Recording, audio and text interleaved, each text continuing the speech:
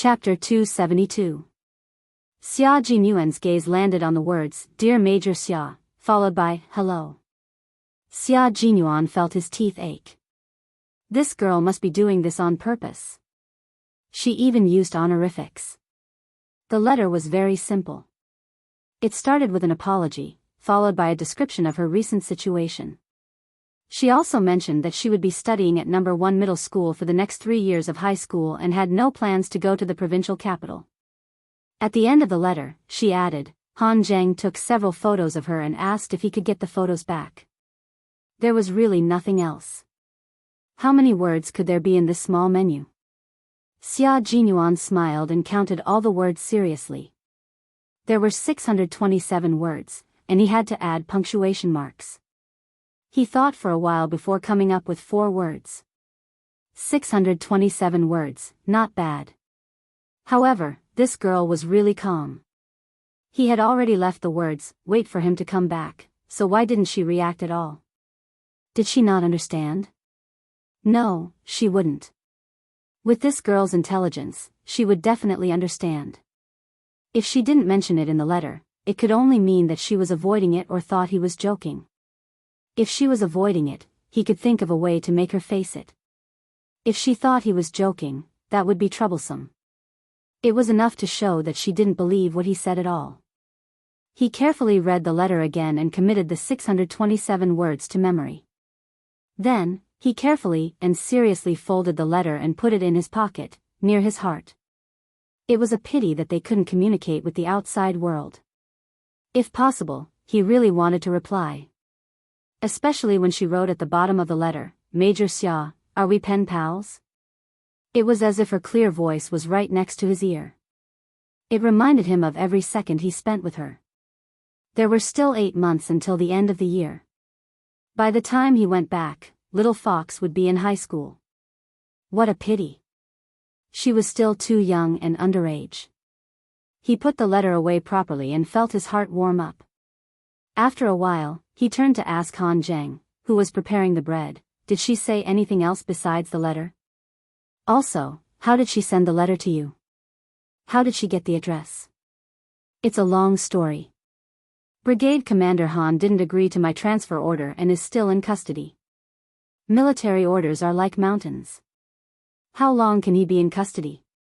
As long as I don't give up, he can't do anything. But it's not a good idea to keep holding on to him like this. So, I pestered him every day until I finally reached the southern province. Coincidentally, I saw your little girl in the provincial capital's Great Hall of the People. Han Zheng put away the hard bread and gave each of his comrades a piece of ham sausage. As he worked, he recounted how he met Yi Qian and what he said. That little girl of yours is really something. The moment she opened her mouth, she asked what she should do if she took a fancy to me. That's why I said, "That's great, we can still stay together." Under the gaze that was colder than snow, she couldn't finish her sentence. Although Han Zheng didn't continue speaking, his laughter didn't stop. She did say what she wanted to say, but my reaction was, my legs went weak.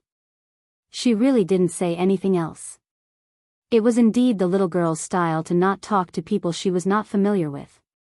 Thinking of this, Xia Jinyuan smiled and said, "She is not familiar with you, so of course she won't talk to you seriously. The bread has turned to stone. I'll boil some water and cook some dried vegetables." Once winter came, the Snowfield Brigade members in the base ate bread the most. Occasionally, they would light a fire and put the dried vegetables in the water that would never boil. It was a vitamin supplement. Chapter 273. Once winter arrived, the Snowfield Brigade members in the base would eat bread the most. Occasionally, they would light a fire and put dried vegetables and leaves into the water that would never boil as a vitamin supplement. The training process of the Snowfield Brigade was more arduous than any other soldier in the army, but their abilities were not something any soldier in the army could compare to. Han Zheng was a person who could endure hardship. He shared the bread and ham sausages that were only enough to fill his stomach without batting an eyelid. Yes, she's a very vigilant little girl. So, I'm very curious. What did you do to make her smile like the sun when she looked at you? Han Zheng had a good impression of Yi Qian. With his status, he was used to seeing all kinds of people since he was young. He could tell whether they were real or fake at a glance. Take Yi Qian for example. The first impression Han Zhang had of her was that she was open and aboveboard. Yes, she was open and aboveboard. What he saw was not the exquisite beauty of her facial features, but the temperament of her movements. She was demure and graceful, without the weakness of a girl. She had a kind of open and aboveboard, dark and elegant like an orchid, character. But, she really doesn't have any feelings for you. I told her that you rushed over and didn't see her. But in exchange, you only made her feel guilty. Other than that, there was nothing else. Also, you really have to thank me. If I hadn't hinted to her and used her guilt to write you a letter, brother, it's very likely that you wouldn't even have received this letter. As he spoke, Xia Jinyuan listened quietly. The smile on his thin lips was like the sun on a snowy mountain, bright and dazzling. It's good enough that you can make her feel a little guilty. Take out all the things you didn't take out. The letter here mentioned that you took a photo of her. No way, she told you that? Of course, this is the way I get along with her. You won't understand. Han Zhang snorted and said a little gloomily, I finally became the magpie bridge between the cowherd and the weaver girl, but in the end, I didn't get any benefits at all. She even said that she wanted to use the photo in exchange for a few conditions. Who knew that a letter would sell me out? How exactly do you guys get along? Can you tell me more about it? What kind of way of getting along? From knowing each other, to fighting side by side. They were friends and comrades in arms. If one day they could even become lovers who fought side by side, that would be perfect. A few silhouettes came against the snowy light, all of them bringing with them a chilly wind as they walked into the wooden house. The two people who were talking just now immediately calmed down and stood at attention, welcoming their comrades who had returned from their mission. This time, they were not only training in the snowy highlands, but also carrying out an important mission. The situation is not good. Tomorrow, bring some rations and take a detour. G3 spread out the map. His slender fingers gently traced across the map as he said to Xia Jinyuan, Q King, you're very perceptive. You'll go with J5 tomorrow. As for Z7, you're new here so you're not familiar with the terrain. Stay here and guard it. The company commander at the sentry post contacted me today, hoping that we can support them. You stay here and support the outpost. Q King, J5, and I are going to look for the 3 missing brothers. Han Zhang had no idea that he would encounter a missing brother as soon as he arrived. Listening to the piercing snowy wind, he said in a low voice, Okay, no problem on my side. I'll guard the back. I'll leave the front to you 4 brothers. Also, the military asked me to send a message to your sentry post. Chapter 274. He spoke in a low voice. One could only vaguely make out the words satellite, contact, and other sensitive military secrets. There was no doubt that the message he brought was very exciting news for the Shuayu Special Forces members who had been here for 4 months. This way, they would be able to contact the military at any time in the future. Next spring, the engineers will come over and finish building the equipment. We should be able to leave the mountain around July. Although Han Zhang didn't participate in the previous missions, he still knew what the Snowfield Brigade was doing. This was definitely good news for the Sentinel Company stationed at high altitudes. G3 put away the map and patted Han Zhang's shoulder. Go to the Sentinel Company tomorrow and tell them the good news. They will arrange the reception for the engineers. We will be responsible for keeping watch in the dark.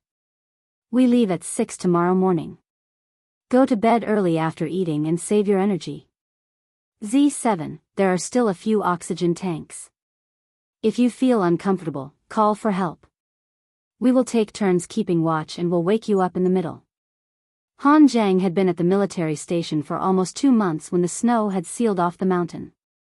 But now, they were at an altitude of more than 5,000 meters.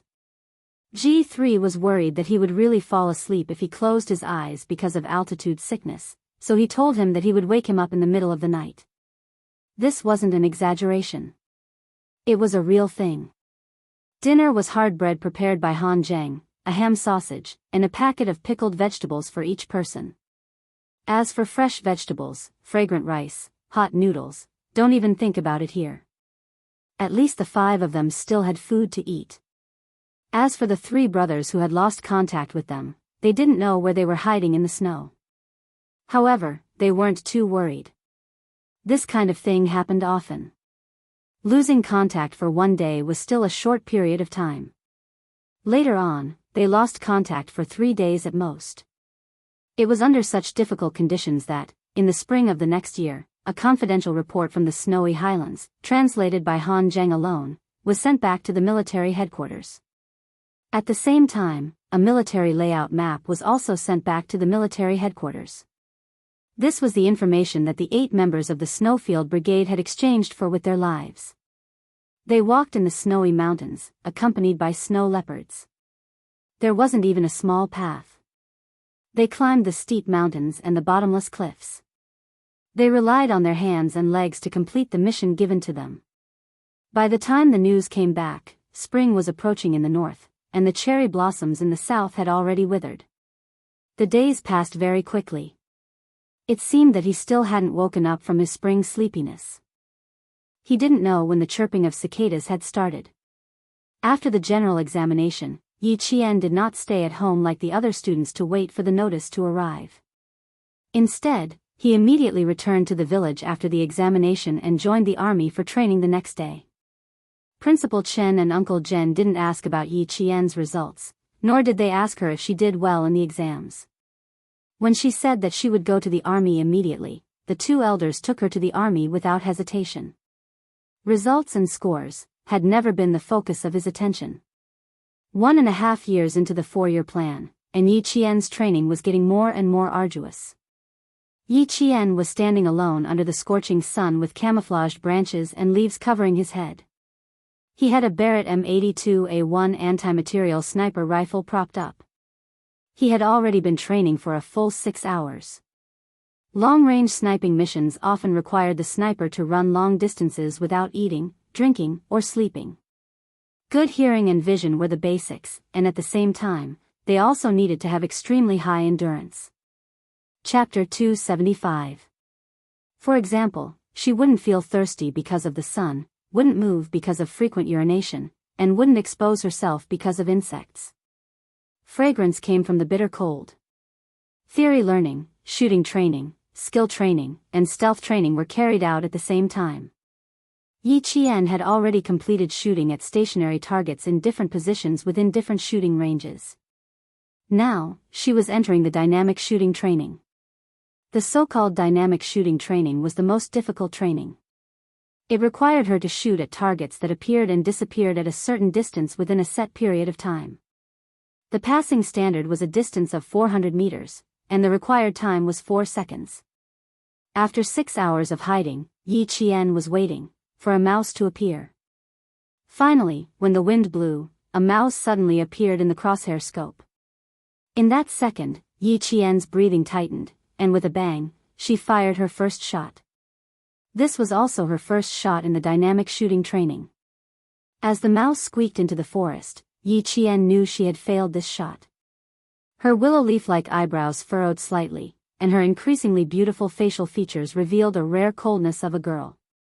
Holding a sniper rifle that could destroy a car's engine with a single bullet, and could also quickly penetrate brick walls and cement, she stood there and let herself be criticized. Your body's functions haven't been relaxed, and the preparation before firing was too tense. Also, 6 hours of not moving has already made you feel tired, causing errors in your vision's straight line and visual image, resulting in errors in your judgment of the bullet's trajectory. Principal Chen's voice was as cold as a bullet, without a trace of warmth. His eyes also didn't have the usual kindness. This isn't the original gun, but Yi Qian. You have to get used to any sniper rifle. Let every gun be your old partner, and every bullet in every gun can be close to your breath.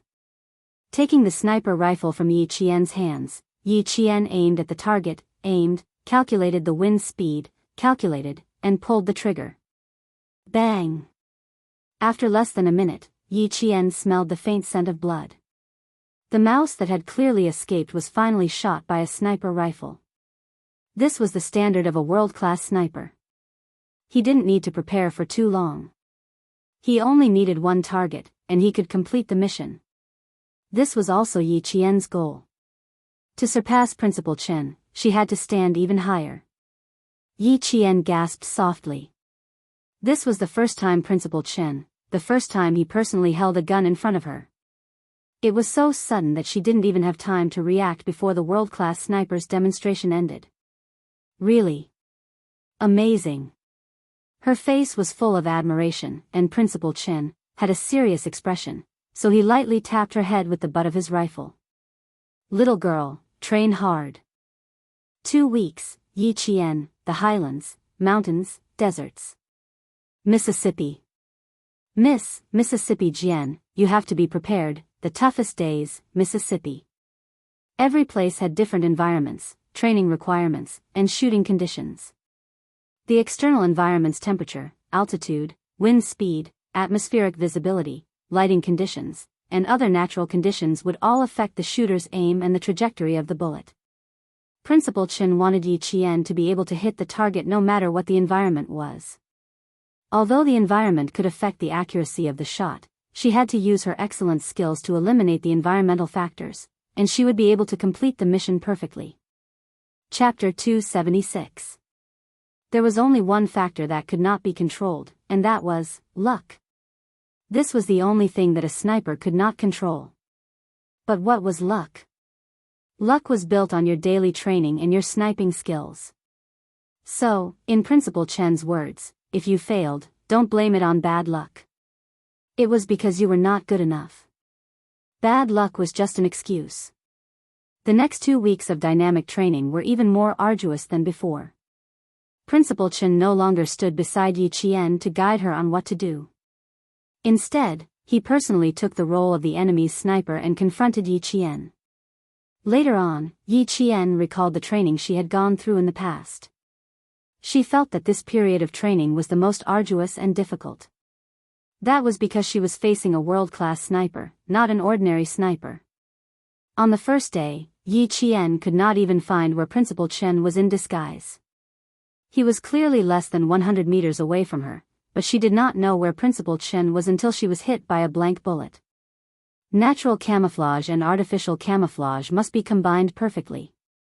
Spring as the trees, summer as the shrubs, autumn as the dead leaves, and winter as the snow.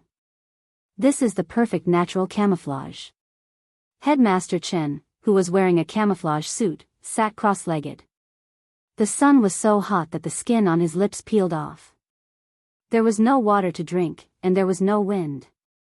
He just sat there and gave advice to Yi Qian. Your sense of smell is very sensitive, so I deliberately rolled in the mud to cover up the smell on my body. This is also a way of disguise. Girl, remember this. Camouflage is a basic skill that a sniper must master. The quality of the camouflage skill determines whether a sniper can successfully complete the mission. This was what Principal Chen had learned from his own personal experience. He was so strict that it was almost harsh when it came to training Yi Qian. Yi Qian entered the true hellish training and approached the level of a world-class sniper. Her perception was extremely good. Even though she was sometimes killed by Principal Chen, she had only been using guns for a little more than a year. She was not like Principal Chen, who was a world-class sniper with decades of experience. 1 month after the summer vacation, Principal Chen left Shuku village with Yi Qian. No one knew where they went, not even Uncle General. The school's acceptance letters began to be sent out. When Yi Qian, Yi Ying, Zhang Wenli, and the other third-year students from the same village received their acceptance letters, there were only 15 days left until the end of the summer vacation. Village Chief Zhang Difue took the 6 notices from the postman, counted them, and said uncertainly, "There are 11 children in the village who are in junior high school. These 6 notices, all of them?" Village Chief, there will be a notice for those who are admitted to high school. Even if there are 20 people in Shuku village who are in junior high school, if only 6 of them are admitted, there will only be 6 notices. The postman laughed. Every year at this time, when the acceptance letters for high school and university were sent out, the villagers would ask about it. Zhang Defu sighed and nodded. Yes, yes, yes. Sigh, only 6 of them are admitted to high school. This year, none of them are admitted to university. Sigh, it's been hard on you. Come in and have a cup of tea before you leave. Village chief, has my Yingying's acceptance letter arrived? I just saw the postman coming. Sun Dongqing's voice floated in from the yard. It was full of energy, as if she was afraid that no one would know that the postman had come. The postman, who was about to say something, got on his green bicycle when he heard the voice. He waved at Zhang Defu and said with a smile, I won't be drinking water. I still have to go to other villages to deliver the acceptance letters. You should treat the mayor's wife well. Chapter 277. The postman was from the town, so he knew a lot about the mayor's wife. Sun Dongqing wasn't the only one who came to get the notice. Everyone who had a child in their family came. The adults were more eager to get the notice than the children. Yi Ying was wearing a floral dress. She hadn't been out in the sun for the whole summer, so her skin was much fairer than before. She wasn't as flamboyant as before. She stood beside Sun Dongqing and looked very well behaved. Everyone in the village knew about the incident on the 3rd day of school last year. Yi Ying didn't come back during the winter break. She stayed in the provincial capital to study English. Now that a year had passed, the villagers didn't say anything. Yi Ying had also kept a low profile, so the villagers forgot about it. Zhang Defu took out Yi Ying's notice and handed it over. This is for your family. He then handed over the other 4 notices. Come, come, come. These are for your families. The rest, go away. 11 children and 6 notices. Naturally, those who didn't get in didn't get in. Oh, Ying. She's from the provincial first high school. She's really from the provincial first high school. I knew it. My Ying will definitely get into the provincial first high school. Sun Dongqing looked at the school on the notice and smiled. She was not only proud, but also disdainful.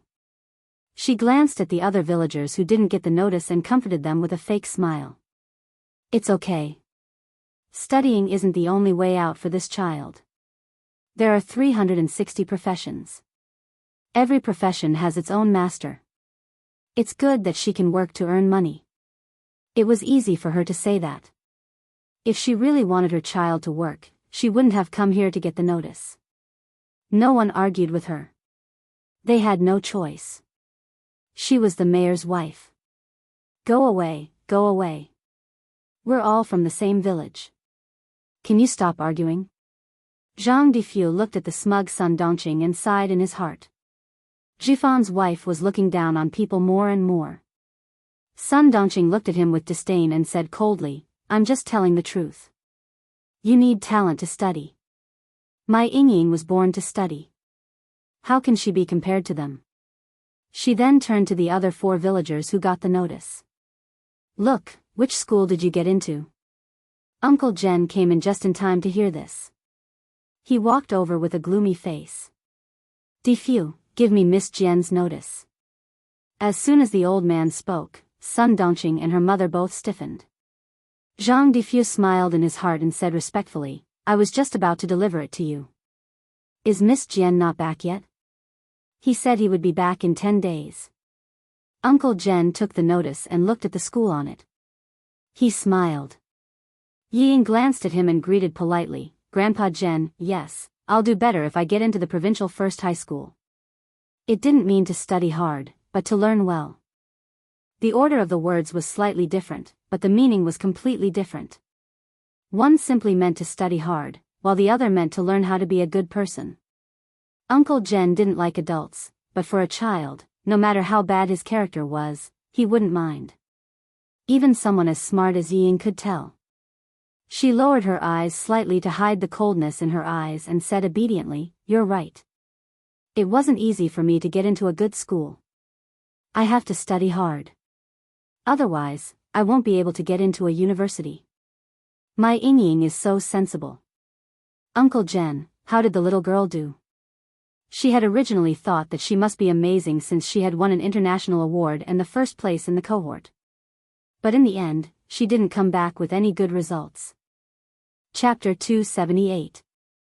Sun Dongqing waved the letter in her hand and smiled like a flower blooming on her face. Our Yingying's grades are still the best. She got into the provincial #1 high school without a hitch. Mom, don't say that. Yiying seemed unhappy. She took the letter from her and stuffed it back into the envelope. She said to Uncle Jen, Grandpa Jen, my mom's words are unpleasant. Actually, she's quite concerned about whether my sister got into a school or not. Uncle Jen glanced at Yiying, who thought she was smart but didn't have any sense of responsibility. He said calmly, it's not bad. #1 high school in the city. It's as expected. #1 middle school isn't bad either.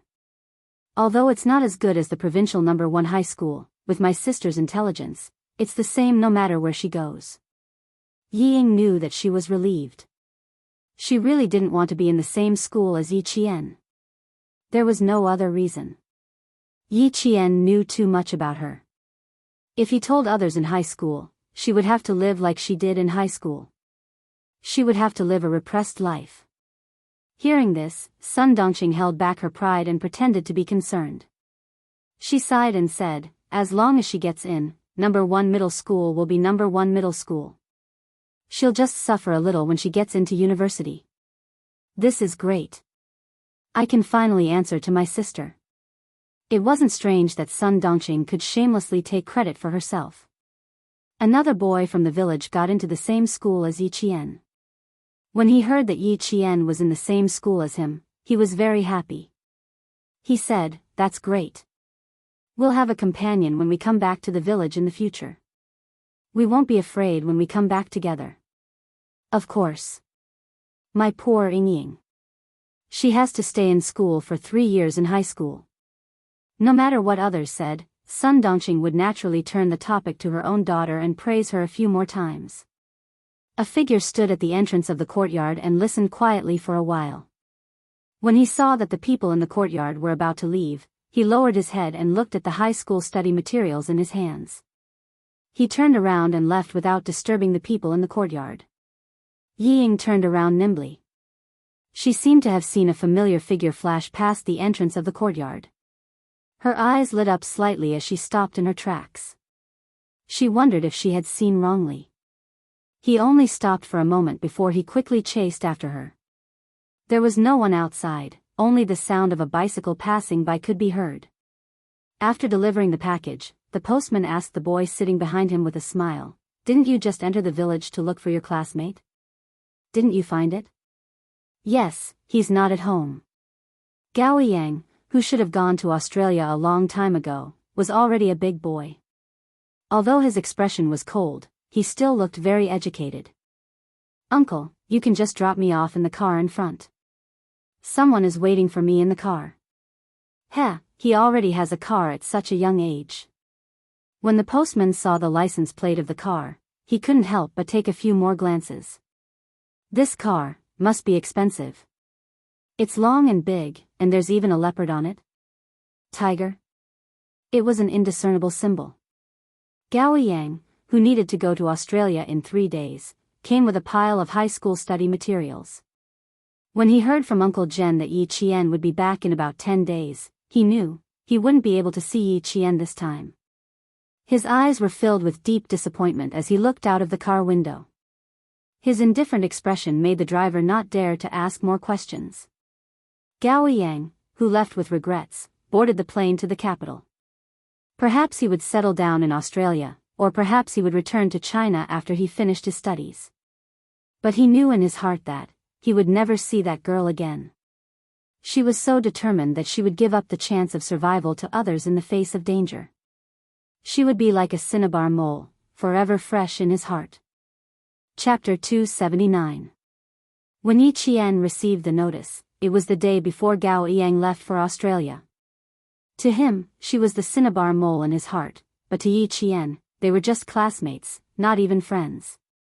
Yiying was the only one in the village who knew that Gao Yang had visited. She even called him the day before he left.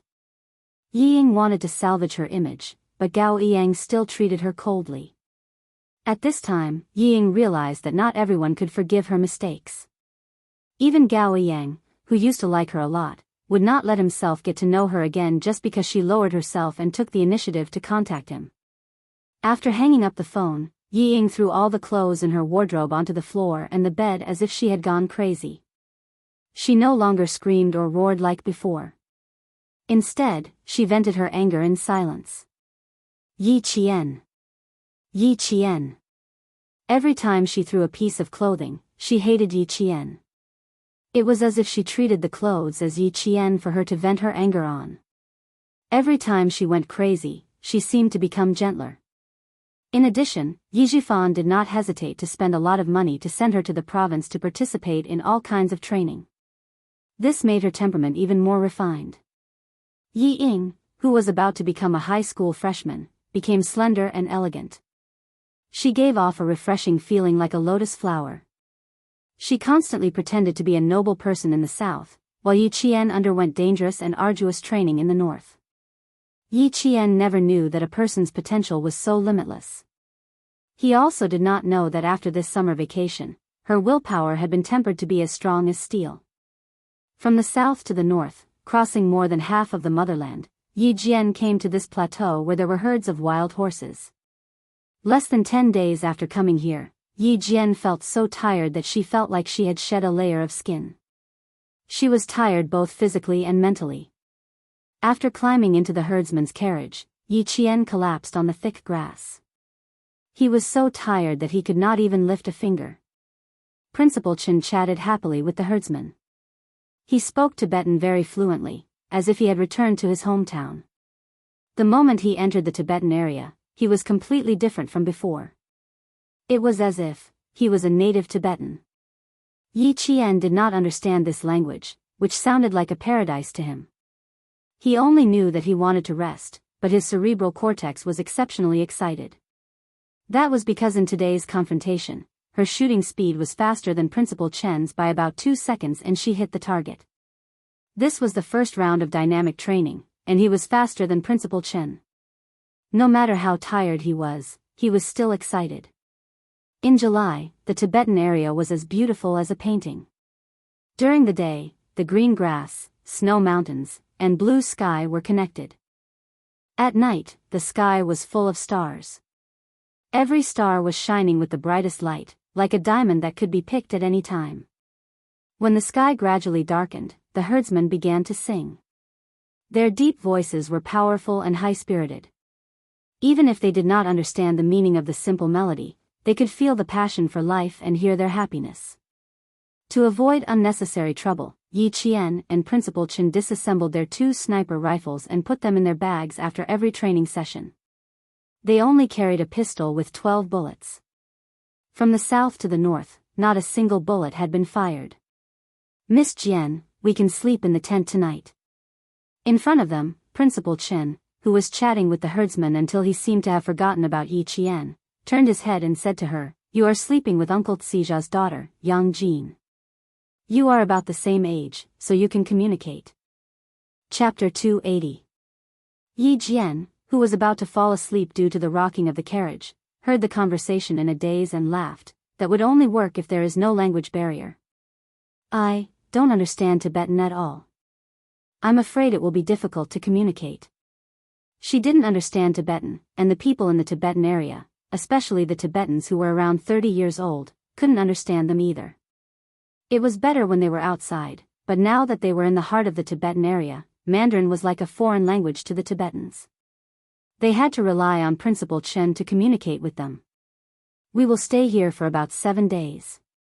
Girl Jian, you have to remember my wolf survival rule. As long as you have a wild nature and an enterprising spirit, there is nothing you can't do." When Principal Chen came here, the border between the 2 countries was at its most unstable. It was also the time when the lives of the Tibetans were at its most turbulent. At that time, the first requirement of the soldiers sent by the army was that they must learn Tibetan within a month.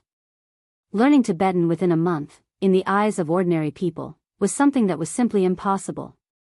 The Han people stayed in the Tibetan area for a year and still couldn't learn it. But for the soldiers, there was no task that couldn't be completed. They had to learn it within a month if they were given an order. If they couldn't learn it, they would be punished by military law. Principal Chen learned it within a month, and Yi Qian had been in the Tibetan area for more than 10 days.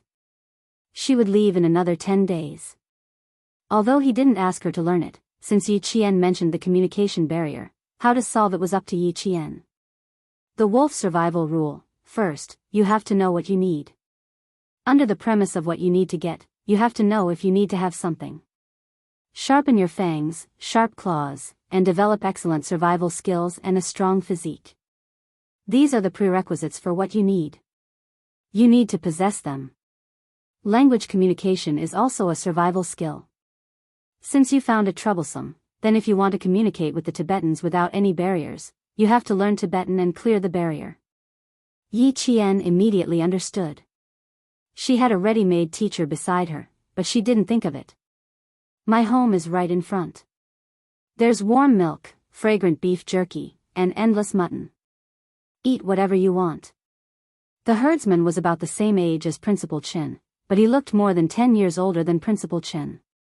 This had a lot to do with the local environment. Principal Chen laughed and replied, "And the strongest liquor." This sentence ignited the passion of the herdsman, because this was the first time he met a Han Chinese who said that he wanted to drink the strongest wine in the no man's land. It must be known that the greatest danger to the Han people living in the plains was altitude sickness, and drinking alcohol was absolutely forbidden. The laughter in the carriage never stopped, and it was blown far away by the night wind. The temperature in July was neither hot nor cold in the no man's land, but it was also the rainy season. There would be occasional showers during the day and at night as well. The rain came at the drop of a hat.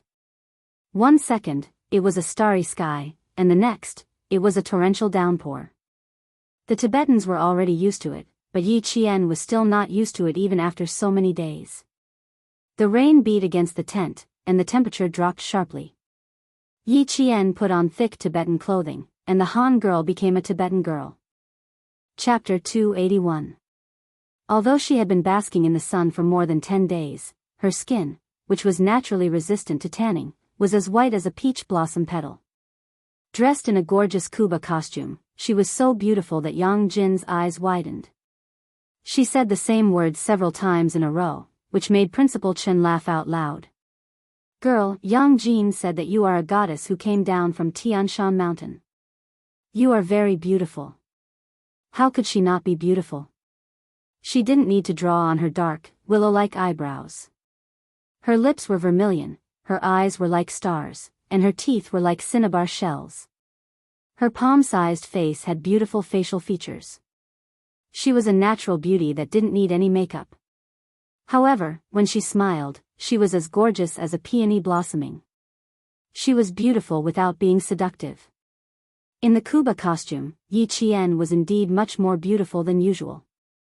What made people unable to take their eyes off her was her temperament. She stood upright with a valiant aura that made people feel at ease. However, she also had the gentle beauty of a girl. She was both strong and soft, and it was hard to tell whether she was a man or a woman. Yang Jin smiled until her eyes turned into crescents. She took Yi Qian's hand and made her sit on a natural wool mat. The nimble girl began to braid Yi Qian's hair. She generously took out a Tibetan headdress and put it on Yi Qian. Yi Qian had once read a piece of news saying that the things that the Tibetans wore on their heads were all historical and could not be measured by money. When she saw Yang Jin holding an extremely beautiful agate headdress, Yi Qian quickly pointed to a headdress made of leather, indicating that she preferred this one. Yang Jin pursed her lips and smiled. She replaced the agate headdress with leather. On the other side, Principal Chen, who was drinking Highland barley wine, saw this and secretly gave Yi Qian a thumbs up. She was quite knowledgeable. She knew that it was an expensive headdress and only chose a leather headdress. After the rain, the entire night sky became clearer after being washed by the water. The stars appeared again, allowing the few people who were taking shelter from the rain to walk out from under the rocks. They wiped away the rainwater that splashed on their faces, looked up at the starry sky, and started walking again. Looks like it's going to be difficult to find them tonight, Xia Jinyuan said coldly. Under the night sky, his posture was like a sword that had been unsheathed, bringing with it a sense of dominance. Z7, check the coordinates. Han Zheng, codenamed Z7, took out a military compass. After looking at it, he calculated his position and quickly found their exact location on the military map. He spread the map on his big map, turned on the headlight on his helmet, and said in a low voice, "The east side is the river, we can't go that way, it's a dead end. The south side is our military depot, we can't go there either, there's only this way, north. There's a small village of nomads. If I were this group of people, I would choose to go to the village at night. There are still 20 kilometers to go. The journey will take about 3 to 4 hours. These guys had good stamina, so they would arrive in about 3 hours. No man's land, this was the only place to stay.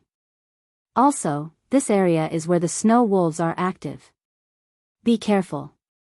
J5 took off his boots and poured out the water. He smiled and said, "We can't enter the village after them. We have to enter the village before them. Z7, see if there's a shortcut we can take." "We have to take a shortcut." No one objected to his suggestion, but there was a big problem. The shortcut after entering the no man's land was not as simple as taking a shortcut on the plains. The no man's land was full of unknowns at night. There were dangers that you couldn't see. The mountains you saw during the day were magnificent, but at night, they gave you fear, the fear of approaching death. Chapter 282. If they took a shortcut, they might get lost, or they might walk into a dangerous area with falling rocks. These were all things that were very likely to happen. Han Zheng looked at the map carefully again and said, "Let's take the main road. We can't take a shortcut. Brothers, it's better to be careful. We'd rather speed up and stop them than take a shortcut." He was a living map. He could remember all the maps sent back by the satellite. If there were any discrepancies, he could combine it with the military map and it would be almost accurate. But even so, they couldn't take a shortcut. The unknown in the dark was impossible to defend against. Fighting in the cold areas of the highlands emphasized on light weapons to reduce the burden of weapons on the soldiers. Therefore, from the beginning to the end, they carried carbon fiber cases, stainless steel barrels, and carbon rifles with an empty weight of less than 1.78 kilograms. G3 slung the rifle over his shoulder and said in a hoarse voice, "Stop wasting time. They must have run away by now." He turned around and looked at K7. "Can you still hold on?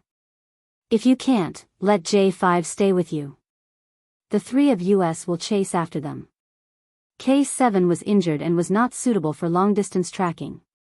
However, the situation of the people chasing this time was special. K7 was the most proficient in Tibetan among the 5 of them. With him around, communication was not a problem. "Let's go. If we can't, I'll rest." K7 waved his hand. In the dark, there seemed to be something burning in his eyes. A total of 7 people. They injured 6 of the border guards and killed 4 of them. There must be a master among them. This was also the reason why the Snowfield Brigade was sent out. To be able to kill 4 soldiers and injure 6 of them. This was not something a normal person could do. The country had always been strict with the border guards' training. First, it was to protect the border. Second, it was to survive. Not to sacrifice. The 20-kilometer highland road was much more difficult than the plains. No man's land was called the main road, but sharp rocks were everywhere. If the military boots walked too fast, not only would they cut through the leather, but they would also cut their feet until they bled. After chasing for about 5 kilometers, they found a few empty bullets and a few drops of blood on the side of a rock. Xia Jinyuan raised his hand, and the 4 of them stood guard in front and behind them. He squatted down and bent down on one knee to pick up the empty bullets. He took off his gloves and gently wiped the blood stains with his fingers. North Korea's .56 caliber bullet is the same as the one found at the border station. When someone was injured, they pried open the bullet and took out the gunpowder inside to stop bleeding and reduce inflammation. They don't have any common medical supplies. Picking up the bullet in his hand, Xia Jinyuan's eyes were as sharp and cold as an eagle circling in the sky. You won't be able to walk fast with an injured person. Speed up. Tell me if K7 feels uncomfortable. G3 put away his carbon rifle and pointed it down. He said sternly, there's enough time to catch up. Z7, you accompany K7. Xia Jinyuan and J5 nodded lightly. Their military boots stepped on the gravel. Their tall and slender figures were as strong as snow leopards in the highlands. They chased after the murderer for thousands of miles with a murderous aura. The soldiers of the Snowfield Brigade were not soldiers from the military station. They had killed people before. When they moved, they had a murderous aura that could sometimes make wolves retreat. K7 was injured in his calf. The stitches had just been removed, so it was not suitable for him to chase after the murderer for thousands of miles. But for the murderer and to avenge his fallen comrades, he had to persevere no matter how painful it was. Chapter 283. The wind blew from the edge of the snowy mountain. There was a faint smell of blood in the wind that had the smell of snow, which made the 5 people chasing after the culprit look cold. They were less than 10 miles away from the village. If there was a strong smell of blood, it meant that either something had happened to the culprit, or something had happened to the herder. The 5 of them were more inclined towards the latter. Alert! K7, bring up the rear. J5, cover. Xia Jinyuan's cold voice came from the headset. He graduated from the combat command faculty and was more professional than G3. In the past year or so, he could be said to be the team leader of the Snowfield Brigade. His sensitivity to danger, his ability to command battles, and his ability to deploy troops perfectly fused his expertise with practice. Not only did he allow this group of soldiers to complete their own missions, but he also allowed the military to assign them to some confidential military projects in the depths of the snowy mountains. The culprit this time was a group of mercenaries with bad intentions. They had shot and killed the sentinels. It was normal for mercenaries to kill civilians. Similar incidents happened all over the world. Following the smell of blood, they saw the body of a herder lying quietly by the sharp rocks. His Tibetan uniform had been taken away, as well as his accessories. Mercenaries had always been good at anti-reconnaissance. Not only did they take off the herder's clothes, they also took his hat, shoes, waist knife, and flint scythe. Disguising as a Tibetan, we can definitely enter the village. Xia Jinyuan opened his military backpack, took out a medical bandage, and gently placed it on the herder's face. They couldn't bring him back to the village. They could only come back after they dealt with the mercenaries. On the other side, K7 found a few drops of blood with some white powder floating on them. He used a military dagger to pick up some of the powder and rubbed it with his hand. Sterilized crystal sulfonamide. Check if the herder has any injuries. Sterilized crystal sulfonamide was commonly known as anti-inflammatory powder. It was a prescription drug used to prevent wound infections. If mercenaries used gunpowder from bullets to treat wounds, then it was very likely that the anti-inflammatory powder came from the herder. After checking that the herdsmen were not injured, they did not delay for too long. 2 minutes later, they started to walk again. On the road, they saw the grass that had been thrown on both sides of the road, as well as the wheels on the ground. Robbing the carriages, killing the herdsmen, taking away the anti-inflammatory powder that the herdsmen brought home, and then throwing away the herdsman's pasture to settle the wounded. From this, it could be inferred that the wounded had a certain status, and the mercenaries could not abandon the wounded. At midnight, there was no light in the Tibetan village. Occasionally, the low whines of the Tibetan mastiffs could be heard. They were protecting the safety of the village. Yi Qian was awakened by the Tibetan mastiff's howls. Because of He Jie, Yi Qian could also tell what the Tibetan mastiff's howls were trying to convey. Now, what they heard was a somewhat violent and anxious warning that a stranger had entered the village. Yang Jin was sleeping soundly. Yi Qian, who was sleeping outside, groped in the dark and picked up the Tibetan girl's clothes that Yang Jin had given her. She put on her shoes, picked up her gun, and quietly walked out of the tent. The village was not big, and it was a nomadic village. Most of the tents were at a certain distance from each other. Yi Qian could tell where the Tibetan Mastiff's howls were coming from. She held her gun tightly and the dagger that Yang Jin had given her in her hand. The sound came from the front, which was equivalent to the tents at the entrance of the village. She could faintly hear the angry voice of a woman. Principal Chen had said that Tibetan families were very united and friendly. They rarely quarreled. However, when she heard the angry voice now, she felt a little scared. Domestic violence? No, if it was domestic violence, the Tibetan Mastiff would not roar at strangers. Wait! Wait!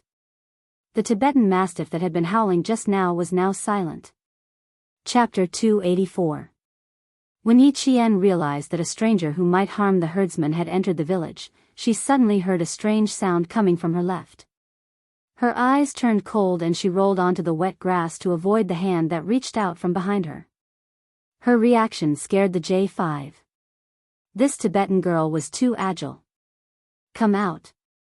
Yi Qian rolled onto the grass and laid down on the ground below the Vamani pile. Her eyes were cold as she shouted in Tibetan, "Who is it?" The first sentence was instinctively spoken in Mandarin, and the second sentence was Tibetan that she learned from Yang Jin. When her voice floated out, the 5 people hiding in the darkness were stunned. This voice, it sounded familiar. Han Zhang made a hush sound with his mouth and said to Xia Jinyuan, "Don't you find it familiar? Doesn't it sound like your little fox's voice?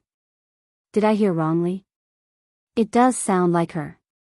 After a year, her voice was clearer and more imposing, but he wasn't sure. Wasn't Yi Qian in Fujian town? How could she have come here? Thinking about it, it didn't seem possible. I'm not sure. Xia Jinyuan wasn't sure either. He gestured to the 5 people and they immediately surrounded the Vamani pile. No matter who it was, as long as she was a citizen, they had to ensure her safety. Yi Qian could already feel that someone was surrounding her, and there was a faint smell of blood on them. There was a slope in front of her, and below her was the problematic tent. There were people surrounding her on both sides, so she could only walk on top of the Mani pile. But when she thought of the religious culture of the Tibetan area, Yi Qian gritted her teeth and decided to rush down the problematic tent. If the 5 members of the Snowfield Brigade Special Forces let a 15-year-old girl like Yi Qian escape, the 5 of them would doubt if they were qualified to be Special Forces soldiers. Xia Jinyuan was the first to make a move. When he saw a slender figure appear, he immediately used his own body to pounce on Yi Qian and grabbed one of Yi Qian's ankles with both hands. With a forceful trip, Yi Qian, who had rushed out, also fell to the ground. He didn't fall straight down. Instead, he bent his arms and fell on the wet grass in an extremely professional posture. Yi Qian grabbed his right foot. As he fell, his left foot kicked down. After failing to kick off, he placed both hands on the ground and rotated his body in a scissor kick style, facing the starry sky in an attempt to counterattack. However, Yi Qian was also shocked by the other party's reaction. She moved quickly, but the other party was even faster. Before she could stand up, her ankle was grabbed again. From crawling to protecting the fall, to kicking, and then to using the scissor kick to turn over, the series of movements were not only smooth, but the professional fierceness revealed made the 5 people tremble in fear. Where did this Tibetan girl learn? Xia Jinyuan's shoulder was kicked by Yi Qian. She used a lot of force, and his entire shoulder was in so much pain that his muscles twitched. When Z7 and J5 saw this, they quickly joined the battle and attacked together. They held down Yi Qian's left and right shoulders. Q King, suppress this little snow wolf. Damn, Tibetan girls are indeed hotter than us Han girls. This smell, it's strong. It's hot enough. K7, who was in charge of security, quickly said in Tibetan, Bo Ma, we're not bad people. We're soldiers from the military station. More than a year had passed. Yi Qian was no longer the thin and weak girl from last year. After 2 summers and 1 winter break, under Principal Chen's hellish training, her physical strength and combat skills had improved by leaps and bounds. Even if her shoulders were held down by 2 people, as long as her legs could move, she could still struggle. Chapter 285. When she realized that it was Han Zheng's voice, she froze for a second. It was at this moment that Xia Jinyuan, who was holding onto her ankle, had a chance to retaliate. He muttered, "Excuse me," before he pressed himself against Yi Qian's body and covered her mouth with his hand. Yi Qian was speechless. "You guys have to let her say something." In the eyes of the 5 members of the Snowfield Brigade, they had finally subdued this Tibetan girl who was as fierce as a wild beast. After being pressed down and covered, Yi Qian saw 2 black figures wearing combat helmets appear in front of him. They were dressed in familiar clothes and had a familiar aura, and the person on top of him was a familiar person. With his mouth covered, Yi Qian could only mutter, which meant, "Xia Jinyuan, let go of me." When Yi Qian realized who was on top of him, Xia Jinyuan naturally realized as well. At this moment, Xia Jinyuan wanted to let go, but he couldn't bear to do so. She was so close. Her faint fragrance was like a flower petal gently brushing past the tip of his nose, tugging at his heartstrings and touching his nerves. At this moment, he only wanted to hold on tightly to her fragrance. How could he bear to let go so quickly? Furthermore, this was the second time he was pressing the little fox under his body. As for the feeling, he had to admit that this little fellow had developed quite well after not seeing her for a year. Especially the little ball on her chest, he could feel her softness even though he was wearing a combat uniform and she was wearing a crocodile. "Little fox, this is such a big surprise." Xia Jinyuan raised his eyebrows slightly. Under the starry sky, there was a glimmer in his dark eyes. It was as if stars had fallen into his pupils, shining brightly. He laughed softly and said, "The way we met was also very special. It took 5 of us to deal with you alone. Girl, you have hurt our self-esteem a little." As soon as he spoke, even K7, who was on high alert, wanted to look over. "Little fox? Who?" Han Zheng shivered inwardly. "Damn it, so mushy. Little fox? Why don't you call her little girlfriend?" "Q King, let me interrupt you. Can't you see that we're all here? Can't you get up first? You're always pressing down on a little girl. Can't you have some self-awareness? You may not be ashamed, but the little girl is. A fine maiden like her is being held down by a big man like you. You're taking all the advantages." Then he said, "Oh my God, why didn't you just say a few words of Mandarin earlier?" Han Zheng let out a long sigh and loosened his grip on Yi Qian's shoulder. "Young lady, why are you out here in the middle of the night instead of sleeping?" "I heard that the Tibetan Mastiff's roar was strange, so I came out to take a look," Yi Qian said softly, a little embarrassed. He then asked Xia Jinyuan, "Does your shoulder hurt? I kicked you really hard just now. Lift your shoulder and see if your bones are hurt." She was naturally annoyed. How could she have known that they would be the ones entering the village? After all. That's not right. They were still here, so who was the person in the tent? It couldn't be one of their people. However, it was indeed a pleasant surprise to be able to meet him here. J5 also realized what was going on. He let go of his hand and said slowly, "Oh, little fox. No, it should be a little snow wolf. It's very fierce. It'll take the 3 of us to take it down." Chapter 286. The 3 of them took turns. Bah! Yi Qian's eyes widened. This was also a person with a loose tongue. He really had the urge to tape their mouths shut. But it was the truth. J5 and Han Zheng both had loose tongues. Therefore, when he and Han Zheng were in the army, the rest of the brothers would avoid them. Han Zheng released his grip and immediately went on alert with K7. When he heard Yi Qian quietly ask if he hurt Xia Jinyuan, he felt a lump of blood in his throat. "Young lady, you're still concerned about whether he hurts or not. Why don't you care about yourself?" Damn, why was there a sour taste in his mouth? It had been more than a year since anyone cared about him. Two people with sharp tongues were no match for Xia Jinyuan. He had always been thick-skinned in front of Yi Qian. Not only did he not stand up, he even purposely rubbed his hand over Yi Qian's mouth. He chuckled softly and said, "What's wrong? Are you jealous? Keep your thoughts to yourself." The little fox hasn't retracted her sharp claws and teeth. I'm afraid that if I let go, she'll bite you again. I was bitten last time. You were bitten last time? Even someone as calm as G3 blinked. It had been at least a year since he was last bitten. Beast. A year ago, the young lady was even smaller. Originally, Yi Qian didn't have any other thoughts. She hadn't seen this dangerous and elegant man for more than a year. To her, he was like a stranger again. In addition, the situation just now was different.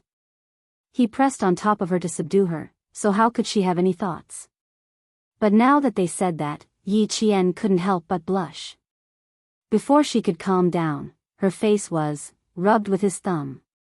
Yi Qian felt her brain explode. With so many people looking at her, she was so embarrassed that she wanted to dig a hole in the ground. Xia Jinyuan, other people might not be able to see what you're doing, but she knows. Yi Qian was afraid that he would be misunderstood and shocked by Yi Qian's actions, so he couldn't help but struggle. If it doesn't hurt, then get up quickly. Didn't you hear what they said? She twisted her body slightly. Xia Jinyuan pressed his legs tightly against Yi Qian's legs and pretended not to hear her. He said with a faint smile, "Little fox, don't move." Then, he said to Han Zhang and J5 who were closest to him, "She's not your little fox, she's my little fox. You guys, you can just call her by her name. Be polite, don't call her as if you're all very familiar with her. The only person she knows is me. Do you understand?" Yi Qian felt his face heat up even more. He glared at her and gritted his teeth. "Get up quickly. You're so heavy." What was his little fox? When did she become a fox? Hurry up, they're all watching. If he didn't get up now, the little fox would be angry. How sad. He had missed her for more than a year. The surprise of seeing her so unexpectedly made him feel as if flowers had bloomed in spring. Words could not express his feelings at this moment.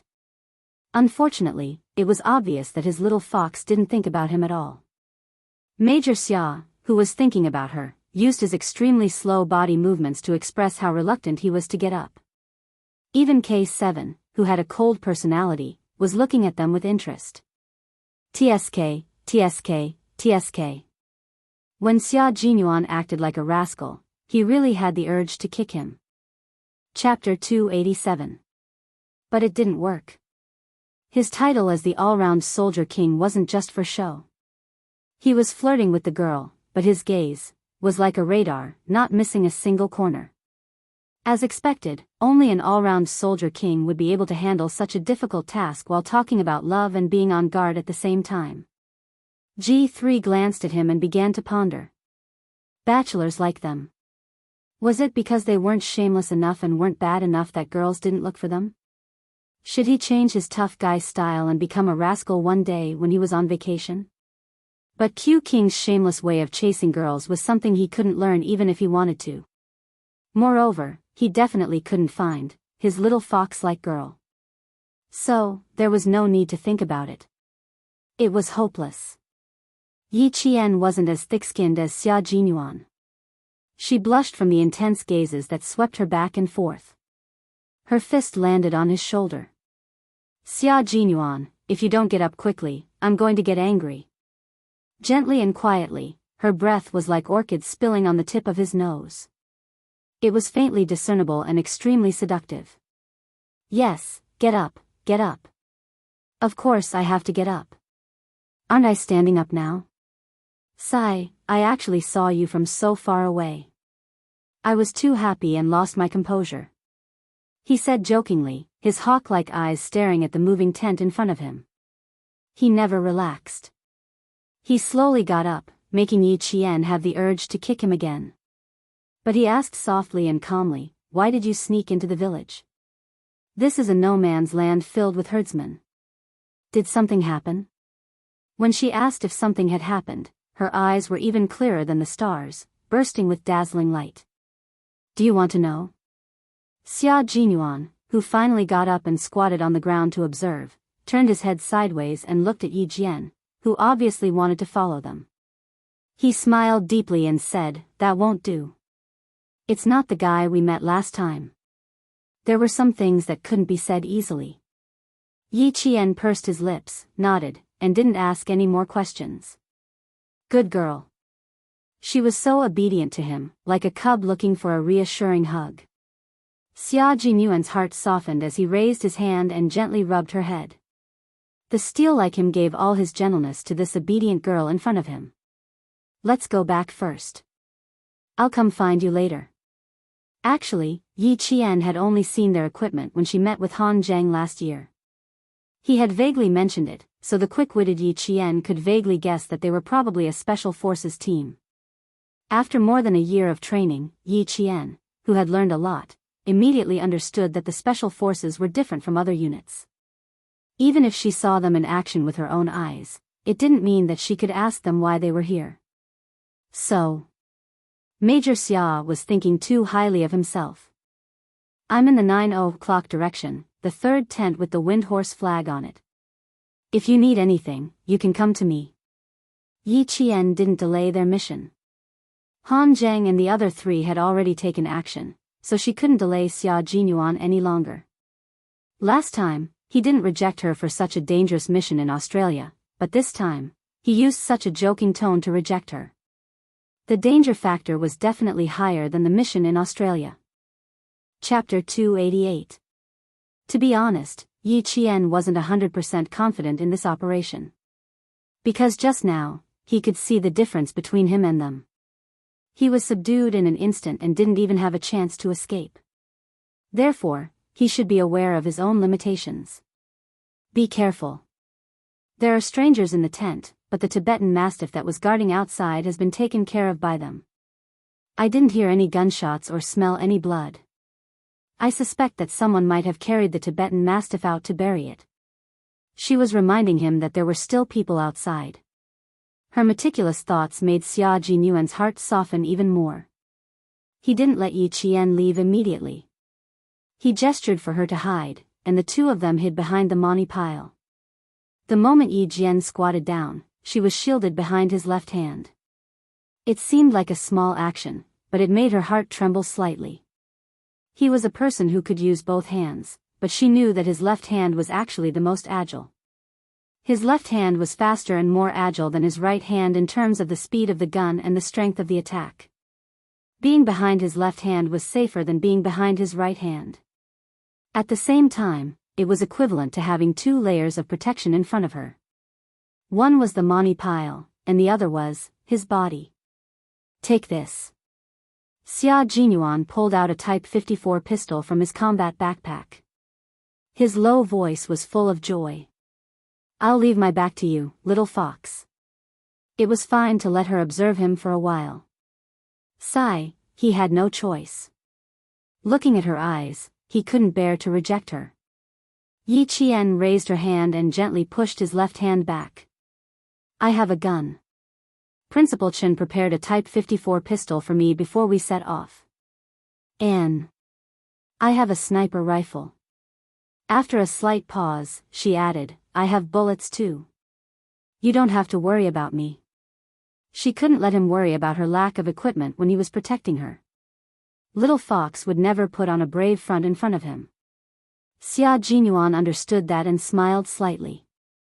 He whispered to G3 and K7 who were near the tent, there are about 2 people burying the mastiffs outside. How's the situation on your side? Q King, the situation isn't good. There are 4 hostages. G3's cold voice came through the earpiece. You can take care of the 2 players on your side first. Be careful.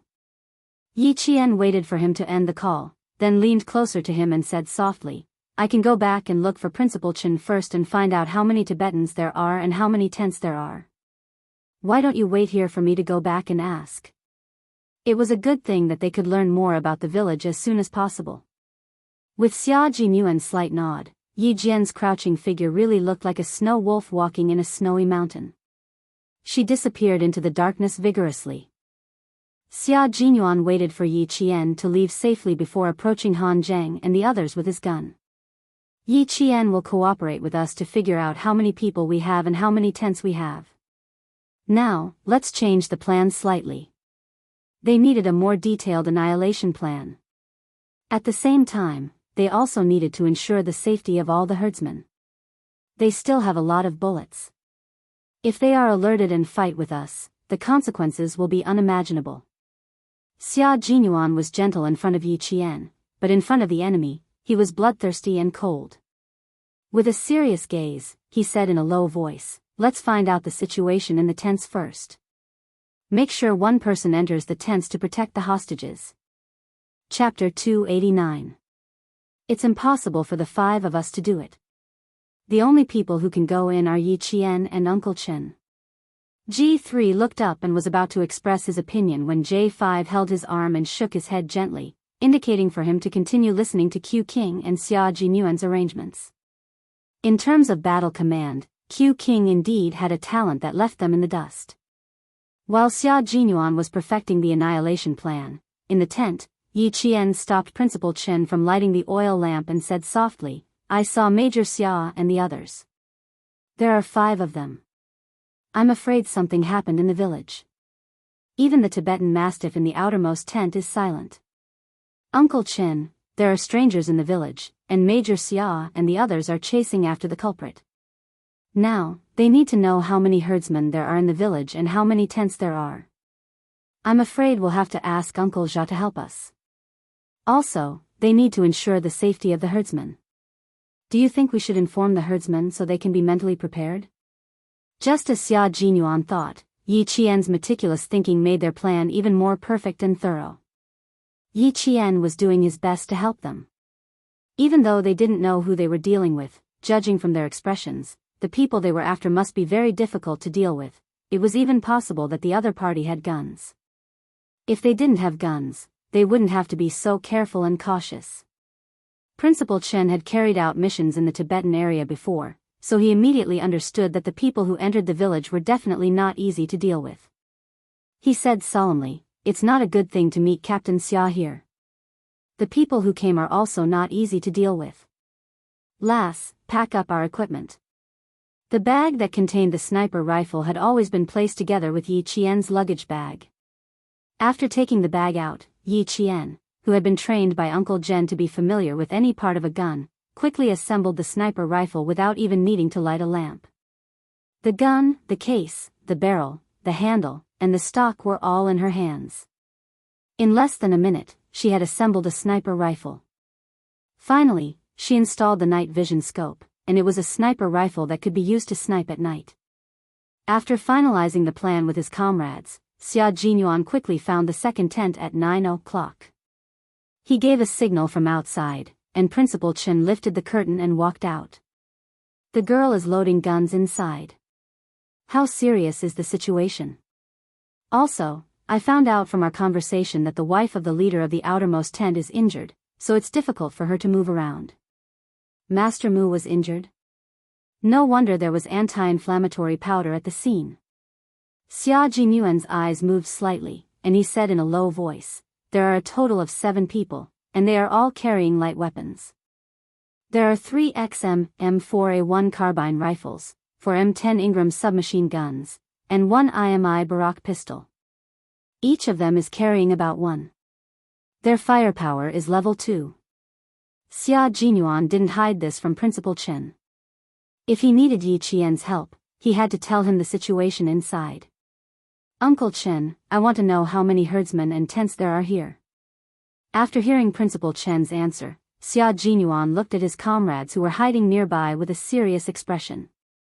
"There are a total of 14 tents, 72 herdsmen, 23 children, and 19 elderly. It's unrealistic to move them all together, and it will alert the mercenaries." "Mercenaries?" Principal Chen's eyes darkened. He knew that this was not an ordinary problem. Chapter 290. Facing a mercenary with level 2 firepower, The risk factor is relatively high. Moreover, there are about 5 of them in the tent and 2 outside. If we don't act in time, once the mercenaries notice us, they will definitely fight with us. Then, the safety of the 79 Tibetans in the village will be threatened, and they may even die. What's your plan? If there's anything you need help with, just let me know. I'm quite familiar with this no man's land. I've been here for more than 6 years. Principal Chen's words made Xia Jinyuan respect him. 6 years in the no man's land. Based on Principal Chen's experience, the time he spent on the mission was around 7 to 8 years. That was when the border was in chaos. G3's voice came from inside. He was reporting the situation. A few seconds later, Xia Jinyuan said, "Uncle Chen, there's no movement from the mercenaries now. It's very likely that they are resting in the tent. We have 10 minutes to inform the herdsmen within 20 meters of the tent in front of us. Also, we need to inform the Tibetans. Our guns are not equipped with silencers. Once we fire, the Tibetans will be alerted. We don't have much time. Inform them all within 5 minutes." Principal Chen had no objections to his arrangement. As he nodded, Yi Qian, who had assembled 2 sniper rifles, walked out. "Is there anything I can do to help?" 2 sniper rifles, I think, will be of some help." Seeing her come out with 2 sniper rifles in high spirits, Xia Jinyuan couldn't help but raise his hand and pat her on the head. He said softly, "You." To her, danger didn't make her afraid, but excited. "You don't speak Tibetan, so little fox, your mission is to first go to the front with me and take care of the other 2 mercenaries. Second, guard the high ground. If you see anyone coming out, immediately snipe." "Mercenaries?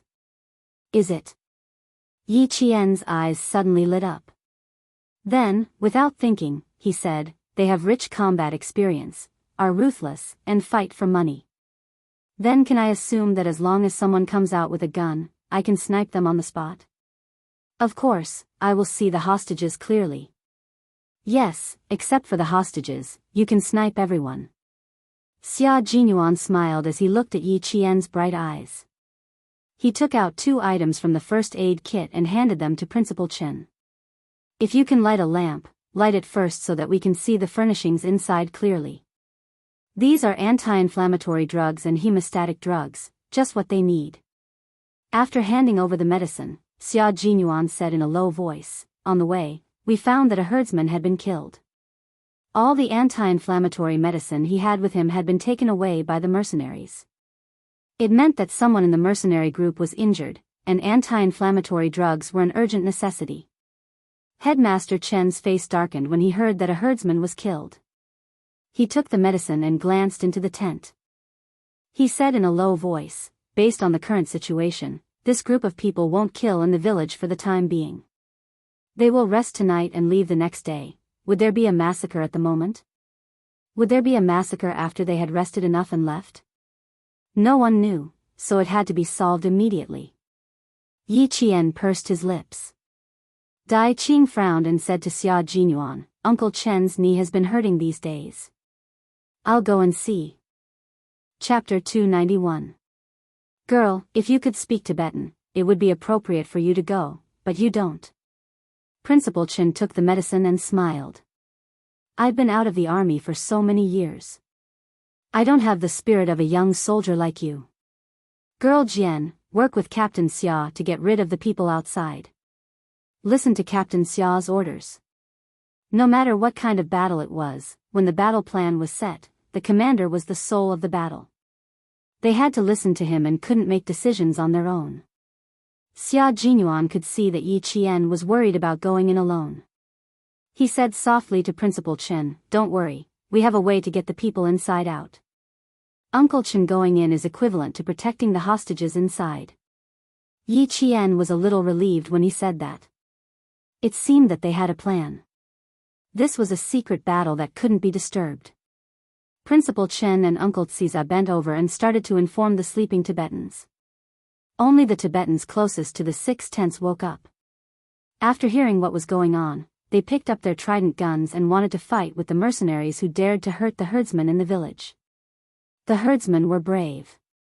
If it wasn't for Uncle Tsiza, who was from the Tibetan army, there was no way to stop them. Principal Chen put on his Tibetan uniform and a hat. He looked no different from a Tibetan. Plus, he could speak Tibetan fluently. As G3 and the others held their breaths, the world-class sniper walked calmly towards the tent. Principal Chen, who was standing outside the tent, raised his voice. His voice was clear and there was no trace of fear in it. K7 became the translator. He translated what Principal Chen said in a low voice. Is Dima here? I brought back the medicine you asked me to bring. You came back so late. You met a snow wolf at night and almost lost your life. Fortunately, I had a trident gun that allowed me to come back alive. After translating, K7 said in a low voice, this is a master. Is he retired from the frontline Tibetan army? He already went in. That's amazing. There were two meanings in one sentence. First, he came to deliver the medicine because he came back late. Second, he had a trident gun in his hand and could fight the snow wolf. That was why K7 said it was an expert talking. After Xia Jinyuan heard this, he smiled gently at Yi Qian and said, all the brothers respect Uncle Chen. Little fox, we don't have much time. Take care of the first two in 5 minutes. What do you think? The less time they spent outside, the more they could ensure Principal Chen's safety. Naturally, Yi Qian hoped to resolve this matter as soon as possible. The snowy wind in the no man's land blew close to the snowy mountains. At night, the wind howled like a monster, emitting a power that made people tremble. It was this kind of wind that not only concealed the sound of footsteps, but also brought the thick stench of blood to his side. It was the blood of a Tibetan mastiff. They had used some unknown method to kill the Tibetan mastiff. Hearing the sound of the stone falling, Yi Qian could not help but bite his lower lip. Through the night vision goggles, Xia Jinyuan, who had finished observing the situation, quietly whispered into Yi Qian's ear. The faint scent of mint and manliness enveloped her. I'll take the right, you take the left. Let's attack together. He extended his clenched fist between the two of them. Yi Qian's lips curled up. He extended his fist. The big fist and the small fist lightly bumped together. The two of them moved to the left and right sides, each holding a military multi-purpose bayonet. What the two of them needed to do was to silently take care of the two mercenaries who were about to return. Chapter 292. In order to match Yi Qian's speed, Xia Jinyuan slowed down his footsteps by half a beat. He waited for the rocks to fly up, then his slender figure and her slender figure appeared behind the two mercenaries at the same time. Yi Qian's eyes were filled with ruthlessness. For Xia Jinyuan and the others to chase after the culprits, they must be unforgivable, not to mention that they had killed a herdsman. The wind was howling, as if it was adding momentum to the upcoming life and death battle. Every fight was a matter of life and death. No matter the situation, staying calm was the key to a battle of life and death. In close combat, not only did the opponent not have a chance to shoot, but they also did not have a chance to shoot. Therefore, it was important to stay calm and not panic. Soldier. Damn it. One of the mercenaries cursed in an unknown language and threw a fist at Yi Qian. Soon, he realized that the person who dared to fight with him was actually a girl, and he burst into laughter. The biggest taboo on the battlefield was to underestimate the enemy. Facing Yi Qian, he had underestimated him from the beginning. For Yi Qian, this was a good thing. And her performance was also showing weakness. Yi Qian had memorized how to use his advantage on the battlefield from the beginning of training. He did not dare to forget. There was indeed a great disparity in strength, but it was not that Yi Qian was weaker than the other party. From the beginning of the fight, he could tell that the other party's training was not professional. Moreover, leaving the tent and risking being discovered to abandon the Tibetan mastiff showed that their status was average. In the mercenary army, there was a certain disparity in status. The dagger in his hand swept across with a gust of wind, and he could feel the sharp blade cutting through his skin. The battle of life and death was just that cruel. It was either you die, or I die. Xia Jinyuan was fast and fierce. After a few sweeps, the dagger in his hand had pierced deeply into the other party's thigh. Before he could pull it out, the other party roared in pain and elbowed him hard in the head. This was a professionally trained mercenary. He surrounded Xia Jinyuan from both sides. Through the night vision goggles, he deliberately chose Xia Jinyuan and left the weaker one to Yi Jian. Xia Jinyuan was hit hard in the head. He felt a buzzing sound in his head. Relying on his instinct, he swung his fist and punched the man in the nose. When a person's nose was hit, not only would they subconsciously close their eyes, their brain would also go blank for a few seconds due to the pain. In those few seconds, Xia Jinyuan, as a soldier who had undergone rigorous training, performed bravely and fearlessly. Even though his brain had suffered a heavy blow, he was still able to accurately grasp the dagger in his opponent's thigh.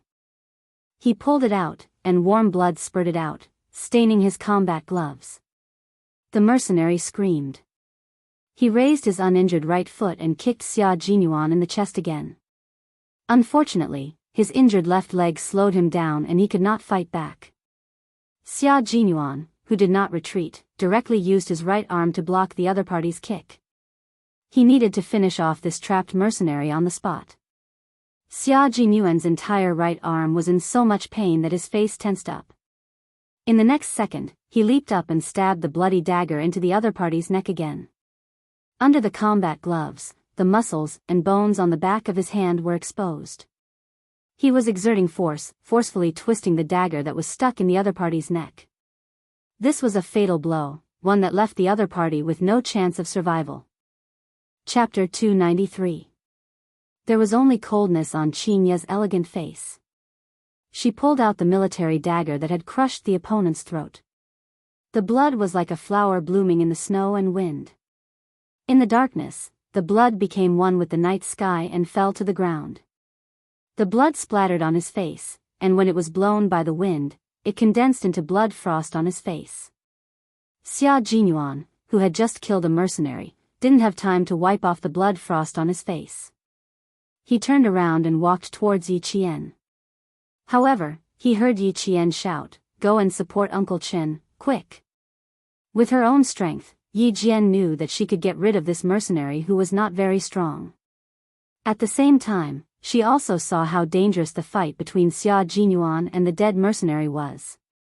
She was very worried that the mercenaries left in the tent were all strong and powerful. Uncle Chen's shoulder and knee were suffering from rheumatism. How could he be a match for them? Go. Don't make me worry. Yi Jian's clear voice was like a cold sword in autumn water, breaking through the wind and reaching his ears with a cold ruthlessness. Her dark eyes were filled with frost. Even her gaze was like Xia Jinyuan's, fierce and ruthless. Her eyes were filled with determination.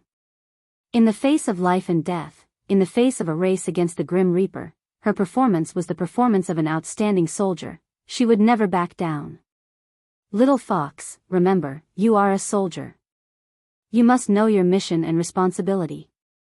You are not allowed to panic under any circumstances. Do you know what a soldier is? A soldier is the country's last line of defense, and also the line of defense that walks at the forefront.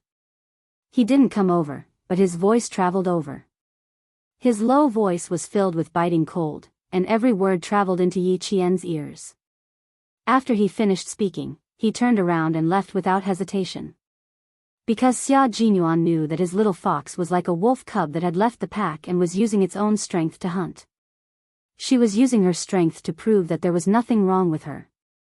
His words were just to tell her that even if she killed him personally, it was because he was a soldier, a line of defense for the motherland. There was no need for her to have any psychological barriers. To this day, Xia Jinyuan still remembered that more than a year ago in Australia, when she saw Yi Qian's hesitant expression when he killed someone for the first time, he had solemnly and sternly told her that it was an honor for a soldier to fight for the country, even if their hands were stained with blood.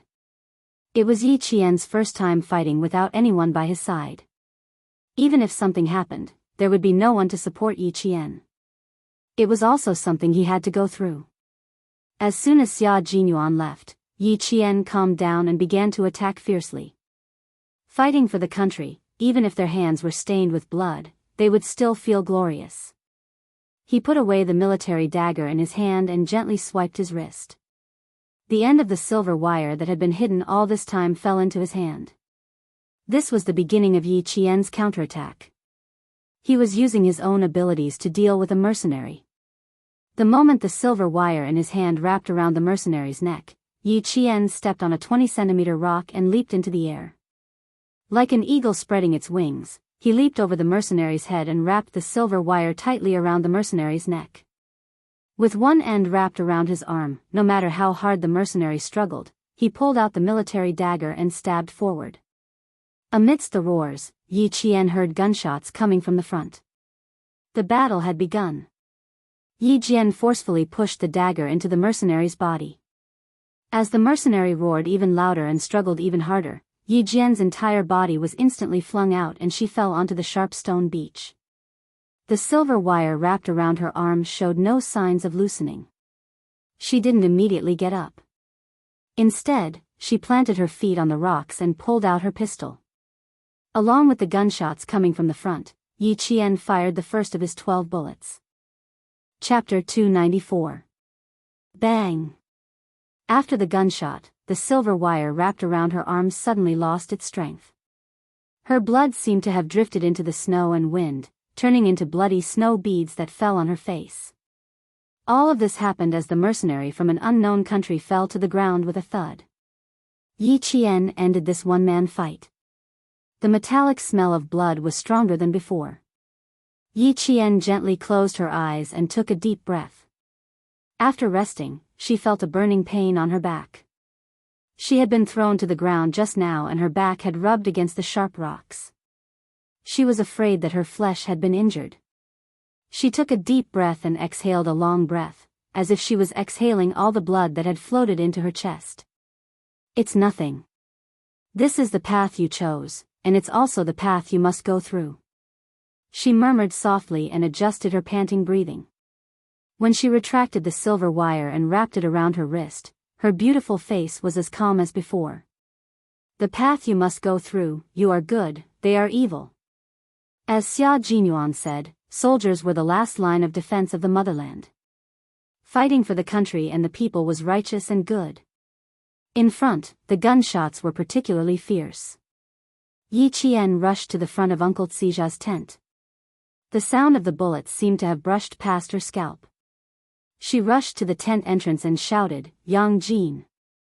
After hearing the answer from inside, she entered the tent. Yang Jin recognized the voice of the Han Chinese girl who came to stay in her house.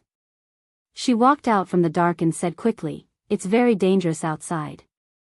"Where are you going?" The only thing she could understand was, "Where are you going?" "Be careful, hide well." "I'm going out."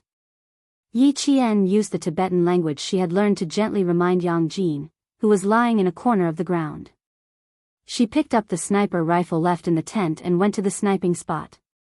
She set up the gun, put her eyes close to the night vision sight, adjusted the distance, and searched for the target in the green world. A man in Tibetan clothing entered his line of sight. He zoomed in and slowly focused on him. As the other party retreated, he could see that the man in Tibetan clothing would cover his waist with his hands from time to time. Xia Jinyuan had said that a high-ranking member of the mercenary group was injured. At this time, she found that this Tibetan not only did not hide in the tent, but had been looking for a hiding place outside. His whereabouts were already very suspicious. However, he couldn't just assume that there was something wrong with the other party based on his own guesses. He didn't immediately take action and turn off the red laser. He just kept aiming at the other party. Perhaps it was because the herdsmen were all brave. No matter how loud the gunshots were outside, no one ran out in a panic. In this area, they believed in the uniformed soldiers. In the eyes of the herdsmen, the soldiers guarding the border were their guardians. Every year, they would offer countless hada as a sign of their passion and respect. It was this kind of trust that made them choose to stay in the tent and wait for the gunshots outside to pass. What did the soldiers fight for? Naturally, it was for their country and the people they protected. Every bullet that was fired was a sign of their fearlessness. They were fighting bravely without fear of death. Yi Qian hadn't put on his military uniform yet, but he had already placed himself above the soldiers. He believed that he was a soldier from the bottom of his heart. When he saw Han Zhang holding a gun and chasing in the direction where the man in Tibetan clothing was hiding, he didn't hesitate to pull the trigger of his sniper rifle. The laser flashed, and the bullet was fired. Chapter 295. In 0.3 seconds, the brain of the target, who was still hiding, was pierced by the sharp bullet. After a few centimeters, the bullet burst out of the brain and pierced through the tent with the remaining force, landing somewhere unknown. The target was lying on the side. In order to hit the target with one shot, Yi Qian chose the most brutal way of sniping. The sound of the gunshot made Han Zhang stop in his tracks. He seemed to have thought of something. He glanced at the high ground and made an okay gesture. He then pointed to the front and signaled Yi Qian to snipe the second target. The sound of the sniper bullet didn't sound too out of place in the gunfight.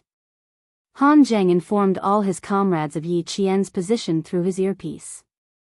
Successfully sniped the first target. There's still one more person, little fish. Lure him outside. Yi Qian is at the high ground. He can take care of little fish in minutes. The death of the leader of the mercenaries was a good thing for the comrades of the Snowfield Brigade. Xia Jinyuan adjusted his earpiece and said, "What are Yi Qian's coordinates?" Z7, report. After Han Zhang reported Yi Qian's coordinates and direction, Yi Qian saw Han Zhang make another gesture through the night vision scope. There's a target at 10 o'clock. Requesting sniping. She immediately aimed her sniper rifle at the 10 o'clock direction and aimed. Soon, she saw a black shadow moving slowly among a pile of rocks. The corner of Yi Jian's mouth curled up slightly. The crosshair of the scope firmly locked onto the target and moved along with the target's movements. The 7.62mm bullet flew out of the fireproof cap and flew straight at a distance of about 300 meters. Her sniper rifle had a range of 800 meters. With the wind speed at a distance of 300 meters and Yi Qian's calculations, the sharp bullet pierced through the air and hit the target in the back. The target was hit within 300 meters. The shooting stopped and the butter lamps in the tent lit up one by one. It was very calm.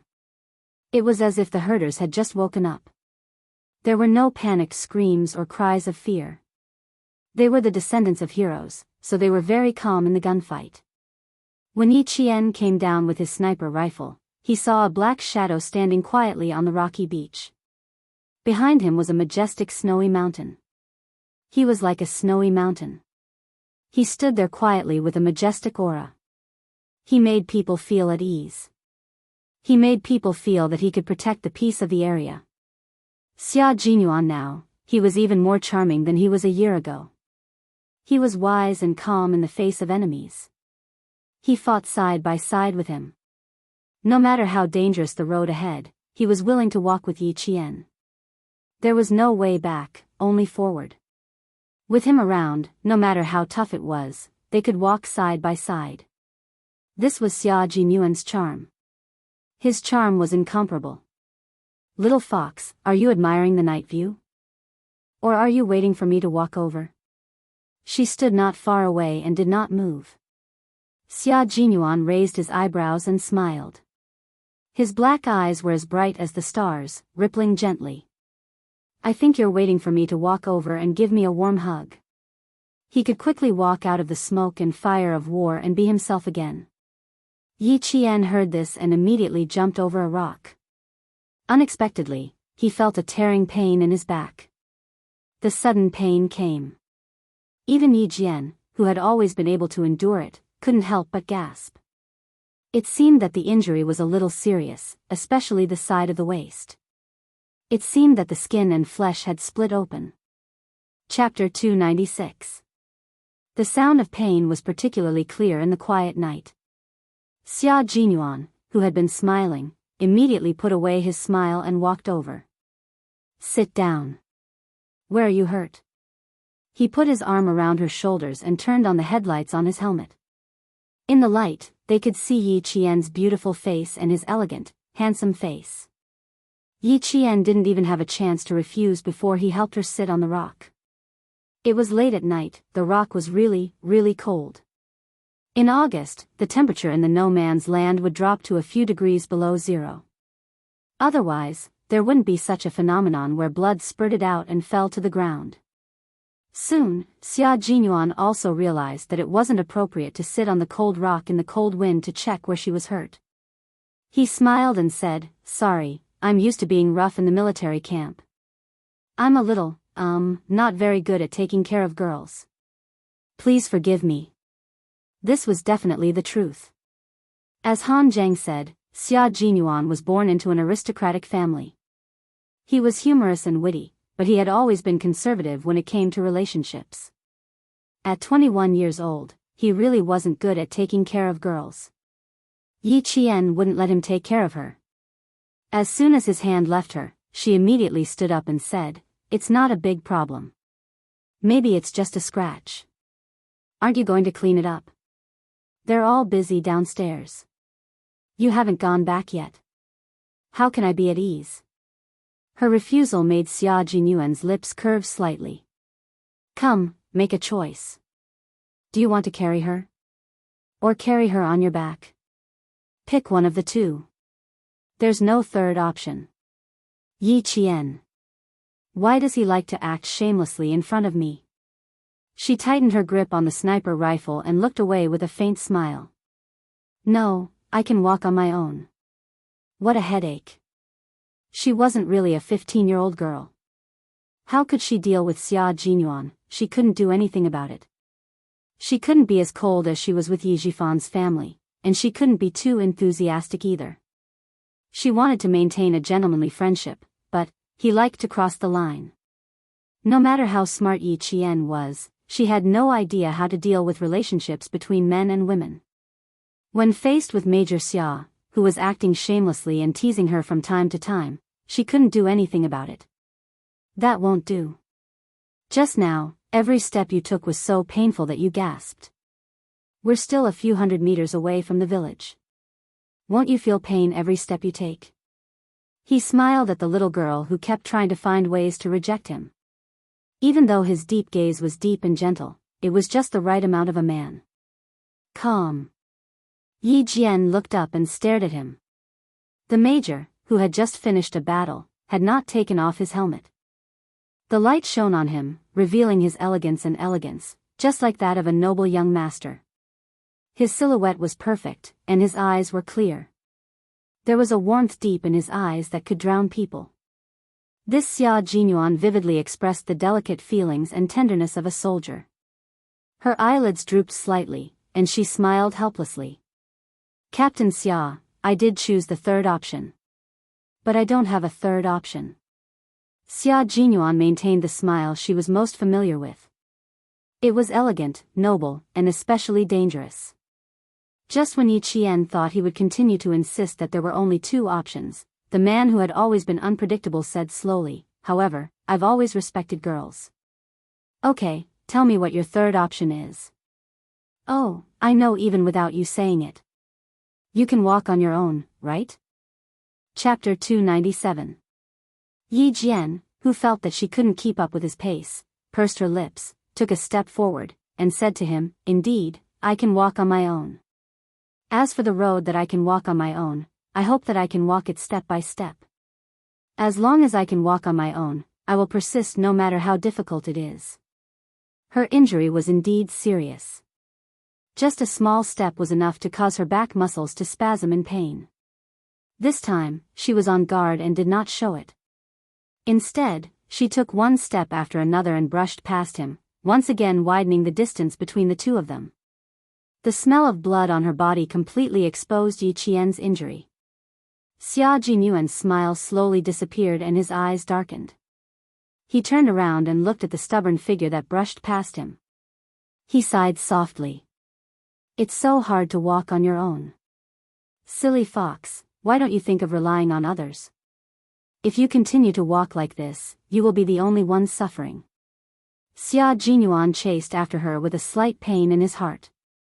She had her third choice. Then, he would give her a fourth choice. Since she had chosen to walk on her own, he would walk with her. Judging from the way she walked, her back was injured. He could not hug or carry her, so he could only help her carry the gun. After catching up, Xia Jinyuan melted all his helplessness into a smile. Come, give me the gun. We can walk slowly. Not only did he leave her with some dignity, but he also showed his respect for her. Yi Qian did not refuse again. If he did, he would seem pretentious and pretentious. He handed the gun over and smiled. Helping each other on the battlefield is also a form of friendship. Thank you.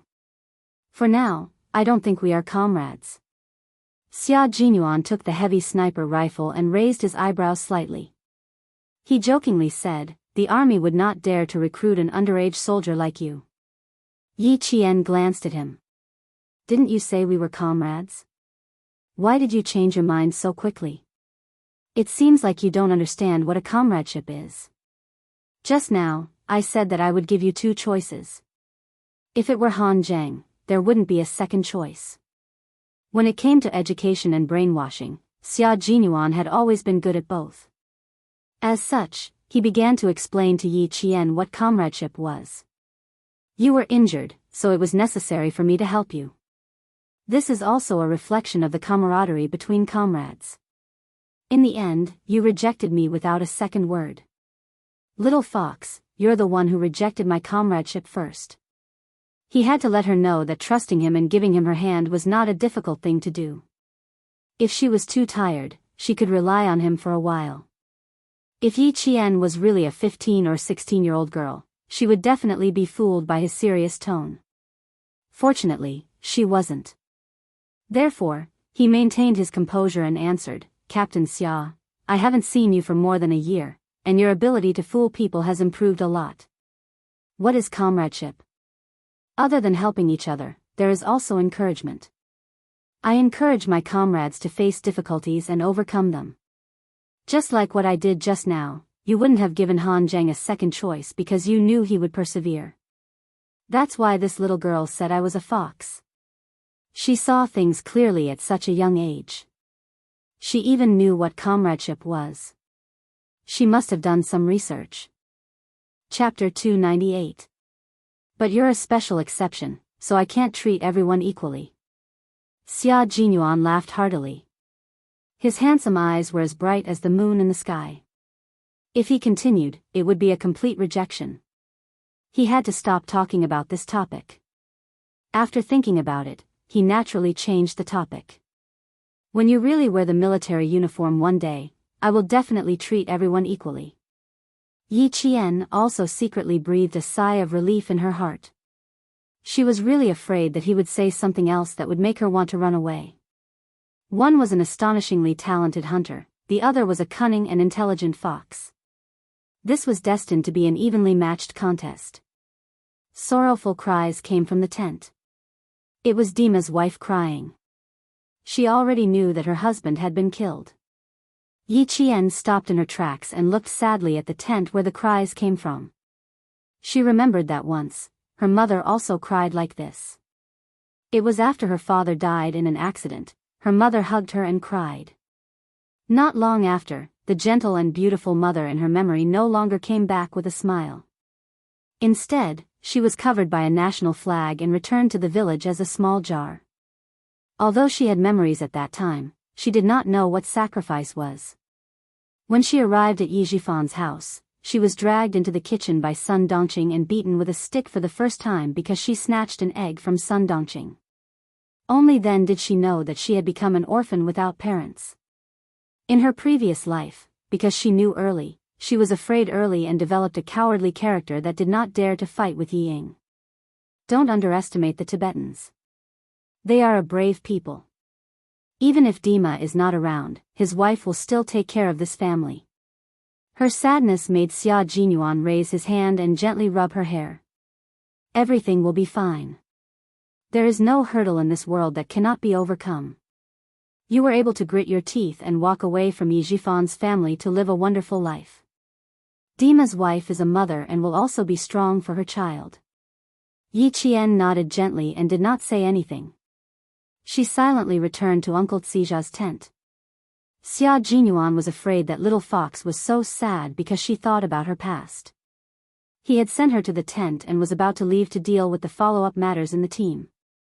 However, he changed his mind at the last minute and chose to stay with her. As she turned around, she did not see Xia Jinyuan's downcast eyes. He sighed and felt sorry for her because of her sadness. He glanced at the swaying shadows in front of him and the nomad standing outside the tent. Xia Jinyuan pressed down on his headset and said to the team members who were cleaning up, Yi Qian is injured, so I'll accompany her for a while. After cleaning up, accompany the herdsman to the rocky beach and bring the unfortunate Dima back to the village. If there's anything we can help with, we'll do our best to help the Demas. G3 and the others were cleaning up the corpses of the 7 mercenaries. From the investigation to the registration, they had to be very careful. Hearing this, they said in a low voice, we'll take care of the rest. Take good care of Yi Qian. After all, it was rare to meet a girl who could stand shoulder to shoulder with the male soldiers. Moreover, she was still a student. Yi Qian walked into the tent. The adults were not there. Only Yang Jin was sitting alone in front of the butter lamp. There was an unsheathed waist knife on the table and a 3-pronged gun next to it. Seeing Yi Qian come in, Yang Jin immediately got up to greet him and asked, "Are you okay? I was very worried about you."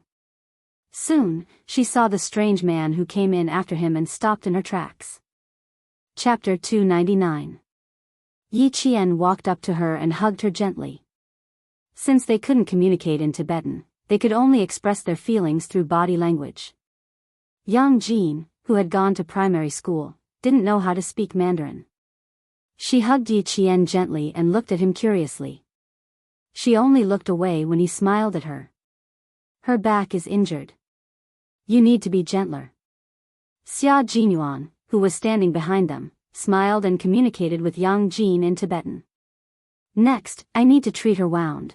What Yi Jian could understand was that he was saying, thank you, sorry for bothering you. When she was about to ask Yang Jin to help her again, the enthusiastic Tibetan girl said a string of sutras and left the tent with her sutras like a butterfly fluttering in the grassland in June. Once Yang Jin left, Yi Qian frowned slightly. My back is injured.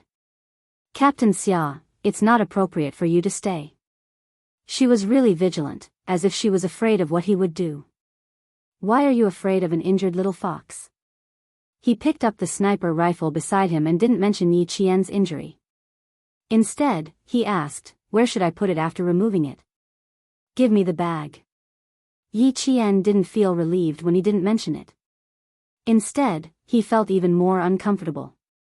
I'll do it myself. Can you go out first? I want to treat my wound myself. Let's see how it goes. Weren't you very strong on the mountain just now? Why are you in such a hurry to treat your wound now? He sat cross-legged on the sheepskin rug on the ground and removed the sniper rifle from his hands. He looked up and saw Yi Qian still standing there. He couldn't help but smile and teased, what's wrong? Did I make you angry? His handsome face was full of confusion. He didn't seem to understand what Yi Qian wanted to do.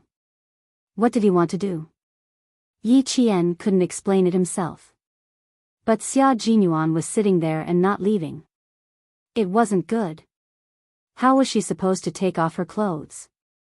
She clearly said that she wanted to treat her own wound.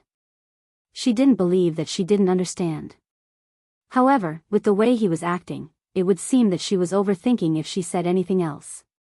Yi Jian was a little discouraged. Captain Xia, don't play dumb in front of me. My meaning is very clear. I need to ask you to leave now because, she was a little embarrassed, but she still enunciated each word clearly, because I want to take off my clothes. You want me, a 15-year-old girl, to take off my clothes in front of an adult man like you? In return, he laughed heartily. His deep and handsome eyes seemed to reflect thousands of mountains and rivers. Firstly, the person I asked Yang Jin to invite hasn't arrived yet.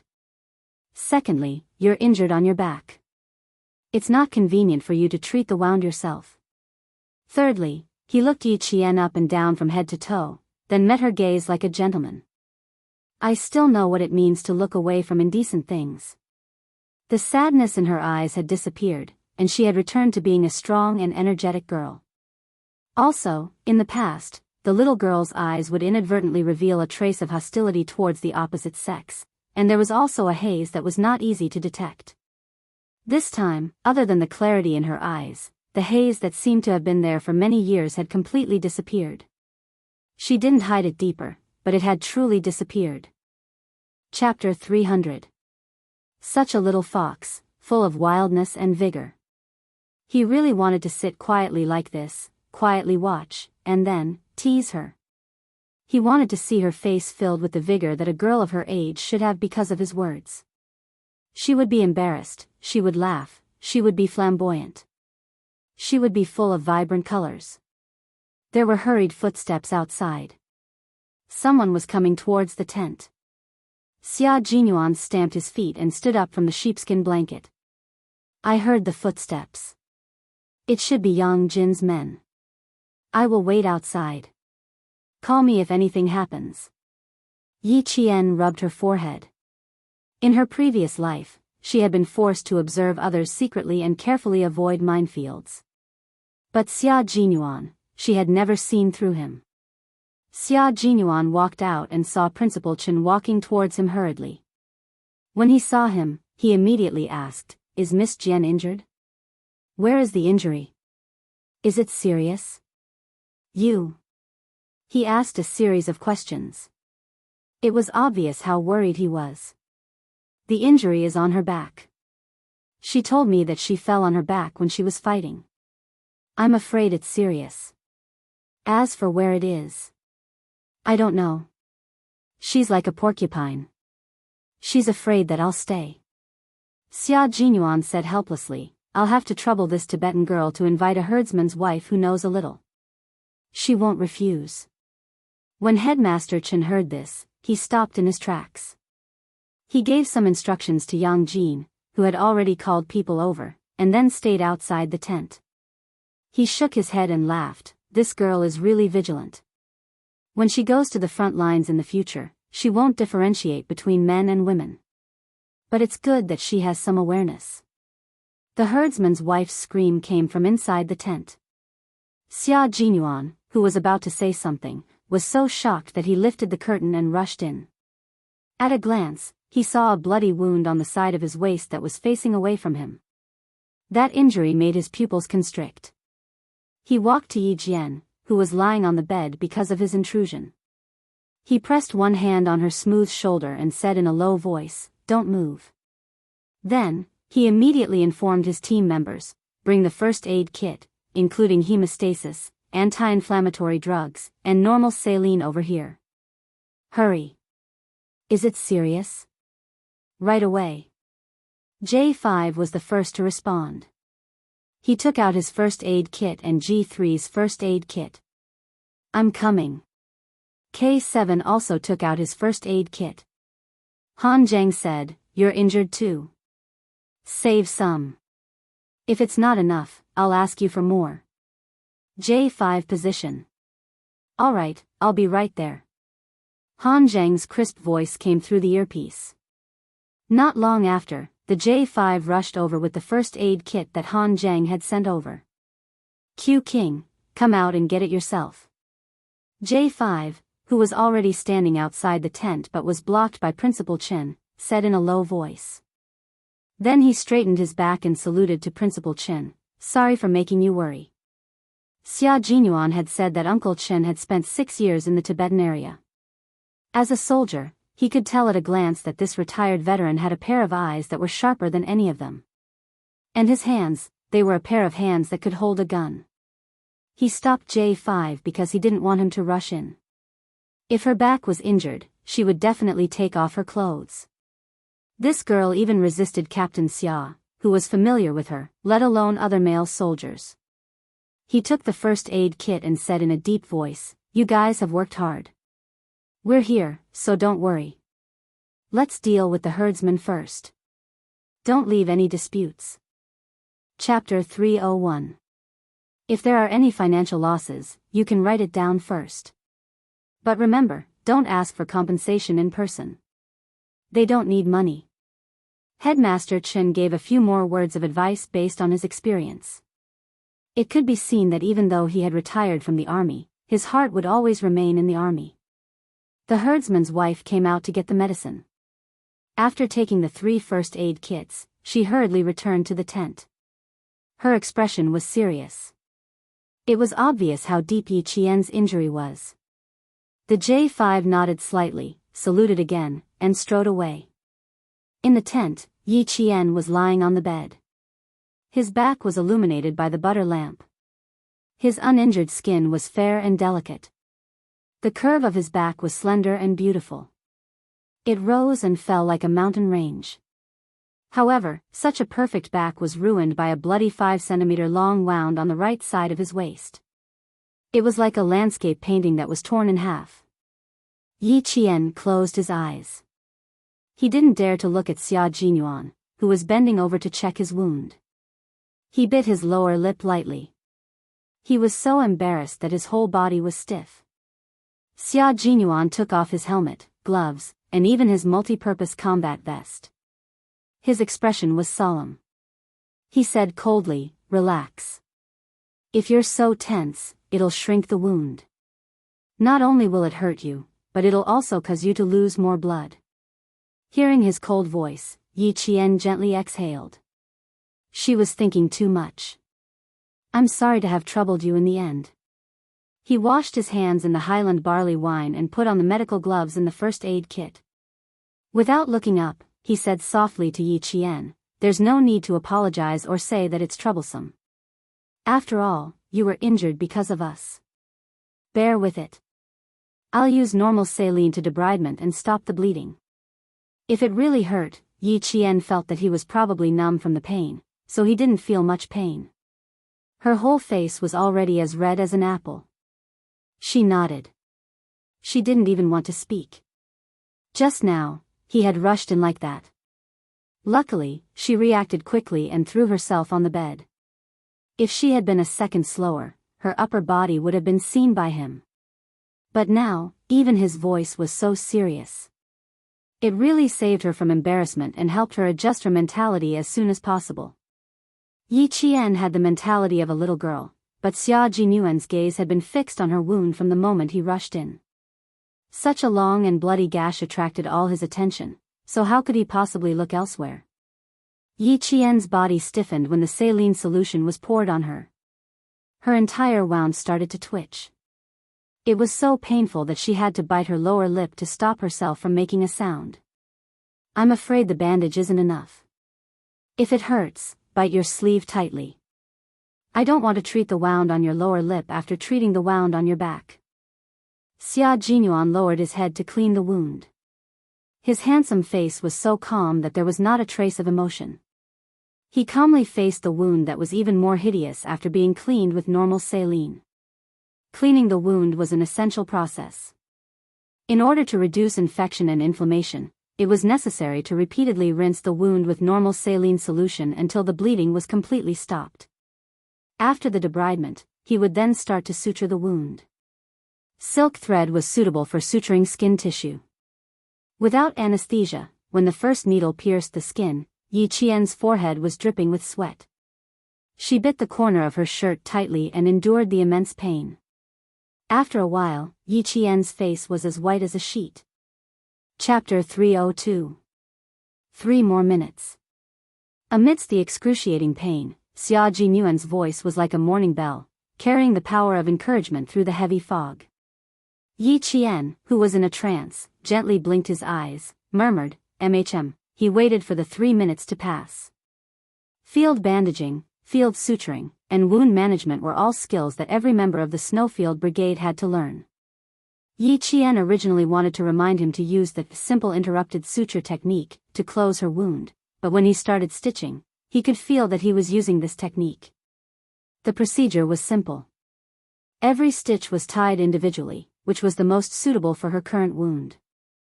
3 minutes later, Xia Jinyuan used cotton dipped in saline to disinfect the wound again, covered it with sterile gauze, and fastened the gauze with a bandage. The whole process took about half an hour to complete. It's about 6 centimeters long and 2 centimeters deep. You can see the texture of the skin. Little fox, oh little fox, you can really endure it. He took off the blood-stained gloves and put away all the medical equipment. He sighed to Yi Qian, who was still in a daze. The male soldiers in the army don't seem to be as tolerant as you are. Come, tell me the truth. Did you reject my help just now because you don't like to be helped? Or because you don't like my help? Yi Qian closed his eyes and answered with silence. How was she supposed to answer? Both. But if she really said it out loud, based on her understanding of Xia Jinyuan, he would probably get angry. Her intuition told her that angering a dangerous man was not a good thing, so it was best to keep silent. It was rare for her to be so shameless. Plus, she was injured and in pain for so long. Xia Jinyuan pursed his lips and didn't ask any more questions. He had enough time to wait for her answer. There was no way to put on the clothes again. Xia Jinyuan, who had tidied everything up, took a look at the environment of the tent and furrowed his brows. She couldn't move, nor could she put on her clothes. Even if she covered herself with a blanket, she couldn't cover her wound. If everyone slept in the same tent, they would more or less notice her naked back. There's no way to put on clothes. When Uncle Chen and the others come in, I'll sit in front of you and block them for you. Xia Jinyuan could only choose to use his body to block Yi Qian's smooth, jade-like, but flawed back. Girls should be more careful. At this time, he was reminding her that girls should be more careful. What was he thinking when he was on top of her and didn't get up? Xia Jinyuan, who was about to wipe her sweat with a bandage in his hand, found it funny that she was still silent. What do you mean by not saying a word? Are you giving me full authority to handle this? Or do you don't need me to block? His body had already gently leaned down, and his slender body perfectly covered her jade-like back. Then do you want me to go out? Xia Jinyuan, I'm injured right now. Yi Qian, who was completely covered by his body, was so embarrassed that her pale face turned an abnormal shade of red. In the past, she could have pushed him away, but now, she didn't even dare to touch him. Moreover, her back was still bare. After living for 2 lifetimes, this was the first time Yi Qian exposed her back in front of a man. Her embarrassment greatly pleased Xia Jinyuan. This humorous man only felt that it was his fortune to be able to see her embarrassment. Chapter 303. After living for 2 lifetimes, this was the first time that Yi Qian had exposed her back in front of a man. Xia Jinyuan, who was humorous and witty, felt that he was lucky to be able to see her shyness. He was glad that he was there during her most youthful years. His body temperature spread to the skin on her back through his combat uniform. It was hot and scalding, as if his scent had seeped out of every pore on her body. Yi Qian, whose expression was completely unnatural, closed his eyes. After he steadied his breathing, he calmly said, "Can you stay a little further away from me? Even if you're trying to shield me, you don't have to use such a method." "Captain Xia, aren't you afraid of being misunderstood?" "Misunderstood? How so?" Under the illumination of the butter lamps, Xia Jinyuan could clearly see that Yi Qian's ears were so red that they looked like they were about to bleed. The bandage used to wipe her sweat was gently pressed against the side of her forehead. His deep and magnetic voice sounded like the strings of a zither. "What misunderstood? I'm just wiping your sweat so that you can sleep more comfortably. Don't think too much, little fox." "How old are you? Why do you always think too much? Don't think too much, mature too early, and grow old too early." It took a lot of effort to make her remember him from time to time. Eating away at her shyness every day would probably make her unable to be shy in front of other men in the future. She would be able to maintain her cold and arrogant composure. Major Xia had indeed put in a lot of effort to make sure that Yi Qian would think of him when she was alone. For the time being, he couldn't say that he loved her. Love was equal, it was waiting for him, and it was loyalty. He couldn't afford to ask her to wait for him. He just needed her to remember that if she really wanted to find a boyfriend, the first person she would think of was Xia Jinyuan. Yi Qian knew that he was teasing her again. She decided not to say anything and let him wipe her sweat. In her heart, she was secretly pondering whether she should go back to the bookstore to buy a few books on men's psychology to read, so that she wouldn't be at a loss when facing such a man. Xia Jinyuan knew when to stop. She fell silent and put away the teasing look on her face. She said sternly, "You can't get out of bed for the next 3 days. I will keep an eye on you at all times. If you need anything, you can call me anytime within 24 hours, including going to the toilet. Gao Yuan is injured. This is the most dangerous thing. I need to protect your safety at all times. After 24 hours, you can ask Yang Jin to help you. After 72 hours, you can slowly move around by yourself. 7 days later, I'll send a car to pick you up and leave the no man's land." 3 days later, he would rush back to the army to report on the completion of his mission. He would stay for 1 day in between, and on the 7th day, he would drive back just in time to pick her up and leave. After he finished speaking and wiped off his sweat, he stood up and allowed Yi Qian to take in a long breath of air that was free of his scent. If she could, she really wanted to run out and get some fresh air. "I asked Uncle Chen to come over. The guys in my earpiece also said that they wanted to come over and take a look. Lie down and don't move. I won't be responsible if you're exposed." His stern tone only lasted for a while. Yi Qian heaved a sigh of relief, but she heard him teasing her again with a half-smile.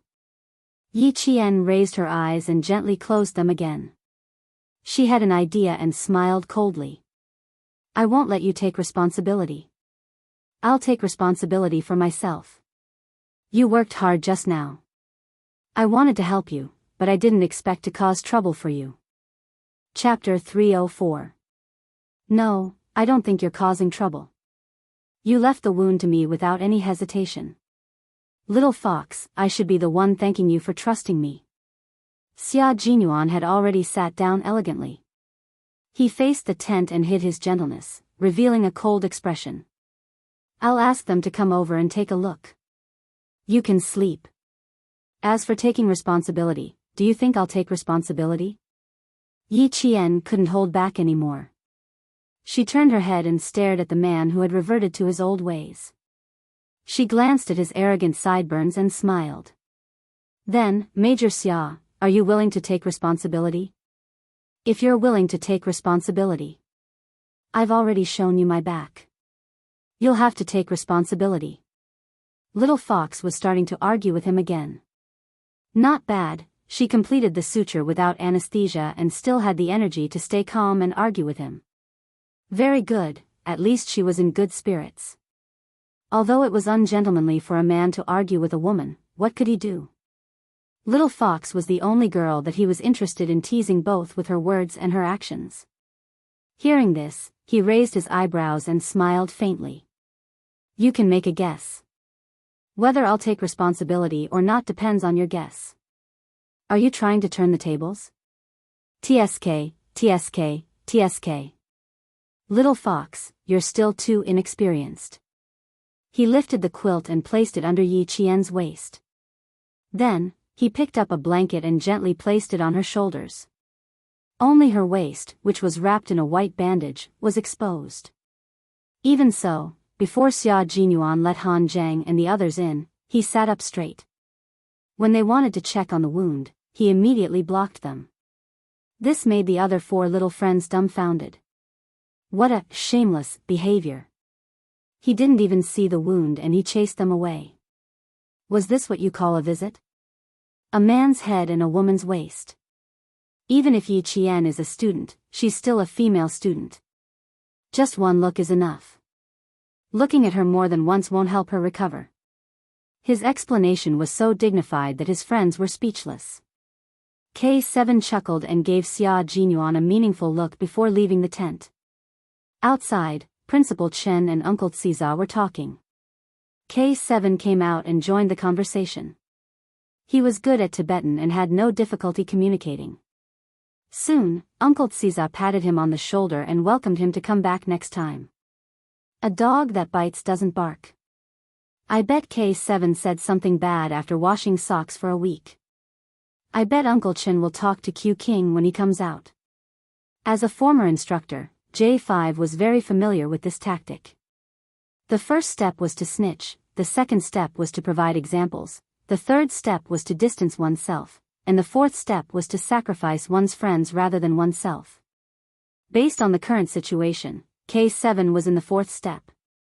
G3 put on the combat gloves he had taken off and slowly said in a gravelly voice, "What are you best at when you're a forensic doctor? So, don't be surprised." He turned around and glanced at the tent with a faint smile in his eyes. She was indeed an extraordinary woman.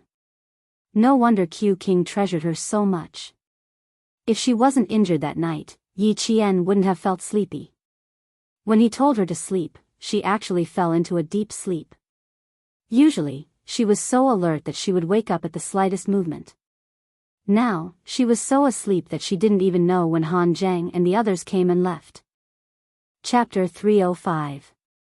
Yang Jin blew out the oil lamps one by one, plunging the entire tent into darkness. She slept on the new blanket, not daring to sleep with the injured Yi Qian. Outside the tent, Xia Jinyuan said with a cold expression, "Uncle Chin, Yi Qian's injury is not suitable for him to move. I will watch over him tonight and let Yang Jin take care of him after 24 hours. Although his injury is serious, he has a good physique. As long as the wound is not inflamed, he will recover quickly." "Okay, I can rest assured that you will take care of him, but..." Principal Chen glanced at Han Zhang and the others, who had not left, and said to them directly, "I want to have a private conversation with him. You can all go and rest." It was definitely not convenient for them to listen in on private conversations. Moreover, they could vaguely guess what the topic was. Han Zhang smiled and patted Xia Jinyuan's shoulder. Before he left, he said softly, "Extreme joy begets sorrow, young Master Xia." He was hugging a little girl and calling her, "my little fox," as if he was declaring his sovereignty. He was afraid that they would take a second look. Just now, his gaze accidentally fell on Yi Qian's exposed shoulder. Damn! He was sitting by the bed and glanced over as if he wanted to eat someone. His expression was one of prioritizing love over friendship. He had to let Uncle Chen teach him a lesson. What Principal Chen wanted to say was indeed related to Yi Qian. As for what he said, Han Zhang and the others did not know. Even Yi Qian did not know. It was already past 1 in the morning. Although the temperature outside was very low, it was still very warm sitting in the tent. They were not at Uncle Tsija's house now, but at another herdsman's house. The master and mistress had both gone to Dima's house, leaving the 3 children to be taken care of. Principal Chen promised to take care of them until the master's family returned. There was a fire in the fireplace and it was burning brightly.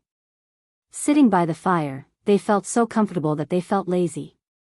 Xia Jinyuan did not speak.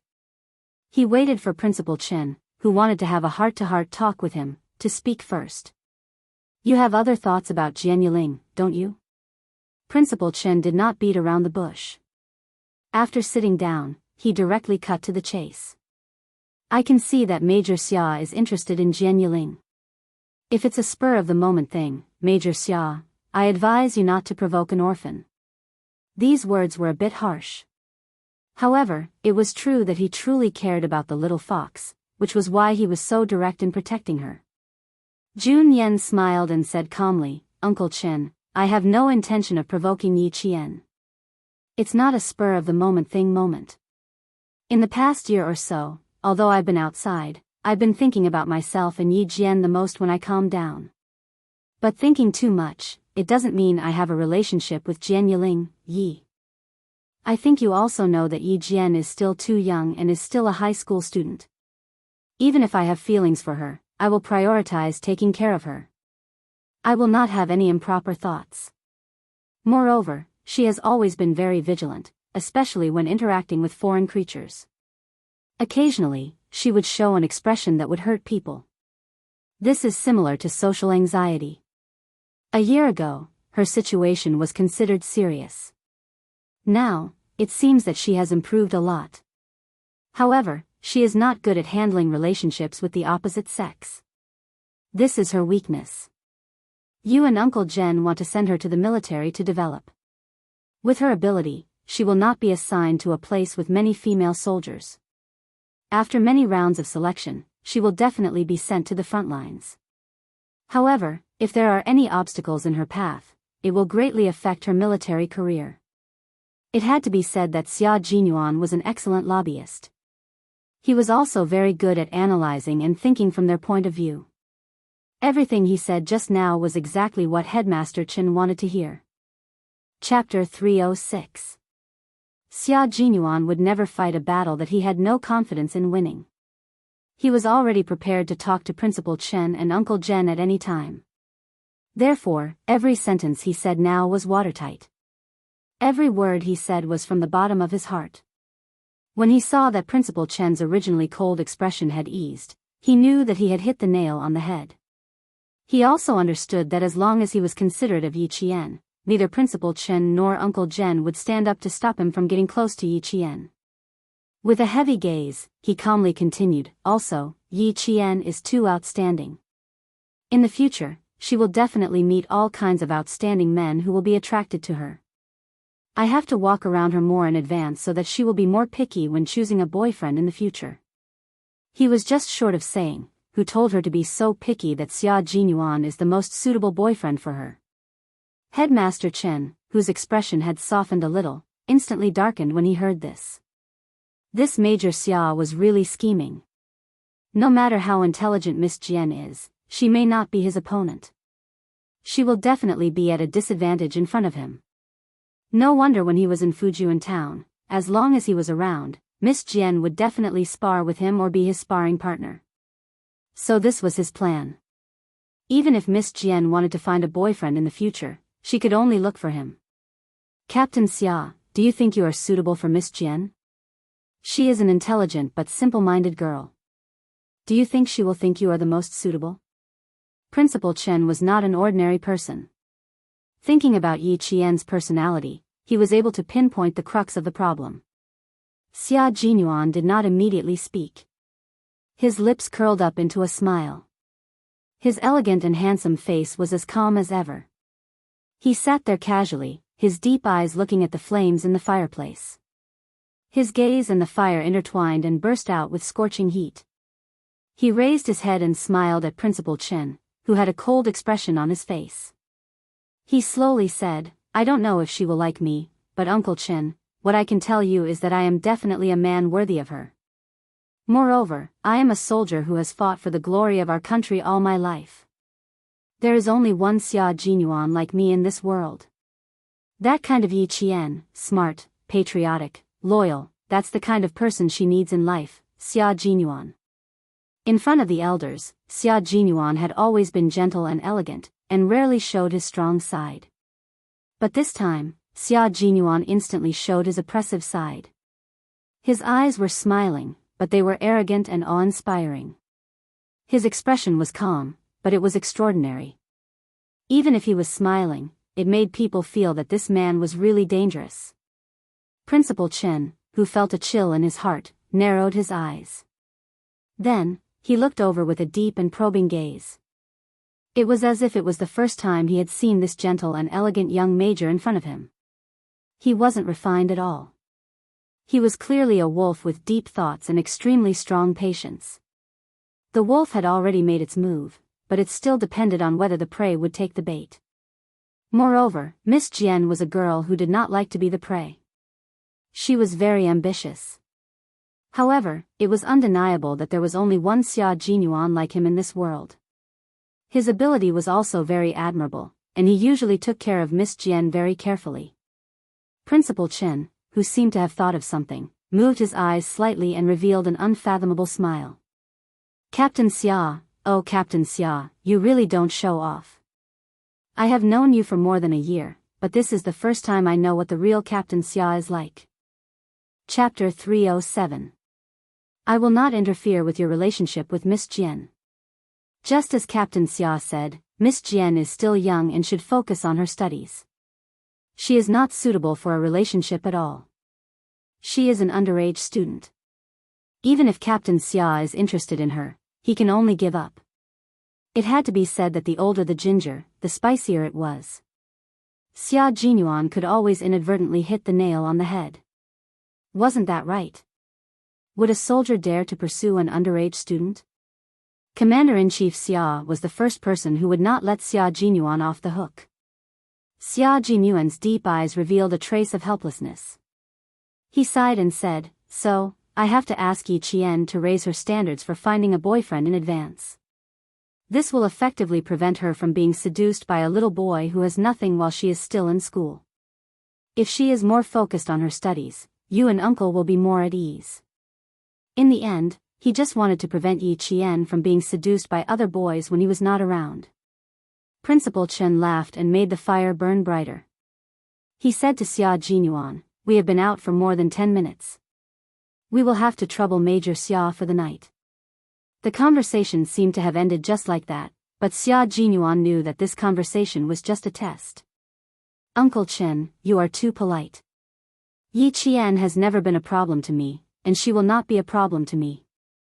Xia Jinyuan stood up and bowed politely to the world-class sniper who had immediately set up a small trap for him. "I won't disturb your rest. I will take good care of Yi Qian. Don't worry." Trouble? How could taking care of his little fox be trouble? He was more than happy to do so. He was definitely not afraid of trouble. Principal Chen had indeed set up a small trap for Major Xia. If he dared to show any signs of being afraid of trouble, then he would really have to trouble him to take care of Yi Qian for the night. Tomorrow, he could forget about taking care of Yi Qian. At night, as soon as Yi Qian moved slightly, Xia Jinyuan, who was guarding beside her, immediately opened his eyes. He patted her shoulder gently and used his gentleness to drive away Yi Qian's struggles in her dream. This was the second time she had killed someone. Yi Qian's dream was still a sea of blood. The roar echoed in her mind, and cold sweat broke out on her forehead. She was in a very restless sleep. She murmured something vaguely. Xia Jinyuan stood up and leaned close to her. He was shocked after hearing what she said. She murmured, "Captain Xia is right, Captain Xia is right." She repeated it over and over again, as if it would calm her down. "My little fox, you're also right. In front of the greater good, your choice is very normal." He patted her shoulder gently and whispered in her ear in a calm and gentle voice. He drove away her fear, drove away her nightmares, and returned her to peace. There was only one Xia Jinyuan in this world, and there was only one Yi Qian in this world. No matter who fell in love with who, all they saw was an evenly matched contest. The next day, Yi Qian woke up to the sound of bells ringing. It was the herdsmen driving their property, the yaks, into the mountains. The crisp sound of the bells seemed to come from ancient times, waking her up to the arrival of a new day. "You're awake?" She still had her eyes closed, unwilling to wake up from this tranquility. A low voice with a faint smile suddenly came into her ears. Yi Jian was so shocked that she opened her eyes abruptly and saw Major Xia with his upper body naked. Yi Qian didn't know if she should scream or fly into a rage out of humiliation. Her biggest reaction was to widen her dark eyes. She didn't know what to say or do. Chapter 308. In the past, when she worked in the security company, she often saw the special bodyguards training, and these special bodyguards were often topless. In the army in Fujian town, she often saw topless male soldiers training. Not only was she able to look straight ahead, but even if she did, she was very natural and not shy at all. However, when it came to Xia Jinyuan, there were always some things that were out of her control. What should she do to be more natural? What should she say to avoid embarrassment? It was rude to keep her eyes open, but if she closed them, wouldn't she be at a disadvantage? Moreover, she was still sleeping in the tent, so why was he changing while she was sleeping? Did he not consider that if she woke up, it would be awkward? In the end, it was Major Xia's bad taste again. Yi Qian, who had originally wanted to close her eyes, decided to open them instead. If he dared to take them off, how could she not dare to look? But this time, Yi Qian was overthinking things. Major Xia, who was pulling up his pants with both hands, wasn't familiar with Tibetan men's attire. When he saw Yi Qian wake up and stare at him with a confused expression, he raised his eyebrows slightly and explained, "I can only leave in 3 days. It's too obvious to wear a combat uniform, so it's better to wear a Tibetan attire." Oh, yes, it's better to wear a Tibetan attire. Me too. Yi Qian, who had lived 2 lifetimes, was in the same room as a topless man who was changing clothes. Although they were in a tent, but this was still a room.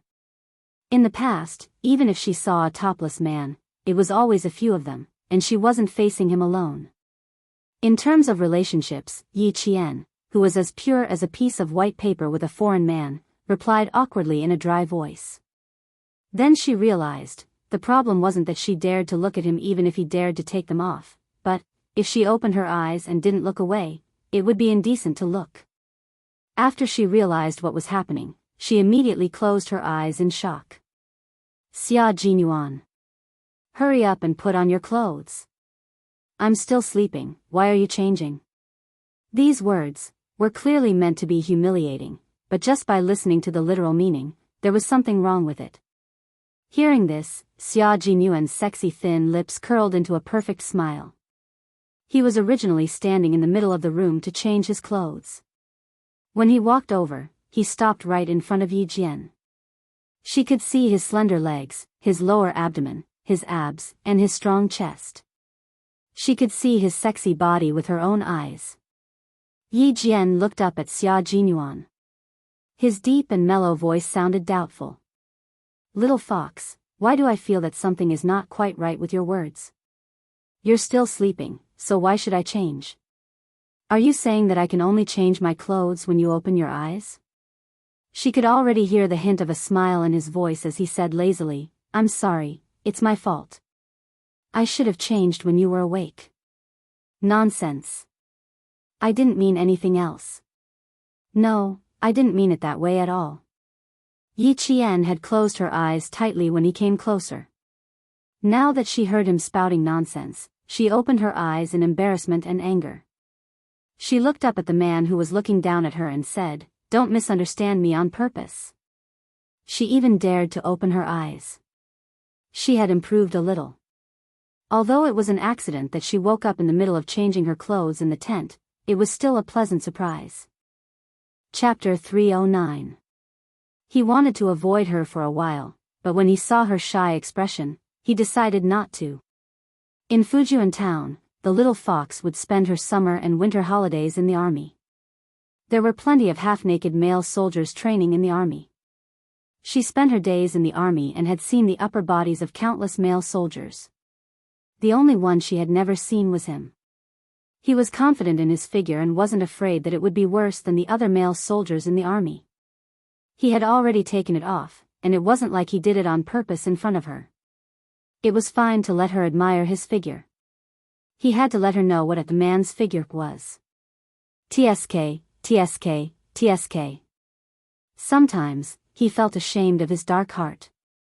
In order to improve little fox's taste and mate selection, he was even using his looks in front of a 15-year-old girl. "Commander-in-Chief Xia, oh Commander-in-Chief Xia, I hope you won't get so angry that you'll have a heart attack when you find out." After Yi Qian finished speaking, she suddenly realized that Xia Jinyuan was standing too close to her, and she was still looking at him with her eyes wide open. Even when she hurriedly closed her eyes, her gaze still swept across his muscular chest. When she closed her eyes, her gaze fell on his sexy abs, and his beautiful green pants. Yi Qian closed her eyes tightly, and her heart trembled. She knew that her face was burning hot. She steadied her voice and said softly, "Xia Jinyuan, why are you standing in front of me? Even if you're wearing clothes, you should wear them far away from me. Also, don't misunderstand me." "Misunderstand? Little fox, are you saying that I misunderstood you?" "Sigh, sometimes you have too many meanings and it's too hard to guess. So, I can only guess from your literal meaning." Xia Jinyuan raised his hand and took the Tibetan robe from the rack. "I'm not standing too close to you. That Tibetan girl put the Tibetan robe I wanted to wear on the rack beside you, so I had to come and get it." If I didn't come and get it, I would have been half naked, and you wouldn't have dared to open your eyes. She was really adorable. It was not like she had never seen a male soldier shirtless, yet she was still so shy. How did she get along with all the male soldiers in the army? Xia Jinyuan, who was laughing in his heart, took the clothes and lowered his head to look at Yi Qian, who had her eyes tightly shut. He was so close that he could see her long and thick eyelashes clearly. When he saw that her face was abnormally red, he frowned and asked in a deep voice, "Why is your face so red?" As he spoke, he had already bent down. His right hand was holding the Tibetan robe, and his left hand was already reaching out. The back of his slightly cold hand gently pressed against her forehead, and his brows furrowed even tighter. "You're having a fever. Do you feel any other discomfort? What about the wound? Does it hurt? Do you feel any nausea, vomiting, or powerlessness?" He closed his eyes to hide the uneasiness in his heart. Yi Jian's body stiffened again as she was not prepared for it. The hidden awkwardness and shyness instantly gushed out from her heart like spring water. At this moment, not only was her face burning hot, even her body was burning up. She subconsciously raised her hand, wanting to push his hand away from her face. Before she could raise her hand, he placed the Tibetan robe in his right hand to the side and quickly pressed down on her wrist. "Don't move. I just stitched up the wound. Do you want it to split open again?" His voice was cold and deep. At this moment, half of his body was above Yi Qian's head. He had taken a shower with cold snow water before coming back to change his clothes. At this moment, not only did he have the refreshing scent of mint, but he also had the coldness of snow. Chapter 310. Wisps of it drifted to Yi Qian's nose and melted into her chest. Yi Qian realized that she couldn't breathe normally. Her hands were held down, and all she could breathe was his scent. Even her shoulders could feel his body temperature. She tried her best to calm herself down and said slowly, "I won't move. Please, move away from me. Also, although the sun is out, the temperature is still very low. Major Xia, I suggest you put on your clothes to prevent catching a cold. You know that it's dangerous to catch a cold on a plateau in no man's land." As he spoke, Yi Qian felt herself gradually calming down. Soon, the temperature on her face dropped. "I'm fine. I don't have a fever. I'm just not used to you being so close to me. The wound is very good. You treated it very professionally last night. I can feel that the wound is not inflamed. There's no nausea, vomiting, or weakness. It's because you're too close to me." She explained it clearly. Only by explaining it clearly could she gradually calm down. When Xia Jinyuan felt the back of his hand on her face gradually cooling down, he looked at her again. Her eyes were closed, and the corners of her lips curved slightly. He naturally retracted his hand. For a man who always knew when to stop, he wouldn't anger his little fox so easily. Looking at her beautiful face, which was like a blooming hibiscus, he smiled casually and said, "I was too worried. I took a shower by the river just now. It wasn't convenient to change outside, so I had to go back to the tent.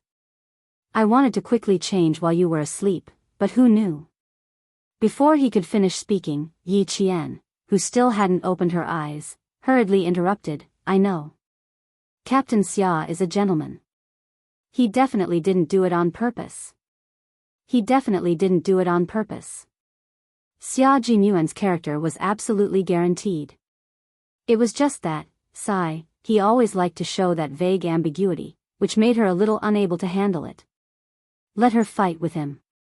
It would be more satisfying.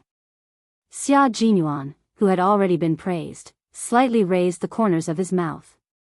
His smile deepened. He was a gentleman. Towards others, he would definitely be a gentleman.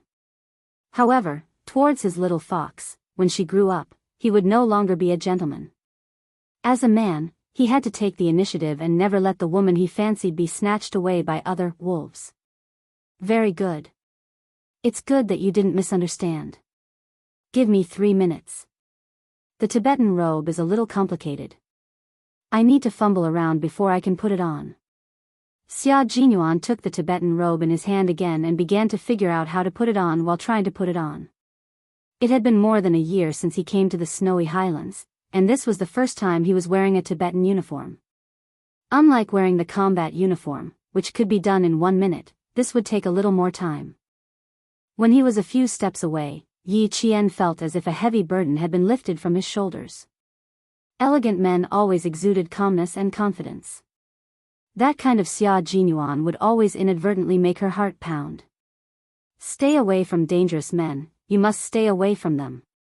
Yi Qian felt that his breathing had become much smoother after he left. There was not enough oxygen in the highlands, so he felt much more relaxed. However, an even bigger problem had arisen. There were 3 exigencies in life. Earlier, when she was shocked by his naked upper body, she didn't think of the 3 exigencies.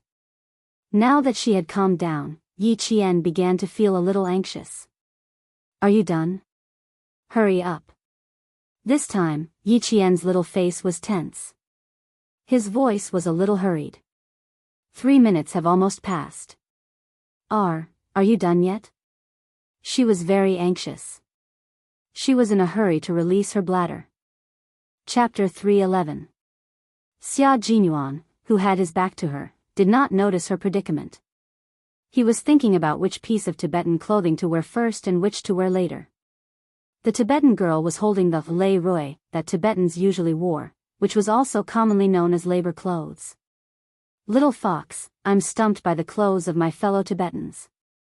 I'm wearing a white shirt, but the left lapel is big and the right lapel is small. Come, help me see if this is how I should wear it. Xia Jinyuan turned around and tugged at the white shirt. I can't imagine how much time my fellow Tibetans spend on clothes every day. You have to give me some pointers. Otherwise, I can't guarantee how long I'll have to wear this in the tent. Just now, he and the others had taken a snow bath by the river. Now, he was changing his clothes alone in the tent and hadn't gone out yet. He didn't know what those guys were thinking under Han Zheng's intentional influence. When Yi Qian heard this, she had no choice but to open her eyes. When the scenery in front of her came into view, Yi Qian's heart skipped a beat. Even though she had already calmed down, her eyes still swayed. Xia Jinyuan, who was wearing a white silk brocade shirt that reached his waist, was several times sexier than before. The wide lapel of his shirt was open, revealing the beautiful texture of his chest. The white shirt was translucent, and it vaguely outlined the outline of his strong and narrow waist. When he breathed, his chest rose and fell slightly, along with his sexy abs. One was moving and one was still and the other was moving. Yi Qian felt that the frequency of her breathing was rising and falling along with his abs. Put on the chuba, which is this cotton and woolen robe with wide sleeves. Put it on. Yi Qian gently raised her finger and pointed. Her smooth and slender arm, which was as smooth as jade, glistened under the sunlight that penetrated the tent, as if it was covered in a layer of lustrous pearls. Xia Jinyuan's gaze gently slid over her bare arm. He thought to himself, it was indeed a good choice to cover her up last night. He had too much foresight. The little girl's skin, under the high-altitude ultraviolet rays, it was as tender as a peeled egg. It was so tender that it was truly beautiful. Retracting his gaze, he began to put it on under her guidance. Then, tie that rainbow-colored ribbon around your waist. Yes, that's it. Chuba, Xia Jinyuan picked up a red, green, cyan, and purple long belt made of different colors and said with a smile, "This is beautiful. I used to think that I could bring one of these back after I went down the mountain." Art piece, hurry up. Yi Qian wasn't in the mood to chat with him, so he urged, tie the chupa around your waist and tie the sleeves behind your waist. The drooping part of the long skirt is at your knees. Inside the tent, Yi Qian was instructing Xia Jinyuan on how to put on the Tibetan uniform. From the inside to the outside, he taught him which one to put on first, and which one to put on later. Outside, Han Zheng and the others, who had already put on their clothes, gritted their teeth and rubbed their fists as they waited for Q King, who didn't even know how to put on clothes, to come out. I don't believe that he doesn't even know how to put on clothes. J5 said with a smile, but no matter how one looked at it, his smile looked sinister. The four of us are already dressed, but he alone still needs a student to teach him. Isn't it embarrassing? The four of them had come to bid farewell to Xia Jinyuan. The matters in the village had already been settled. The herdsman who had been killed had been brought to a forbidden area that only Tibetans could enter for a sky burial. They would immediately set off for the military station and report all the information they had. Chapter 312. This time, they discovered that the mercenaries weren't just mercenaries. The person who was killed by Yi Qian's sniper attack was an active duty soldier from another country. If they hadn't found the identification badge in the soles of his shoes during the body search, they wouldn't have known that the person who was killed was an active duty soldier. This was something that needed to be investigated. An active duty soldier from another country had appeared in China with a group of mercenaries and killed one of our soldiers. What did this country want to do and what did they want? They needed to investigate further in secret. The Snowfield Brigade didn't need to worry about how to investigate and how the military would deal with it after the investigation. Early in the morning, they showered together and went back to the tent to change. The four of them had finished packing, but the Soldier King was still putting on his clothes. What was he trying to do by dressing so slowly? The sound of teeth grinding outside was like that of wolves grinding their fangs, occasionally accompanied by the sound of hua hua. Xia Jinyuan, who had finally put on his Tibetan clothes, didn't wait for Yi Qian to admire him and said in a low voice, "I'll go out for a while. The others are outside." Yi Qian couldn't wait for him to go out quickly. When he heard this, he immediately urged him, Go, go, they must have something to tell you." At this moment, Yi Qian didn't even think about what kind of psychological experience the Snowfield Brigade soldiers outside went through when she taught Xia Jinyuan how to put on his Tibetan clothes. After Xia Jinyuan went out, Yi Qian, whose bladder was about to reach its limit, gently turned his body so that his injured waist was facing up. Then, he supported himself with one hand on the bed and slowly got up. After supporting himself, he slowly placed one foot on the ground and stood up very slowly. The whole process seemed to be in slow motion until he stood up completely. After sleeping on his stomach for the entire night, Yi Qian stood up and let out a long, comfortable sigh. She didn't dare to delay at all, because she was now the one who was topless. It didn't matter if a man was half naked, but a girl was definitely not. In particular, Yi Qian had already developed. Although she was still young, her curves were already exquisite. The two balls were white and tender, just like a pair of cute little bunnies. Even though there was a bandage around their waists, they were still so slender that they could barely be held. Unable to put on any clothes, Yi Qian took out a large ethnic shawl from his bag that he had bought from an old man in the Tibetan area. It covered him from his shoulders to his hips. Once his upper body was fully covered, he slowly squeezed his feet into his shoes and moved out in small steps. As soon as she walked out of the tent, she saw 4 soldiers standing in a row about 30 meters away. They were dressed in combat uniforms and deep combat boots. Both their aura and height were the same. When Yi Jian looked over, the first person she saw was Xia Jinyuan, who was wearing a gorgeous Tibetan uniform. He looked handsome and masculine in his masculine appearance. Even without his military uniform, he was still the center of attention. "I will return to the army in 3 days. The 4 of you should be careful on your way back. Uncle Chen has borrowed some yaks from the herders. After you get out of this no man's land, release the yaks on the grassland. Someone will bring them back to the village." In front of his comrades, Xia Jinyuan had a cold expression on his face. After he finished giving instructions, he saw Han Zheng pouting at him and laughing. "Your little fox came out to take a look at us. Where is she going?" "TSK, TSK, TSK. She was indeed a little fox. She even managed to tame Xia Jinyuan, the wolf.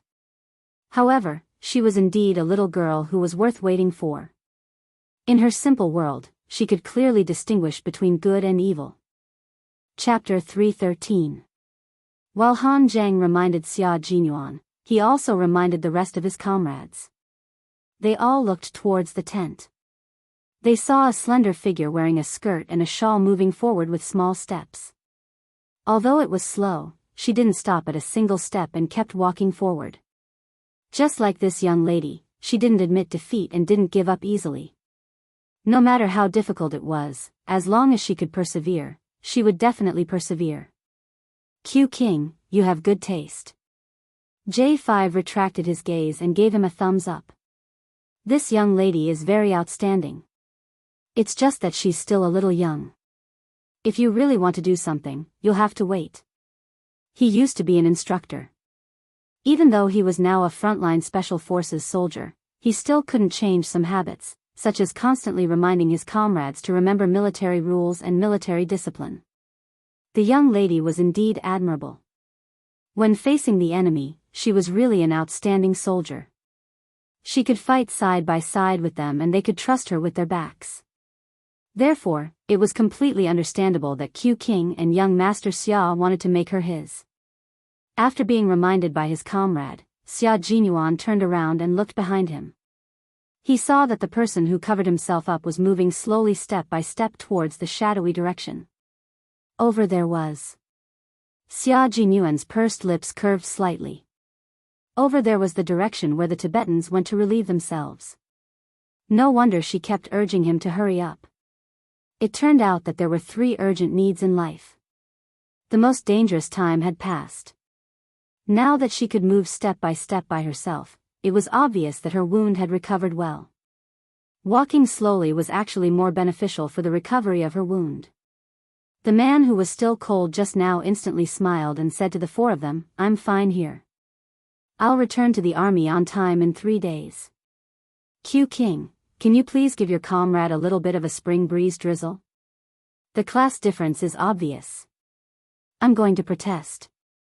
Han Zheng saw and felt depressed. What a big difference, and such an obvious one at that. Xia Jinyuan raised his eyebrows.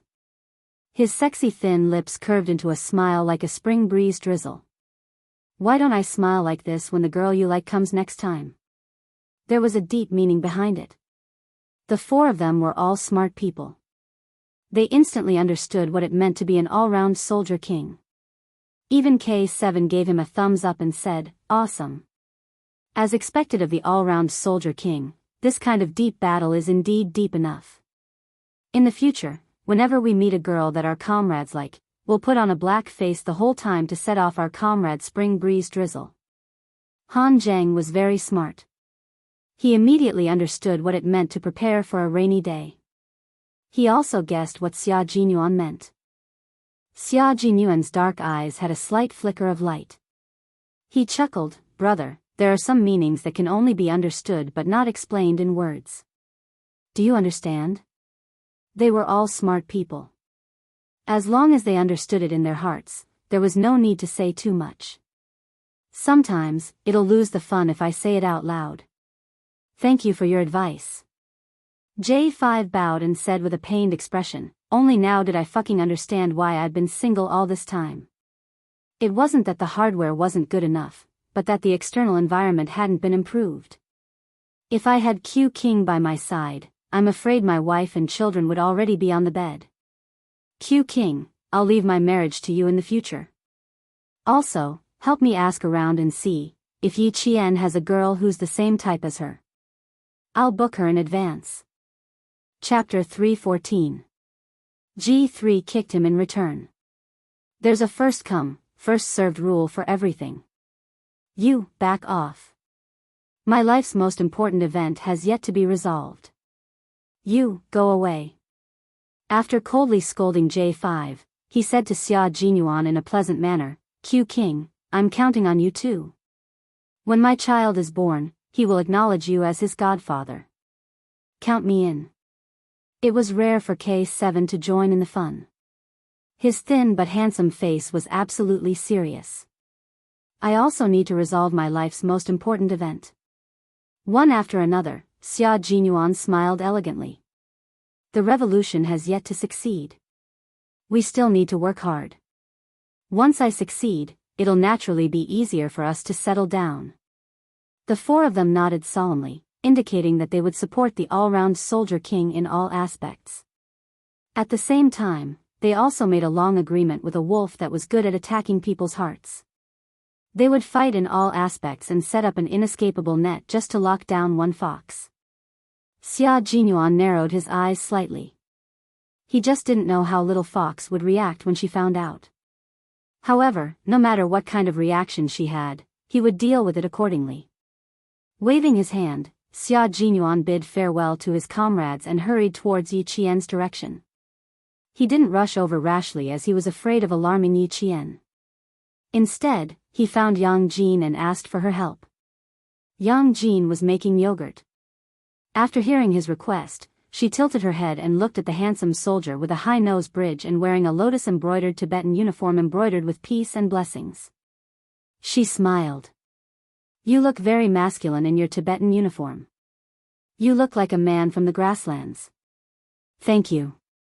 Xia Jinyuan smiled. He realized that the girls who could talk to Little Fox were all straightforward girls. "I'm worried that she won't be able to handle it herself. Please look after her for me."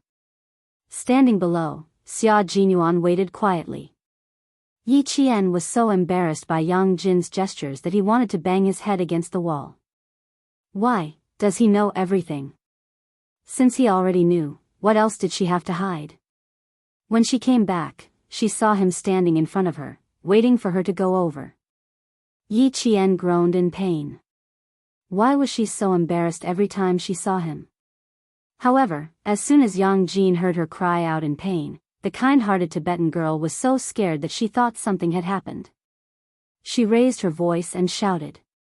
The Tibetans living on the plateau not only had a strong lung capacity, but they also had a golden voice. Xia Jinyuan could hear Yang Jin telling him to hurry over from afar. Yi Jian, who had yet to understand what was going on and had yet to recover from the awkward pain, saw a tall and straight man running towards her. His figure was vigorous like a swimming dragon, and his footsteps were steady as if he was flying. In the blink of an eye, he was right in front of him. Did the wound split open again? Don't move, I'll carry you back. He sprinted over without even catching his breath. As soon as he finished speaking, he knelt down in front of Yi Qian. With his broad back facing her, he said in a deep voice, "Come up. Let's go back to the tent and take a look." Yang Jin also thought that Yi Qian's wound had opened, so she immediately helped her up. She carefully sent Yi Qian onto Xia Jinyuan's back. "Stay close to me, don't put any weight on your waist. Wrap your arms around my shoulders, and don't place your center of gravity on your hips." Xia Jinyuan waited for her to stick close to his back and calmly instructed her. Then, he slowly and gently got up. He was worried that Yi Qian would lose her center of gravity, so he intentionally leaned his body forward so that her entire center of gravity could be on him.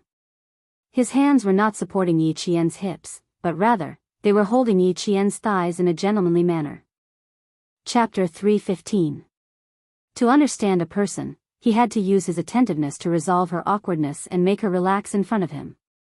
Xia Jinyuan had no experience in love, but he understood Yi Qian and knew how to get close to her heart. Yi Jian was not a bashful person. She had already carried him on her back. If she was going to come down for no reason, she might as well thank him. She pursed her lips and said softly, "I was fine just now. Yang Jin misunderstood me. You don't have to worry too much. I always know how to take care of myself. In a situation where there is no one to take care of you, you can only take care of yourself. But now, I am here to take care of you. You don't have to feel burdened. Take care of yourself and I can rest assured." Her words made Xia Jinyuan sigh softly. His love for her grew even stronger. His heart ached for this little fox. She really made his heart ache. She had been strong for so long that she had forgotten that she could rely on others. His words made Yi Qian fall silent. She had always been used to taking care of herself and knew how to take care of herself. She knew that there was no one else in her life that she could rely on other than herself. But she could not refute Xia Jinyuan's words. He had good intentions, so he should not be treated like a needle.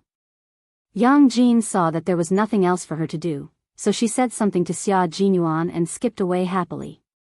The gunfight last night did not leave a shadow in this warm and generous Tibetan girl's heart. He carried her on his back all the way, avoiding sharp rocks. His steps were steady without any bumps.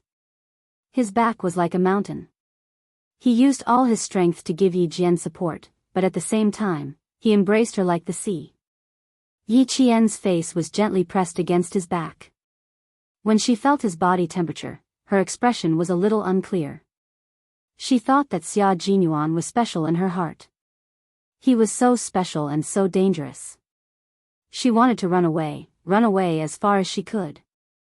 She did not need kinship or love. What she needed was to be strong and brave. She needed to rely on her own efforts to stand high and far away. She needed to crush those who had bullied her with her own hands so that they would never have the chance to bully her, and humiliate her in this life. Yi Qian was a girl with a firm mind. She had even gone through a death tribulation, so she was able to maintain her original heart. Even if she had wavered before, she was able to quickly correct her mindset. When she returned to the tent, Xia Jinyuan did not ask her why she went out just now, nor did he mention that she could tell him in advance if she needed to go to the emergency room the next time. He knew very well that these words of concern would only embarrass Yi Qian even more if he said them out loud. Occasionally pretending not to know was also a way to protect the other party's dignity. Slow down, don't use too much strength. Xia Jinyuan gently squatted down until Yi Qian's feet could touch the ground naturally. He used his strong waist to support her body weight, then slowly let go. I'll let go now. Stand up slowly, don't rush. Yi Qian wanted to recover as soon as possible, so she did not dare to be too careless. As she stood up slowly, her hands had to keep the shawl from slipping down. When she lowered her head to cover it, Xia Jinyuan's helpless voice came clearly from above her head. Don't cover it, I'll close my eyes. I won't take a second look. Yi Qian's heart skipped a beat, but because of his words, her hands tightened around the shawl. Chapter 3:16.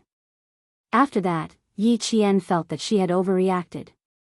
Fortunately, Xia Jinyuan closed his eyes in a gentlemanly manner and did not notice her overreaction. After exhaling softly, Yi Jian said, "Please forgive me. I'm a little unnatural and I'm not used to being taken care of by others. That's why I sometimes overreact. Please forgive me, Captain Xia." Yi Qian felt that it would be easier for her to talk about her discomfort and that it would be easier for her to face him. Moreover, she didn't think that her abnormal behavior could be hidden from Xia Jinyuan's eagle-like eyes. He saw it clearly. That was why she chose to close her eyes and choose not to ask to resolve the awkwardness. Instead of pretending, she might as well tell him clearly and let him know that she was such a person. You are indeed a little fox.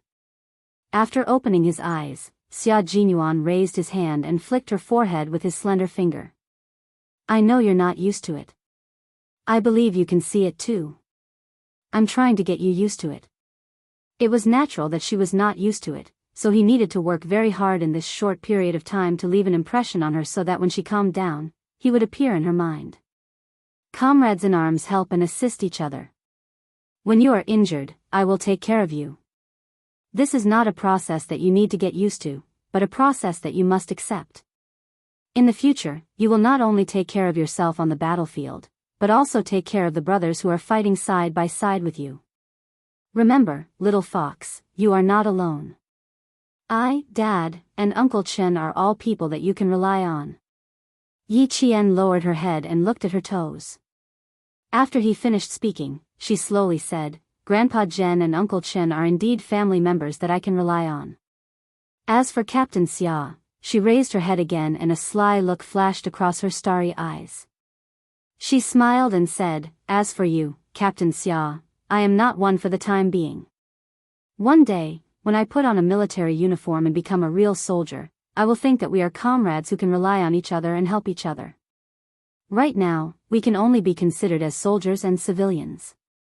Against Xia Jinyuan, she had no choice but to stall for time. It would take at least 3 years for her to wear a military uniform. 3 years, a few hundred days and nights, was enough to change many people and many things. Including forgetting. The meaning behind her words made Xia Jinyuan fall silent for 3 seconds. Then, his thin lips curled up, and his elegant and handsome face was as calm as the wind and clouds. Now, you're just short of a military uniform. You've worked with us 3 times, right? Not only do I think of you as our comrade in arms, even Han Zheng and the others unanimously think of you as our comrade in arms. In our hearts, those who have fought side by side are comrades that we can rely on. All right, my little comrade, I need to check your wounds. Now, please be obedient and lie down gently. Uncle Chen, oh Uncle Chen, now I understand why you had that mysterious smile on your face before you left last night. The person who stopped him from being with the little fox was not Uncle Chen or Uncle Zhen, but the little fox herself. She had always wanted to cut ties with him and even said that they could only be comrades after she put on a military uniform. It would take at least 3 years for her to wear a military uniform. 3 years, a few hundred days and nights. She was thinking that as time passed, their relationship would fade. Chapter 317. Little Fox, oh Fox, you're so smart. I really have to deal with you at any time. Yi Qian knew that he had seen through her. She pursed her lips and sighed softly in her heart. She really wanted to ask, Xia Jinyuan, what's going on in your heart? Look at him now. Who knows what he's thinking? Comradeship, deal. Since he said they were comrades in arms, then they were comrades in arms. It was exactly what she wanted. Comradeship was the relationship she wanted the most. Next time, if he dared to do anything ambiguous or say anything ambiguous, she would just solve it with violence. Outside, Principal Chen had his hands behind his back and was whistling a Tibetan song. He had a cold smile on his face as he walked towards the yak herd. Captain Xia, oh Captain Xia, no matter how fierce a wolf is, it has to tighten its claws when it comes to someone who can make it soft. What's more, Miss Jian isn't a prey that's easy to hunt down. She's smart. With Xia Jinyuan around, Yi Qian didn't have to rely on anyone else. The first day, after checking her wound and changing her bandages, he taught her how to speak Tibetan and occasionally mentioned some interesting things that happened in the army. During the winter break of my 2nd year at the military academy, I was sent to the army. The place was even more remote than Fujian town. The soldiers in the army only received 1 letter from home every 1 or 2 months. On the 15th day I was there was a letter from the army. A squad leader took the letters from a few classes to the field and told me and a few other classes that if they thought it was from their girlfriends, they should do 50 push-ups. When the recruits heard this, they all rushed to do push-ups. I didn't do it at the time. There were about 10 people doing it together. The squad leader had 4 letters in total, so only 4 people had letters. If the others didn't have letters, wouldn't they be doing it for nothing? Yi Qian listened to these interesting stories with great interest. Seeing him stop, he smiled and said, "Why don't you do it? What if it's from your girlfriend?" It was normal for such an outstanding and eloquent Captain Xia to have a girlfriend in school. Of course I won't do it. If I don't have a girlfriend, it would be for nothing. After 50 were done, the class leader asked the recruits to come up and pick up the letters. He asked each recruit, "Is she your girlfriend?" 2 of the recruits answered, "Yes." The squad leader put on a fake smile and said, "Since it's such an important letter, then make a few more." After he finished speaking, he asked the other recruits how many would be suitable. Under normal circumstances, it should not be less than 200. Later, we heard that the class leader didn't have a girlfriend, so he felt unbalanced. Yi Qian was laughing so hard that her shoulder blades were slightly undulating, and her slender waist was trembling slightly. Xia Jinyuan, who was lowering his head to change the sterile gauze on her, couldn't help but laugh. "Is it that funny? Then I'll have you to laugh at." Fearing that she would laugh too much and open up the wound that had already begun to heal, he raised his head and reminded her. Just as he raised his gaze slightly, his deep black eyes instantly darkened. In front of him, her slightly undulating back glowed like a pearl under the sunlight.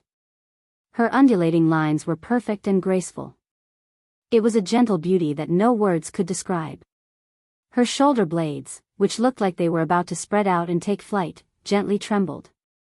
He could faintly see the little white bunny in front of her chest as she crawled. It was also gently trembling with her laughter. He inadvertently raised his head and discovered her beauty. Suddenly, it fiercely crashed into his heart. From then on, it left the deepest, most beautiful, and most gentle memory in his heart. Chapter 318. This kind of inadvertent beauty was often the most direct and most memorable. Xia Jinyuan almost panicked and shifted his gaze away from her beautiful back. When he lowered his head, his sexy Adam's apple bobbed up and down slightly. He steadied his breathing and said, "Don't laugh so hard. Your wounds are starting to heal. You can't open them again." If this went on, he felt that he would become more and more of a beast.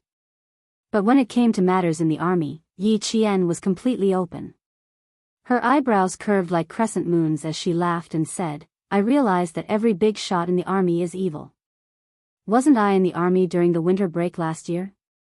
When a recruit joined the army, the regiment commander went to the capital for a meeting. When he came back, he was wearing casual clothes.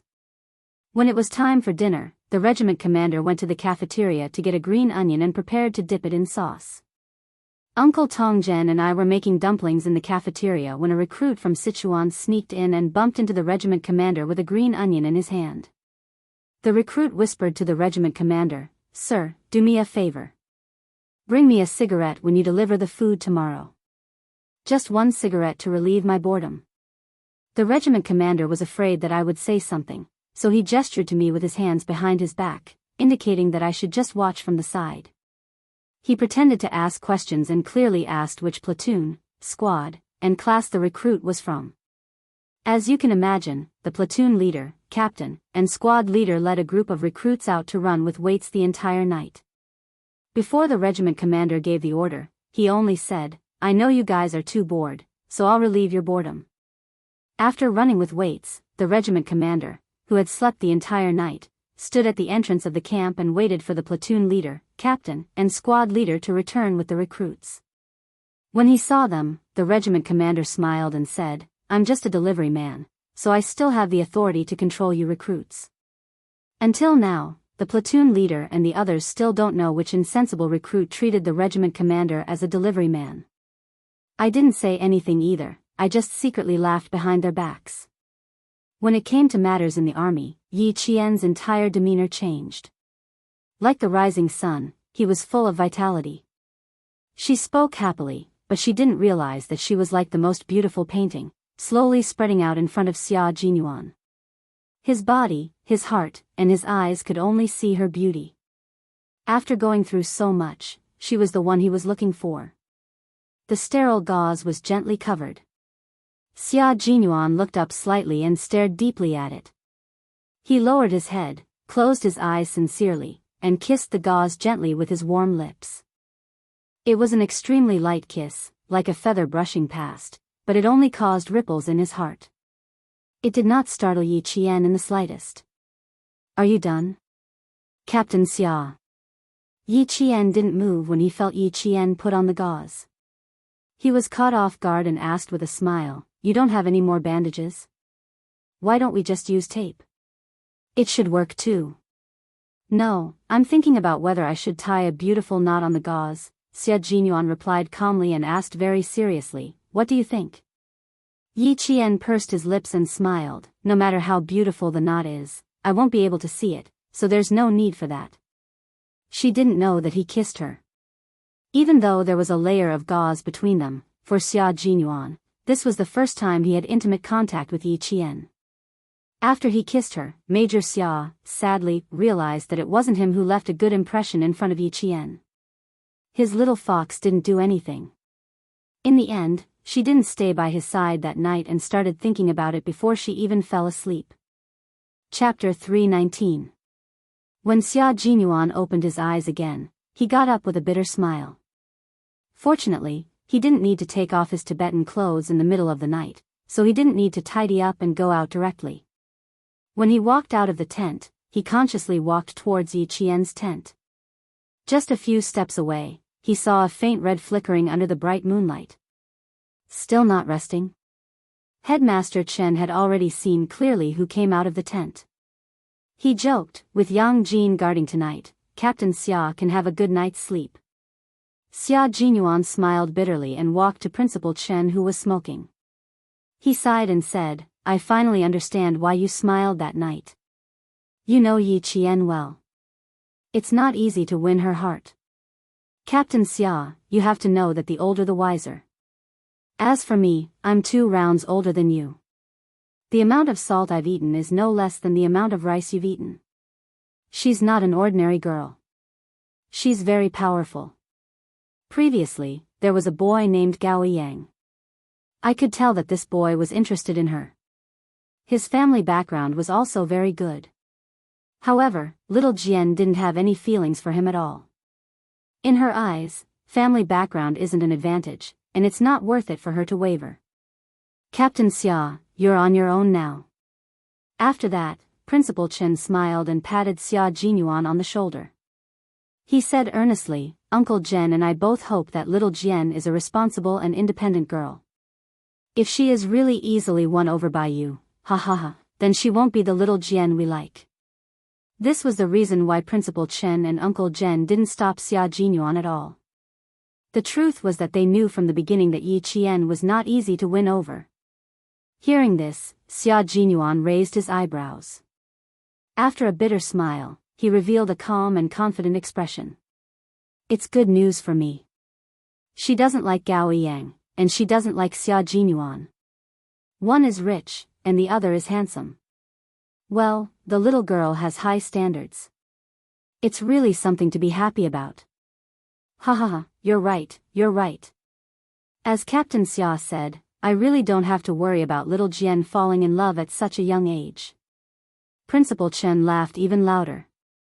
There was a hint of schadenfreude in his laughter. Good luck, Major Xia. Falling in love with little Jian? This was a test of one's patience. If he really persevered, it would be a good thing. Both of them were in the army. At least they could walk side by side and understand each other. Under the starry night sky, Xia Jinyuan smiled calmly and said elegantly, I never change my mind about the things I've decided on. No one will interfere. Not even my family can influence my decisions. This was to tell Principal Chen that he was definitely not doing this on the spur of the moment. Moreover, his family background was not a problem.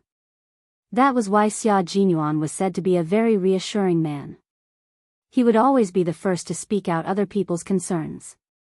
The certainty in his words made people feel his sincerity. Every word he said was powerful and resonant. Principal Chen did not immediately express his opinion. He would not be swayed by a few words from a young man. Distance tests a horse's strength, and time reveals a person's heart. A person's heart was the most fickle. It was better to wait and see. On the 3rd day, under Xia Jinyuan's care, Yi Qian's injuries had recovered to the point where he could walk with lighter steps. He no longer had to worry about inflammation every day. Chapter 320. Yi Qian had been hoping for her wound to heal quickly, so she was especially careful.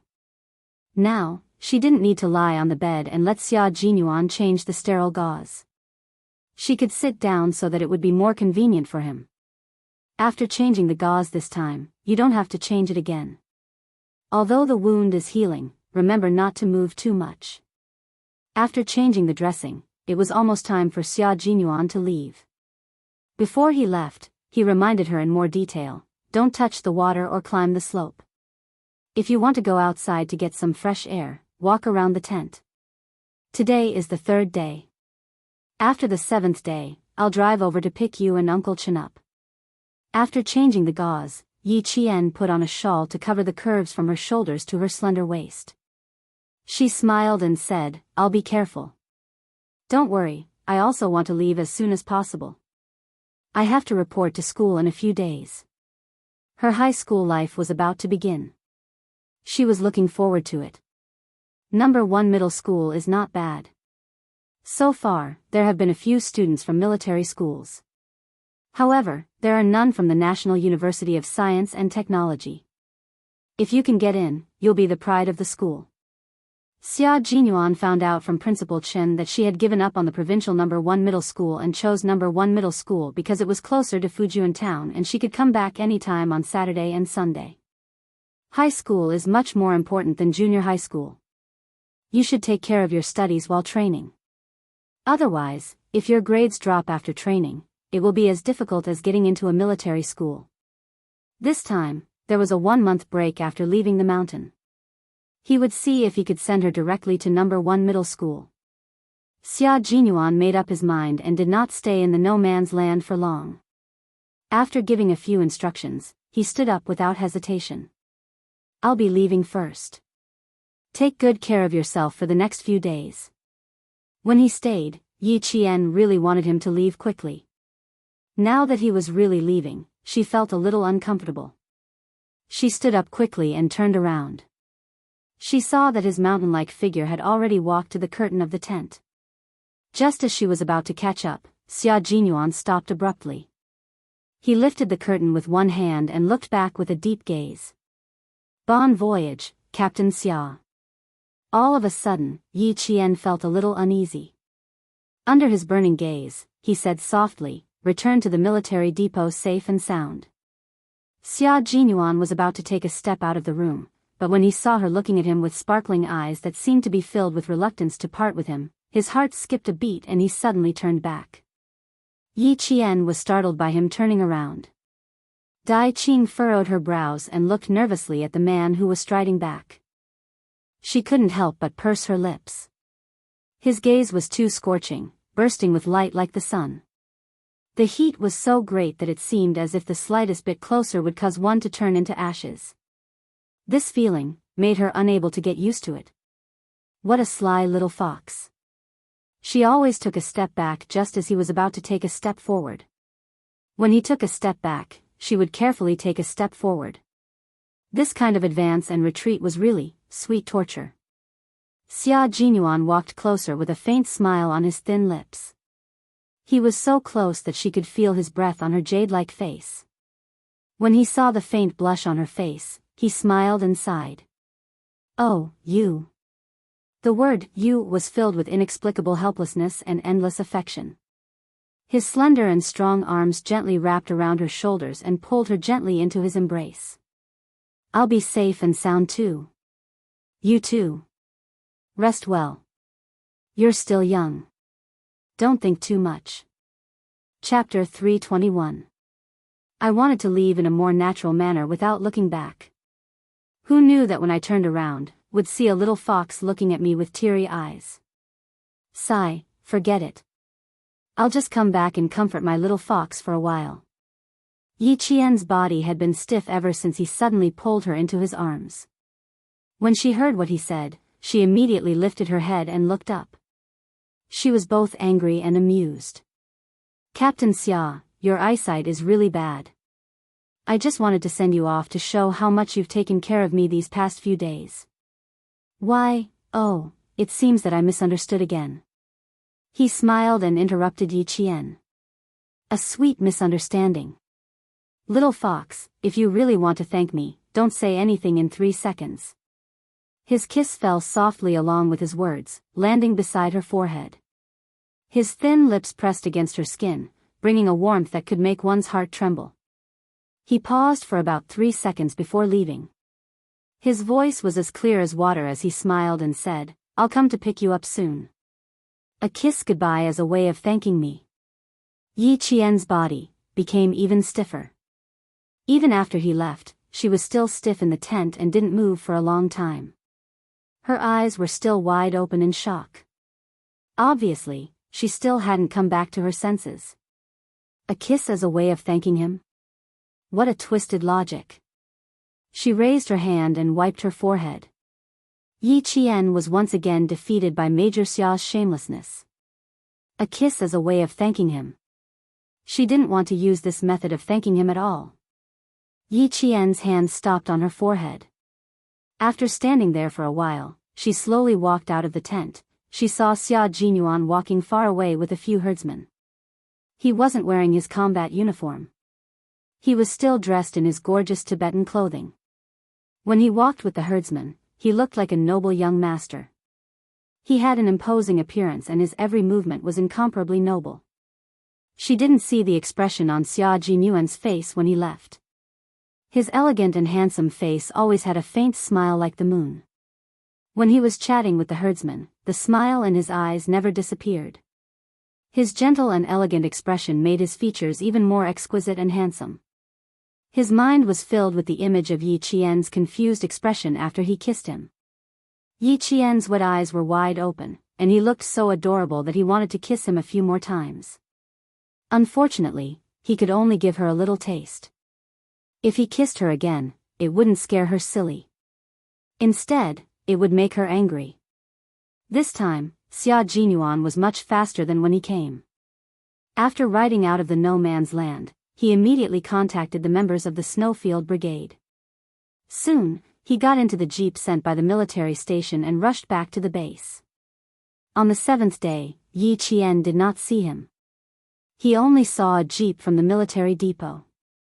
The driver was a motorized soldier with 8 years of driving experience in the Tibetan region. He was a motorized soldier sent by the military station and was also the soldier that Xia Jinyuan had arranged to pick up Little Fox. Why didn't he come? Yi Qian didn't ask. If he couldn't come, he must be out on another mission. When he returned to Fujian town, there were still 3 days before the start of school. This time, he didn't go back to Yi Qian's base. The wound on his waist didn't need gauze anymore. After the military doctor from the base examined him, he smiled and said, "Captain Xia's skills are good. The stitches are done well. There will be a scar, but it's not a big problem. You don't have to worry about taking a bath. It won't affect the start of school." When Uncle Jen heard this, a smile appeared on his face. "That's good. Thank you for coming here." Chapter 322. Yi Qian hadn't returned yet, but the military doctor from the platoon had already arrived.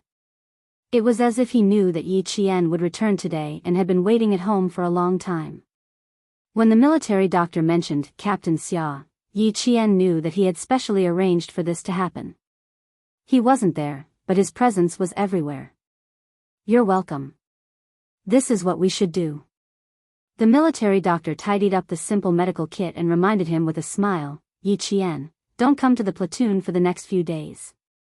The male soldiers in the platoon don't know how to hold back. Also, you still have a few days before school starts. Rest well at home." He looked at her and started joking again, "You've been missing for a month. The regiment commander and the political commissar have been nagging about why you haven't come to the platoon. Is it because you guys secretly roasted pheasant last time? They criticized you so harshly that you didn't dare to come over. As for me, even if I stayed in the infirmary, I was still nagged about it. The regiment commander kept nagging about me, and I really didn't dare to go. The first time I was caught secretly roasting pheasant, I was already traumatized." Yi Qian put down his t-shirt and smiled. "I'll return to the platoon after the regiment commander completely forgets about this incident. Thank you for your hard work today." Everyone in the platoon knew who Yi Qian was. A little girl like her was even more hardworking than the male soldiers. Her shooting accuracy was the highest in the platoon, and she dared to compete with the elite soldiers. This little girl was born to be a soldier. Even the soldiers in the kitchen recognized her. Hearing this, the military doctor laughed and said, "I'll definitely pass on your message." "Oh, right, I almost forgot about this." As he spoke, he took out an envelope from his medical kit. "This is the pension from the military. You're the orphan of a martyr, so you'll receive a pension every year until you graduate from university. Here's $2,000. It's not a lot, but it's enough for your living expenses." When it came to money, the military doctor spoke quickly. Afraid that Yi Qian would refuse, the political commissar said that if you have any objections, you can talk to him personally. Anyway, what he means is that he has fought with all kinds of soldiers for more than 10 years. He doesn't believe that he can't deal with a little girl like you. Yi Qian knew that they were doing this for her own good. She took the envelope and smiled. "Okay, I got it. I won't let the army down." What she needed was not gratitude, but hard work. Only hard work would not disappoint her. "We can all see that you are a good kid. Do your best.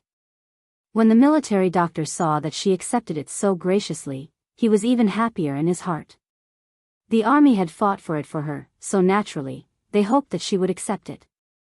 If she rejected it, the army would probably not fight for her in the future. The little lass had always been able to differentiate clearly. It was no wonder that the commander thought highly of her. Yi Qian really needed the money. Her high school tuition and miscellaneous fees were waived, and the school gave her 100 renminbi a month for her living expenses. However, she still needed to pay for her study materials, especially since she needed to finish her high school studies within a year and a half. She needed countless materials and test papers. Don't feel burdened. This is the army's affirmation of you and their training for you. After the military doctor left, Uncle Jen looked kindly at Yi Qian, whose eyes were slightly red. Good kid, don't treat this money as a burden. Treat it as motivation. Work hard and walk steadily step by step. This is what the commander and the political commissar expect of you. Back then, the army gave a pension to Yi Jifan. More than 10 years have passed. No matter how much money there is, Sun Dongqing will calculate it until there's not a cent left. Moreover, she might even say that she's been paying for it. That's why I haven't mentioned it. You don't have to think about it either. Just know what you're doing. Chapter 323. Yi Qian nodded. I'll listen to you. These aren't things I should care about. They're not worth my time. Don't worry. I know what I need. After a slight pause, she smiled. Actually, Sun Dongqing didn't take much of the money. Most of it was given to my aunt's family by my grandpa and grandma. A few years ago, when they came back, I only mentioned the money. My aunt cried, threw a tantrum, and threatened to hang herself. She said that my niece was forcing her to her death. These things. I won't hide it from Grandpa General, I'll remember them. I won't get involved with my dad's relatives. Now that I've moved out, I don't want to have anything to do with them. Uncle Jen remembered what happened a few years ago. Yi Zhixiang, the woman from the Yi family who took away all of his sister-in-law's pension and didn't come back for a few years, sneaked back to the village on New Year's Eve. He didn't know what happened. She beat Yi Qian up and left him outside. If the village chief, Zhang Food, didn't pick up Yi Qian on the way home from drinking, the girl in front of him would have been dead. That year, he was in the army for Chinese New Year. When he came back, it was already the 4th day of Chinese New Year. Yi Zhixiang's family had already left the village. Since then, he didn't go back to the army for Chinese New Year. Don't think about it. Don't think about it. Girl, think about the future. Think about your future. Think about your future. Uncle Jen tapped his opium pipe on the ground. Behind the smoke, his eyes were cloudy. You live your life, and they live theirs. Let's mind our own business. Yi Qian narrowed her eyes. Her hand that was rolling the cigarette for Uncle Jen paused. Her eyes gradually darkened. She looked up and saw Uncle Jen leaning to the side and smoking. It seemed like he didn't want to talk about the Yi family. Yi Qian wanted to ask about Yi Zhixiang's family and her uncle, but she didn't know what to say. Because every time she mentioned the Yi family, Uncle Jen didn't want to talk about it. Forget it. She shouldn't think too much about the Yi family's matters. She wouldn't even ask about tuition fees or living expenses. To Yi Qian, money was not her main concern, but to Sun Dongqing, money was her life. Ever since she found out that Yi Qian had returned to the village, she had been packing her luggage at home, preparing to return to town early the next morning. Ying, quickly call your father and ask him to send a car to pick us up tomorrow. You talk to us every day about being incorruptible, but in the end, you only know how to enjoy yourself. I heard that that wretched girl Yi Qian has returned to the village. I wonder if she came back to ask for tuition fees. She's born to be a debt collector. I won't give her a single cent. During this period of time, Ying was very popular in the village. As the only junior high school student in the village who was admitted into the province's #1 middle school, if it weren't for the fact that her father was the mayor and needed to maintain his integrity, he would have held a banquet. Hearing this, she looked up from her English book and said coldly, "Didn't Dad give the money to Grandpa? Now that Grandpa, Grandma, and Auntie are living in the big city, even if Yi Qian comes to ask for living expenses, just tell her that Grandpa and Grandma took the money. Wouldn't that be enough? Those two old farts are enjoying themselves outside. When did they ever come back to see you, their granddaughter? If you say that they took the money, the first one to jump at you is your father. You wouldn't understand even if I told you. Ying, remember this. You can mess with anyone, but never make your grandpa and grandma angry." When Sun Dongqing mentioned her parents-in-law, even a shrewish woman like her was a bit scared. Chapter 324. Ying did not have much of an impression of her grandparents. She had only met them a few times. If they had not been brought up today, she would have forgotten that she had them. What can I do to provoke them? I'm enjoying my life with my aunt's family. In their eyes, only my aunt's son is their grandson. What am I? Provoking them? Pfft, I still want to live for a few more years. Ying recalled what had happened a few years ago. She could not help but shudder at the memory. At that time, she used to bully Yi Qian as well. However, compared to her aunt's family, it was nothing. Especially her aunt's husband. He looked like a fiend and kicked Yi Qian away as if he was an enemy. However, no one dared to step forward to stop him.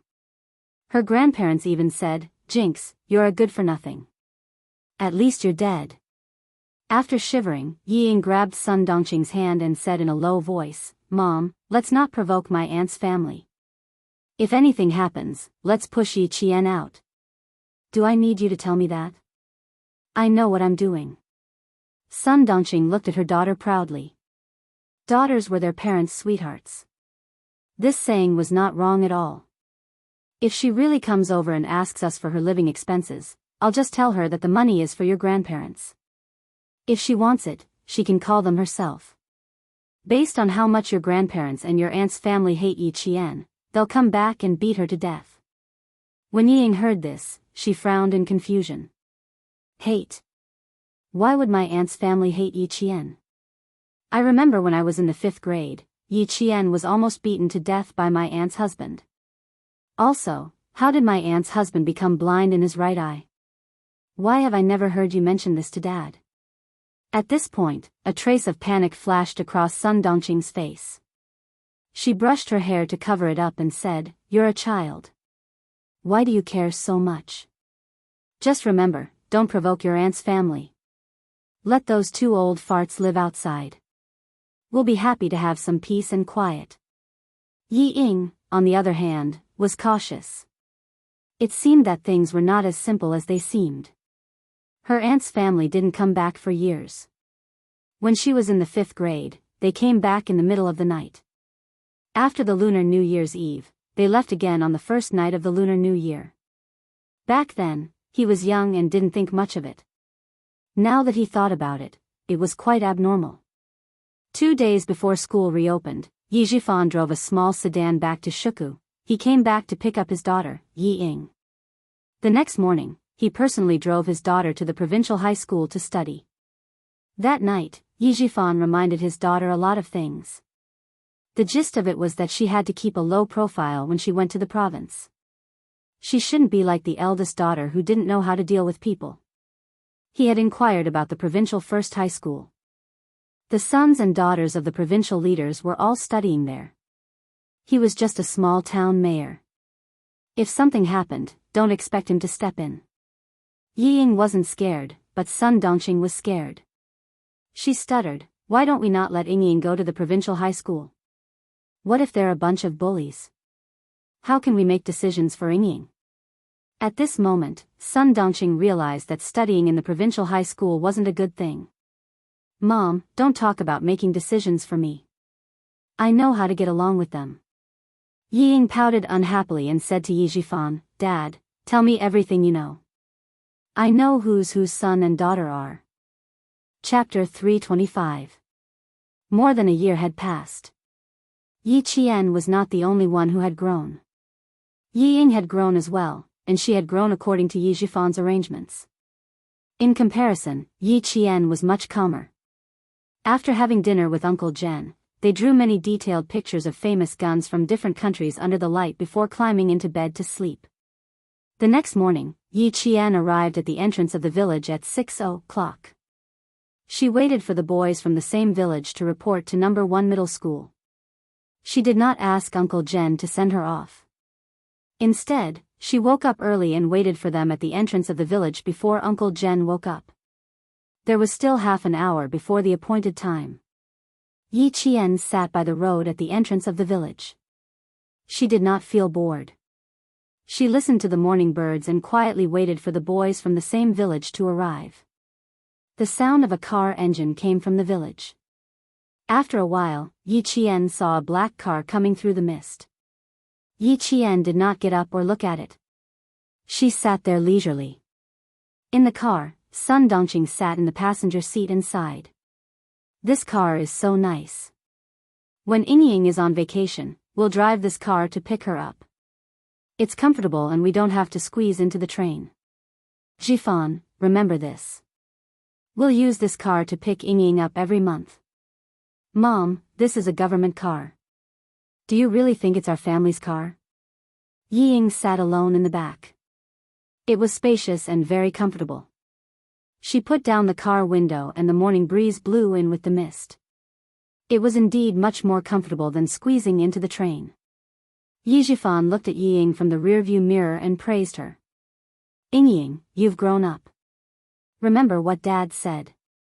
When you get to number 1 middle school, you need to have your own circle. No matter what other people's identities are, you're all students. This identity is your biggest advantage. You don't have to suck up to them. You have to think of a way to make them want to stay away from you. Remember the names Dad told you last night. They're all bad students. They all got in because of their family's connections. You, on the other hand, are a top student. If you want to get along well with them, you have to start with your studies. Is there a need? Yi Jifan, who was preaching attentively, suddenly slammed on the brakes. Yi Ying, who was listening attentively, was caught off guard. Her whole body slammed into the back of the seat. Sun Dongqing, who was also caught off guard, was also thrown forward by the inertia of the brakes, and then fell back heavily. She was shocked and hurriedly said, "What are you doing? Why did you stop?"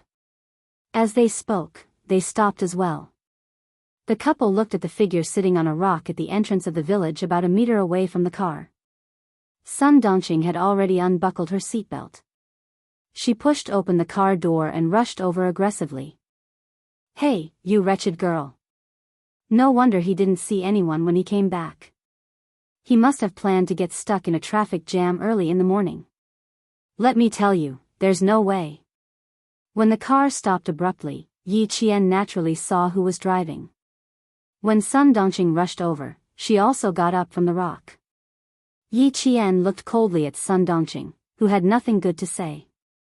She lowered her eyebrows slightly and looked down at her. The road is so wide. Just drive your car. What does it have to do with me if you stop? Andy-san, don't ask for trouble in front of me, okay? At this moment, Sun Dongqing realized that Yi Qian, who had been calling her a wretched girl, had grown a lot taller after not seeing her for a summer break. She was now half a fist taller than her precious daughter. Yi Jifan also got out of the car, followed by Yi Ying, who appeared victorious. Chapter 326. The father and daughter walked over together.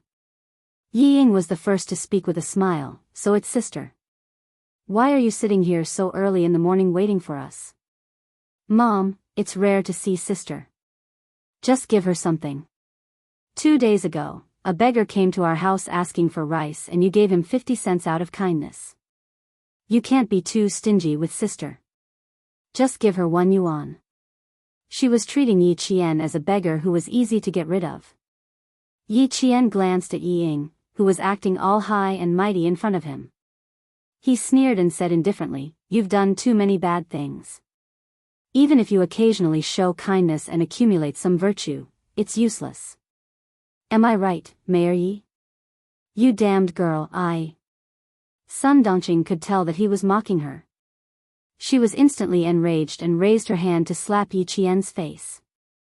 She had just raised her hand when Yi Zhifan fiercely pressed it down. She heard him say in a low voice, "You've suffered so much at her hands. You still dare to mess around."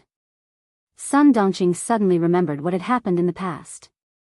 She immediately withdrew her hand from Yi Qian's hand. However, she was unwilling to give up and scolded, "I'm her aunt. I'm still her aunt. What, can't I teach a disobedient thing a lesson? Your daughter is here. You can teach her a lesson however you want. Also, Auntie Sun, don't try to claim kinship here. The next time you dare to reach out, you can see who's more powerful." Facing Yi Zhifan's family, Yi Qian would never be soft-hearted. He glanced at them coldly and stopped at Yi Ying. He said slowly with a faint smile, "You can see who's the one who's going to be taught a lesson." These words were full of threat. Yi Ying, who had a smug smile on her face, suddenly shivered. She asked in shock, "What do you want to do?" "What I want to do depends on what Auntie Sun wants to do." Yi Qian smiled coldly and looked at Sun Dongqing, who was scared by his words and didn't dare to speak. The coldness in her eyes was like 1,000 feet of snow, and only a frightening chill could be seen. Not to mention Sun Dongqing, even Yi Zhifan couldn't help but shiver. Frowning, Yi Zhifan said with a gloomy face, "Breaking the bones and connecting the tendons. Yi Qian, don't go overboard." "Am I going overboard?" "Mayor Yi, since you've received benefits from me, you'd better behave yourself. The reason why I don't want to settle accounts with you is not because I'm afraid of you, but..." "Mayor Yi, you're so smart, so you should know what I mean." Her words made Yi Zhifan's heart skip a beat. He suddenly remembered that his niece had a monstrous memory. He had originally wanted to suppress her with a few words, but now he gave up. When Ying heard that her parents had been forced into silence by Yi Qian's words, she gritted her teeth and said scornfully, "What are you so proud of? Just you wait, Yi Qian. I will make you inferior to me for the rest of your life. Let's wait and see." Yi Qian raised his eyebrows, and a smile appeared on his face. He had an indescribable wildness. "I'll wait for you for the rest of my life." "Yi Ying, I've told you to wait. Just wait for me for the rest of your life. Someone who can't even get into the provincial first high school dares to compete with me. Ha, you overestimate yourself." When Yi Ying heard this, it was as if she had heard the funniest joke in the world. She giggled, "You've been inferior to me since the beginning, and now you want to compete with me? Dream on." Hearing this, Yi Zhifan saw Yi Qian's smile gradually deepen, as if there was an indescribable meaning behind it. He didn't stop him, and his eyebrows furrowed slightly. He then heard Yi Qian say calmly, "The school that you treat like a treasure is a school that I can do without. With it, it won't be the icing on the cake. Without it, I will still be me." Chapter 327. "Yi Ying, you're still as ridiculous as ever. You've wasted Mayor Ye's painstaking efforts on you." After Yi Qian finished speaking, Yi Zhifan finally realized why her smile was so deep. To his daughter, the provincial first high school was a treasure, but to Yi Qian, it was a worthless place. This was the difference, the biggest difference. She could easily get it, but she could also easily give it up. But his daughter, Yi Ying, couldn't, because the provincial first high school was her goal. Yi Ying also reacted. Her delicate face instantly twisted, and she screamed, "Yi Qian, don't even think about surpassing me. Don't even think about it in this lifetime. Hurry up and take her to the car." Yi Zhifan clenched his jaw. He looked at Yi Qian's calm expression, then looked at his daughter's hysterical expression. It was clear who was stronger and who was weaker. After Sun Dongqing dragged Yi Ying into the car, the scheming Yi Zhifan sneered, "Yi Qian, you're still too inexperienced. If you want to compete with Yi Ying, you'll have to see if I agree." He originally wanted to threaten Yi Qian, but who knew that when he turned to get into the car, he heard a voice behind him that was deeper and colder than his own, with a hint of murderous intent, "Behave yourself, Mayor Yi. Don't provoke me." The voice was cold and murderous, instantly making Yi Zhifan's footsteps quicken. He turned his head and stared at the little girl who repeatedly threatened him, the mayor of a town. He saw that the smile on her face was still as calm as ever, and her posture was straight. She was clearly still a child, but she had an aura that made him tremble in fear. And her eyes were dark and cold. She wasn't joking.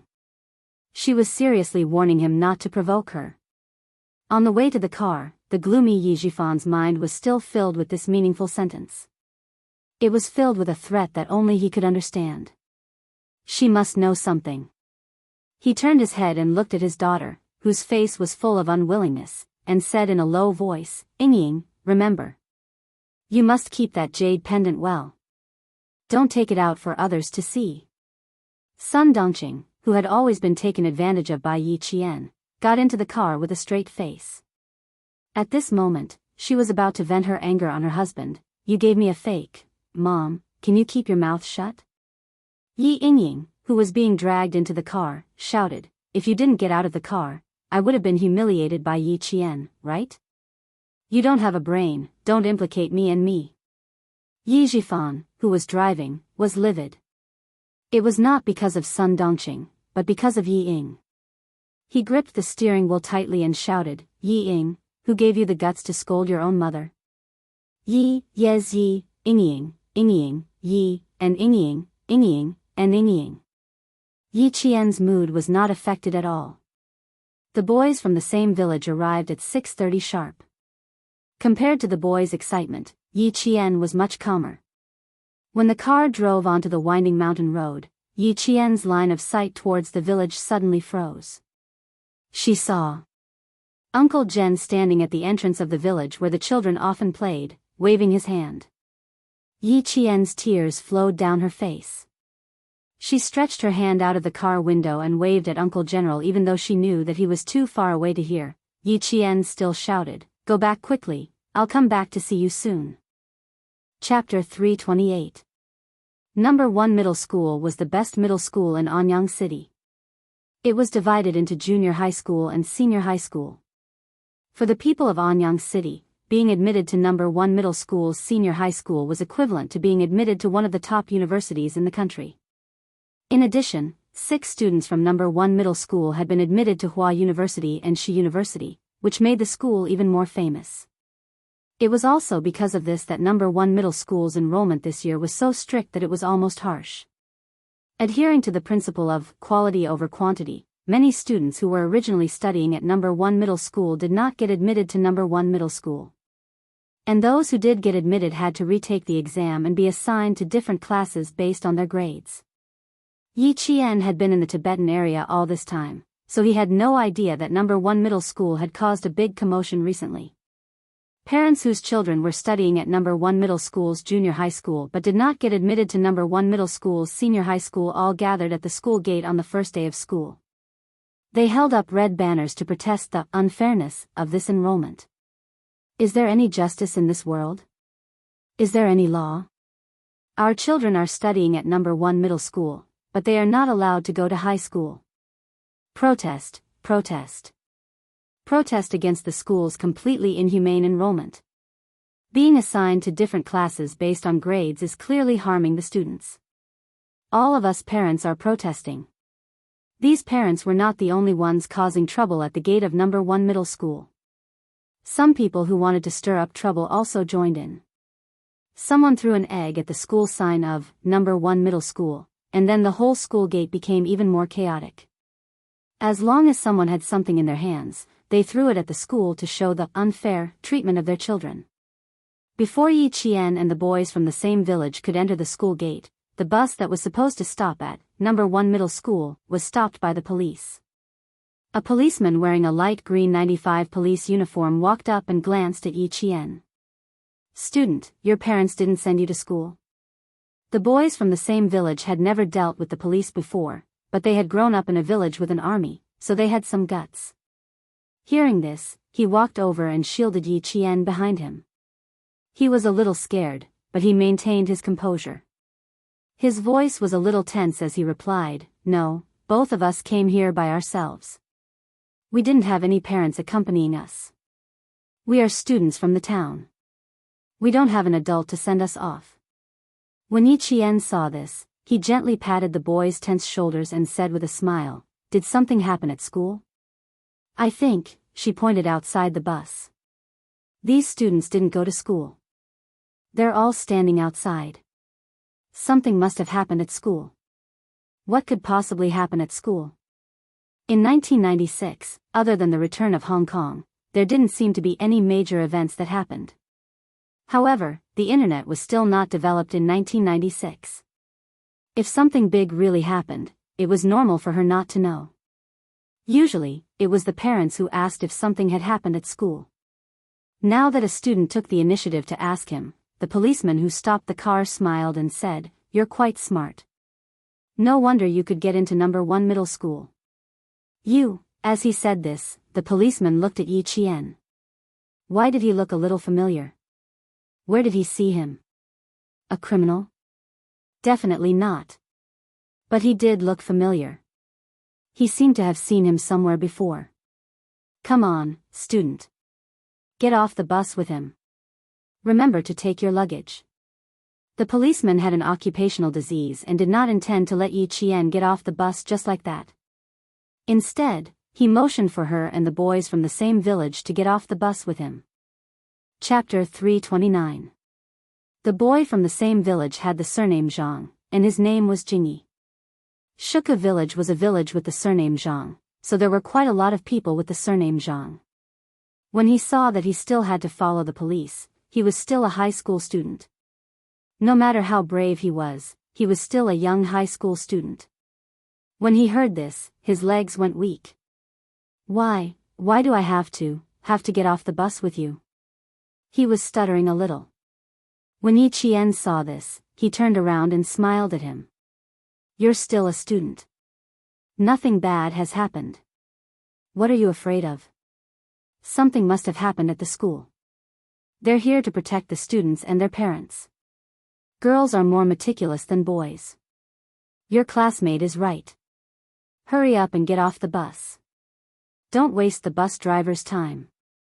When the police heard this, they turned around and smiled. "It has nothing to do with you students. Get off the bus." It has nothing to do with the students? Could it be the school and their parents? Yi Qian's gaze froze for a moment. Encountering such a situation at the beginning of school was indeed not something to be happy about. After getting off the bus, Yi Qian and Zhang Jingyi went straight to a convenience store on the road. The store was supposed to be a grocery store, but the police had temporarily recruited them to be on duty. There was also a group of students and parents outside the convenience store. The police walked quickly through the crowd and entered the convenience store. They lowered their heads and said a few words to their colleagues on duty. When they came out again, they waved at Yi Qian, who had not yet entered. Come. The sun is bright outside. Come here and enjoy the fan. Also, the two of you, pass the admission notice to Teacher Fu. Let him help you with the registration procedures." It turned out that the school could not handle the normal admission procedures. In order not to delay the start of school, the registration could only be done by 2 police officers and a school teacher outside. This was one of the registration points.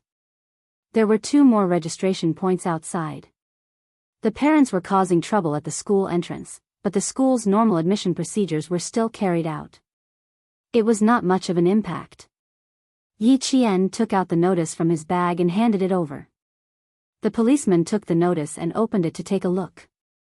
His gaze immediately fell on the name Yi Qian. He then looked up and passed the notice back to Teacher Fu. "You don't have any students with the same name, right?" "Yi Qian, this girl is here to report." Although they were communicating in a low voice, Yi Qian had undergone hellish training after all. For someone like Yi Qian, who was close to the level of a world-class sniper, even the slightest movement could not escape her eyes and ears. Not to mention, the teacher and the police were talking right under his nose. How could he not hear them clearly? "I'm Yi Qian, Teacher Fu. Is there a problem?" The indifferent Yi Qian smiled and asked politely, "I'm reporting according to the date on the notice. I've already prepared all the other materials for the report." She did not want to ask too much, but she remembered Yi Jifan's harsh words early in the morning. Yi Qian, you're still too inexperienced. If you want to compete with Yi Ying, you'll have to see if I agree or not. These words clearly showed that he did not want her to have an easy time at number 1 middle school. Now that she asked one more question, if she could find out something, she might as well not go to number 1 middle school. Teacher Fu looked at Yi Qian.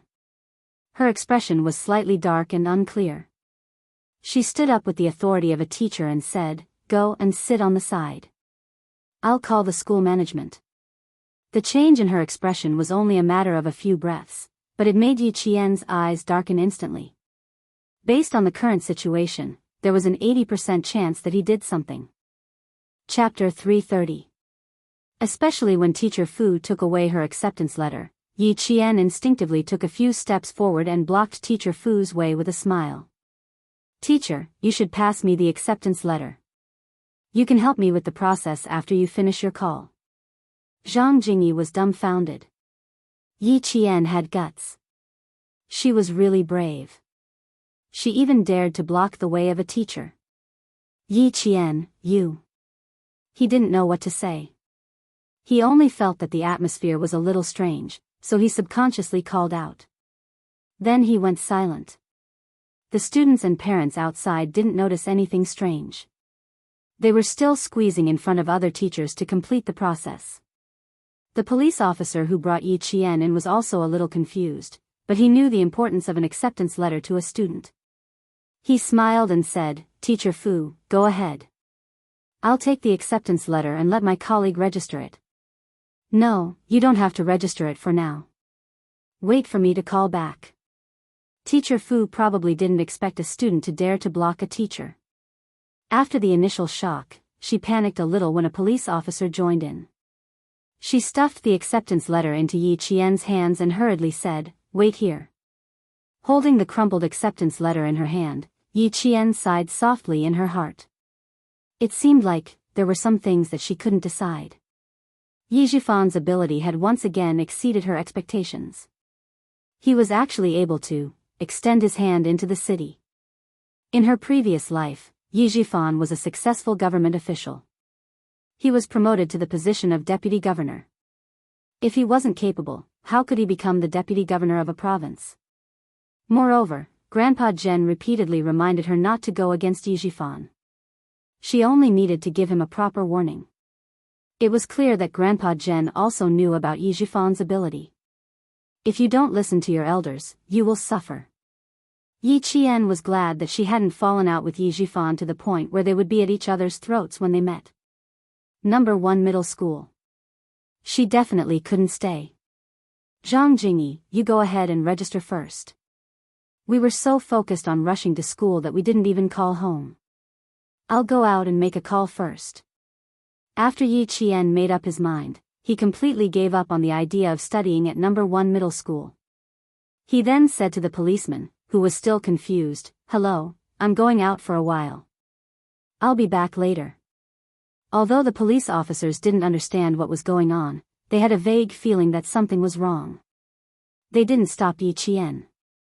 After he left, they asked their colleague who was in charge of registration, "What happened?" "I'm not sure. A person who looked like the head of the school came over at around 9 o'clock. He said that if he saw a new student named Yi Qian registering, he told us not to worry. He said that there were some problems with her exam." The police officer in charge of the registration didn't know what happened either. He shook his head and said, "The school's matters are not something we can figure out. Everyone had their own duties. If it weren't for the parents protesting against the school today, these civilian police officers wouldn't have been able to register the students for the school." The police officer who brought Yi Qian over frowned. "There's such a thing? How could they send the notice if there were problems with the exam?" "Hey, don't you think that girl just now looked a little familiar?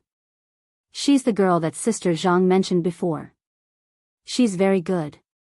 She represented the country in the Australian Mathematical Olympiad. She's the only Chinese student, Yi Qian. Of course you'd recognize her. We've all seen her in the newspapers. She's quite a good student. How could she have problems with the exam?" Chapter 331. While the two policemen were discussing in low voices, Yi Qian ran to a supermarket in front of them and called Principal Chen. "Uncle Chen, I'm afraid I won't be able to study at number 1 middle school. Yi Zhifan has reached out to number 1 middle school, and there's a problem with the registration process. Tell me more details." Today was also the first day of school in Fujian town, so Principal Chen was very busy. However, when he received Yi Qian's call, his expression turned cold, and he put all his work aside. "Don't worry, tell me slowly." Yi Qian told him about his temporary guesses one by one. He chuckled and said, "No wonder Yi Zhifan said those harsh words to me this morning, saying that I can't compare to Yi Ying. It turns out that he's been waiting for me for a long time." Since he had frequent contacts with the city's leaders, it was indeed possible for him to reach out and tamper with her enrollment. His hands are indeed long. "Girl, you should continue with the registration process and find out what's going on and what they're trying to do. Also, I'll call the leaders of number 1 middle school and report your enrollment first." Principal Chen still didn't know that Yi Qian wasn't even considering number 1 middle school. As he spoke, he took out his phone book and looked for the leaders of number 1 middle school. Yi Qian pondered for a moment, then pursed his lips and said, "Uncle Chen, since Yi Zhifan is forcing me to not be able to study peacefully, I don't plan on letting Yi Ying be peacefully anymore. Don't call the leaders of number 1 middle school. If they've tacitly agreed to this, then it's useless even if you call them." "Are you sure?" Principal Chen had always respected Yi Qian's decisions. He said in a low voice, "If you miss this registration, you might not even have the chance to attend high school this year." Her words were meant to remind Yi Qian to reconsider, but who knew that when Yi Qian, who was frowning slightly, heard her words, a light flashed across his eyes. His dark eyes suddenly shone like stars. "If I don't study this year, next year, I'll retake the exam and directly enter year 2. What do you think?" There was silence on the other end of the line. After at least 3 minutes of silence, Principal Chen laughed out loud. "Little Jian, do you know what you look like? In the northern underworld, there is a fish named Kuan. The Kuan was so huge that no one knew how many thousands of miles it was. It transformed into a bird, and its name was Peng. The rock's back was thousands of miles long. It flew in anger, and its wings were like the clouds in the sky. You, are this Kuan. In the future, you will be the Peng that hits 3,000 miles in the water, and flies 90,000 miles in the air. I don't have any objections. As long as you think you have the ability to train while completing high school, I don't have any objections even if you take 2 years off from school." His deep, powerful, and kind laughter rang out. Yi Qian also laughed along. With the support of an elder, she had the right to be willful. After laughing, Yi Qian's expression gradually became more serious. Although her clear voice was soft, it was sonorous and powerful. "In 1 year, I won't be worse than them. I definitely won't." Taking a year off from school was indeed not a difficult thing for her. "Don't call first. Wait for me to confirm things on my end, then I'll come back and tell you. In any case, I have to let some people know that the things they do are not a threat to me at all." With someone supporting her, Yi Qian's voice became lighter.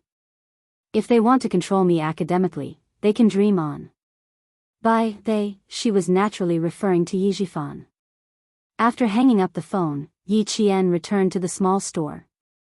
At this time, she saw a middle-aged man wearing a shirt, a bow tie, and a pair of glasses. He looked like a school leader standing under the shade of a tree and looking around. Chapter 332. After Yi Jian glanced at him, a faint sneer appeared at the corner of her mouth. This was the vice principal of number 1 middle school. She had seen him in the photo before and recognized him at first glance. Even the vice principal was here. Her application was quite interesting. Yi Qian was not in a hurry, so she did not push her way in.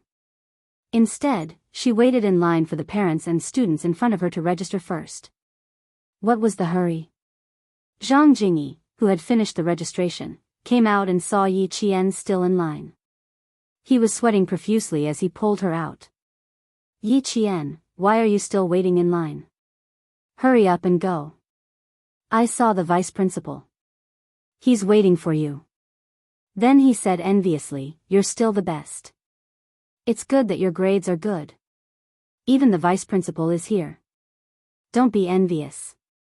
My instincts tell me that my application today is not going to go well. Yi Qian handed her luggage to Zhang Jingyi. Help me look after this. Go rest under the tree. I'll be out soon. It was better not to let him know about her relationship with the school. It was not a good thing anyway. Why should she ruin his impression of the school? Zhang Jingyi thought she was joking. He took her luggage and said, okay, I'll wait for you outside. The application is quick. All you have to do is hand in your acceptance letter, your photo, and fill in the application form. It'll take a few minutes. It might take a few minutes for others, but not for Yi Qian. After she sat down, Teacher Fu immediately stood up and asked the vice principal, who was also sweating profusely, to sit down. She even gestured for Yi Qian to take out her acceptance letter. Take out your acceptance letter. The vice principal will speak to you personally. For the vice principal to speak to you personally, it meant that you should feel honored. In front of the school teachers, Yi Jian had always been a well-behaved student. Hearing this, she took the notice without hesitation and maintained the courtesy of a student to a teacher. She first greeted the teacher and then said, Principal, if you have anything to say, you can tell me directly. I came alone without my parents. It's like this. The vice principal cleared his throat and looked at Yi Qian sternly. After we sent out your acceptance letter, the school received a call reporting that you helped someone cheat in the exam. Student Yi Qian, your actions have already seriously violated the code of conduct that a student should have. Through our investigation, combined with the descriptions of several students who were around your seat at the time, we can completely confirm that you have indeed violated the exam rules. However, due to your excellent grades and the fact that you have won a gold medal in the World Mathematical Olympiad, our school has decided to make an exception and admit you. However, the vice principal's voice was as serious as that of a judge in a courtroom. His one word could decide Yi Qian's life and death. He paused intentionally, but when he saw that the student sitting opposite him had no change in expression and even had a slight smile on his face, the vice principal's intentional pause became somewhat awkward. What were students most afraid of hearing? The number one thing was cheating in exams. That was even more frightening than skipping class. Therefore, when he said this, Yi Qian should have been afraid and should have been quite anxious. After all, this had to do with whether or not he could enter high school. However, Yi Qian did not panic and even smiled. This was not something the vice principal could accept. Chapter 333. What? Do you think I'm joking? The vice principal tapped his clenched fist on the table. His expression was solemn as he rebuked, This is not a joke. If it weren't for your good grades, the school would have taken back this admission letter. And your grades would be nullified. Yi Qian was unmoved, but the parents lining up behind him were shocked. What was going on? Good grades. How could they be nullified? Copied? Discussions broke out as they looked at Yi Qian inquisitively.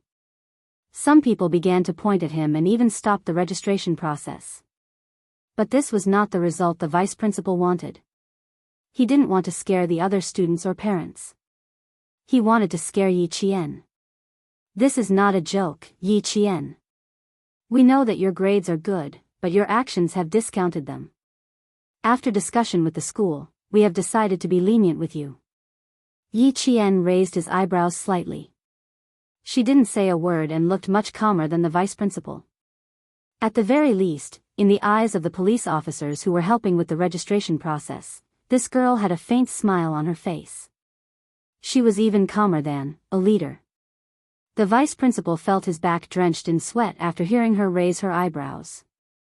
He wanted to drink some water to moisten his throat, but his hands grabbed empty air. This was not his office. Naturally, there was no cup of water on his desk. Yi Qian, who hadn't said much the entire time, chuckled softly when he saw this. Finally, he showed mercy and said, So, what's the result?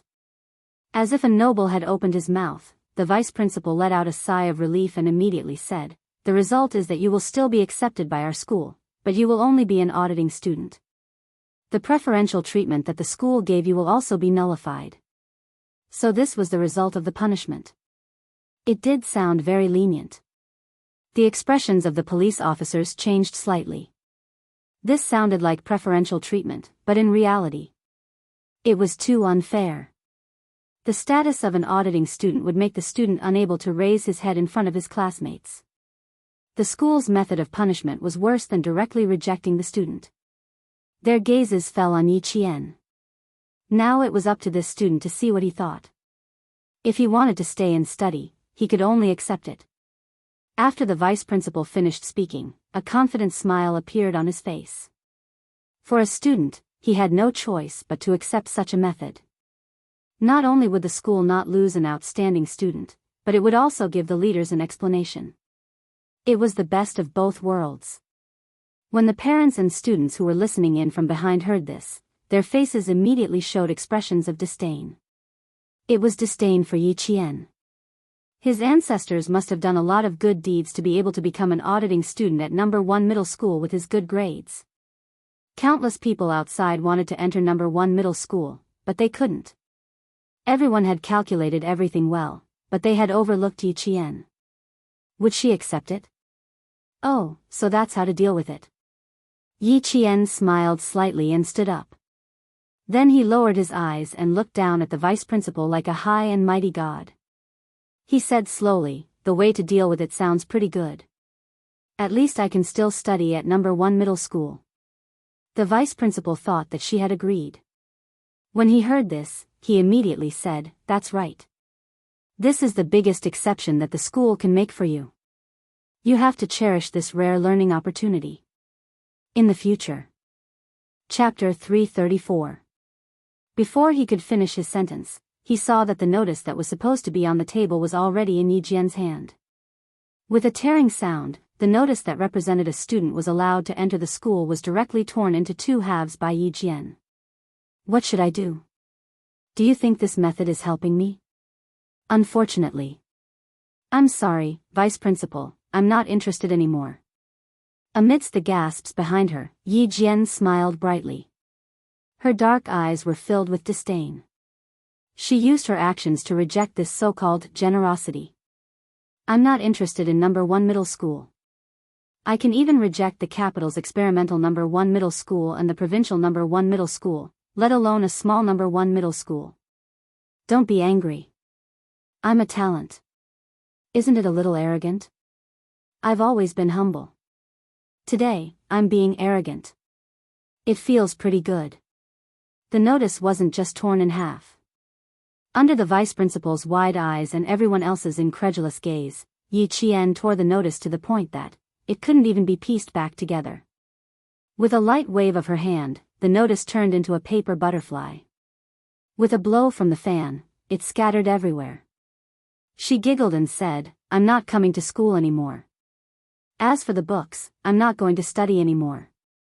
Don't be surprised. I'm definitely not an impulsive person.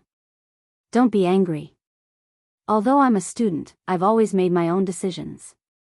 Don't glare at me. If the school can frame a student like this, I really don't want to study anymore." After the notice was torn and blown by the fan, the parents and students were dumbfounded. This was too much. Why was this child so impulsive? "Aya, you're too impulsive. Everything was fine. Where are your parents? Quick, get them here. You've already been admitted. If the school wants to talk to you, you should get your parents here. How can you tear the notice yourself? Vice Principal, shouldn't you discuss this with the students' parents? How can you tell a child directly?" Once the notice was torn, the parents' reactions weren't normal. Thinking of their own children, the parents were worried. If something happened to their children and the school didn't look for the parents, then wouldn't it be a mess? The vice principal didn't know that Yi Qian had such a trick up her sleeve. No one expected this. At this moment, it wasn't the school forcing Yi Qian, but Yi Qian forcing the school. Yi Jian didn't care so much. She smiled and said calmly in the midst of the discussion, "In the exam, they said that I was copied by other students. Vice Principal, why don't you call all the students around me to come here? Zhou Yong, Lu Yang, dying, and Jiao Jiao of dying. And dying middle school. And Jiao Jiao. And Jiao Jiao was taking a math exam at 11:13 in the morning. She did hint at me to copy her answers, but the invigilator soon found out and warned me at 11:15. That teacher is Mr. Song from Qingtang Middle School. Other than that, no other students have asked me. Because we've checked their answers before, it's a piece of cake for them to get into number 1 middle school. If I'm not wrong, they'll definitely come to school today. Why don't we confront them?" She was truly amazing. She remembered everything so clearly. She could even remember the time and names of the people. No matter how one looked at it, she seemed to have come prepared. Chapter 335. The vice principal, who had finally stopped sweating, was now sweating profusely. Seeing that Yi Qian still dared to force him, he slammed his palm on the table and shouted, "How dare you? Do you still want to study?" "Yes, of course I do." In the face of the angry vice principal, Yi Jian's smile was still so indifferent. When she answered, "Yes," the vice principal snorted and pointed at the torn letter. He said angrily, "You want to do it? You still know how to think? Look at what you've done. I do want to study, but even if I do, I definitely won't study at your school." Yi Qian was not in a hurry. She spoke slowly and with a smile on her face. She replied slowly, "So, I really don't plan to study. I'm really sorry to trouble you to come here personally. I don't need the school to make things so difficult for me. I won't study, and I won't enter the school. Everyone will be happy." After saying that, Yi Qian winked playfully at the vice principal. She turned around and left the vice principal's line of sight in a path that automatically opened up for her. This outcome was really something that no one could have expected. By the time the vice principal, whose face had turned the color of pig liver, chased after her, Yi Qian had already disappeared. As for the people behind him, he received the adoration of Yi Qian from the students. What a character! She tore the notice and didn't want to study in high school. How could she be so cool? So unique. If it were them, no one would dare. It's that girl who won the gold medal in Australia. Oh my God, so awesome. So awesome. No wonder, with her results, only she has the right to choose the school. If I were that good, I could also say something so unique like, "I won't study." But I didn't. I tried so hard to get into number 1 middle school. She even rejected the provincial number 1 middle school and the capital's number 1 middle school. The vice principal, who had not left yet, almost vomited blood when he heard this. A student tore the notice and even said she didn't want to study in front of him. This, how was he going to explain it when he got back? "Principal, this is a little troublesome. Yi Qian directly tore up our school's acceptance letter and directly said in front of the students and parents that she didn't want to study." Standing under the scorching sun, the sweaty vice principal immediately called the principal, who was in a discussion with the city leaders. "This matter is completely out of our school's expectations. What do you think we should do?" The principal of number 1 middle school was already very busy at this time. When he heard this, his head hurt even more. Why doesn't this child listen to the teacher? So what if she became an auditing student? She could enjoy all the educational resources that the school should have. "I'm still in a meeting here. When I'm done, I'll come and persuade her personally. Tell her first that the school has its own difficulties. We can only try our best to fight for her." The principal of number 1 middle school was also helpless. Of course, he wanted to keep a good student, but the higher-ups had secretly given the order. No matter how unwilling he was, he could only do this. The main point was, he was the one who got the auditing student. The vice principal's expression became even uglier. She left. When I chased after her, she was already gone. Yi Qian, who had made up her mind to leave, of course, would not let the vice principal find her. She found Zhang Jingyi and said to him in a carefree manner, "I'm sorry. I can't stay with you in number 1 middle school for the 3rd year of high school. I'm going to take a break from school. Study hard, Zhang Jingyi. I have faith in you. All the best." Chapter 336. The boy from the same village, Zhang Jingyi, who was standing outside, did not know what had happened. He saw Yi Jian carrying her luggage as if she was stepping on hot wheels and directly jumping onto a bus that was going somewhere. Goodbye. She was not afraid of not studying. She was afraid that she would be in trouble if the vice principal caught up with her if she did not walk faster. "Yi Jifan, oh Yi Jifan, I will grant you your wish this year." She did not want to study in high school for 3 years. Yi Qian had never wanted to be too far away from Principal Chen and Uncle General. She had enough excuses to take a year off from school. That night, she happily returned to Fujian town. She did not know that she had once again become the biggest news in the city. She tore up the notice in front of so many classmates and announced that she was not going to study anymore. She had to have the right to be arrogant. Coincidentally, Yi Qian had the right to be arrogant again. In an instant, the entire Anyang city was in an uproar because of Yi Qian. Number 1 middle school, which was already at the center of the storm, was once again suppressed by public opinion. When Secretary Wu found out about this, he smashed 3 cups and even broke a chair in his office. Corruption. Corruption. Bureaucrats. Bureaucrats. Incurable. Incurable. All their efforts were in vain. It was a huge setback to the education system in the city. It was no wonder that Secretary Wu was angry. Principal Chen took Secretary Wu's call and said, "Secretary Wu, I was worried that the child would be ruined if she went to school. I am relieved that she did not. This girl is smart. If she does not go to school this year, then so be it. It will be the same next year." There was an arrogant Yi Qian. She had to have a family behind her to support her.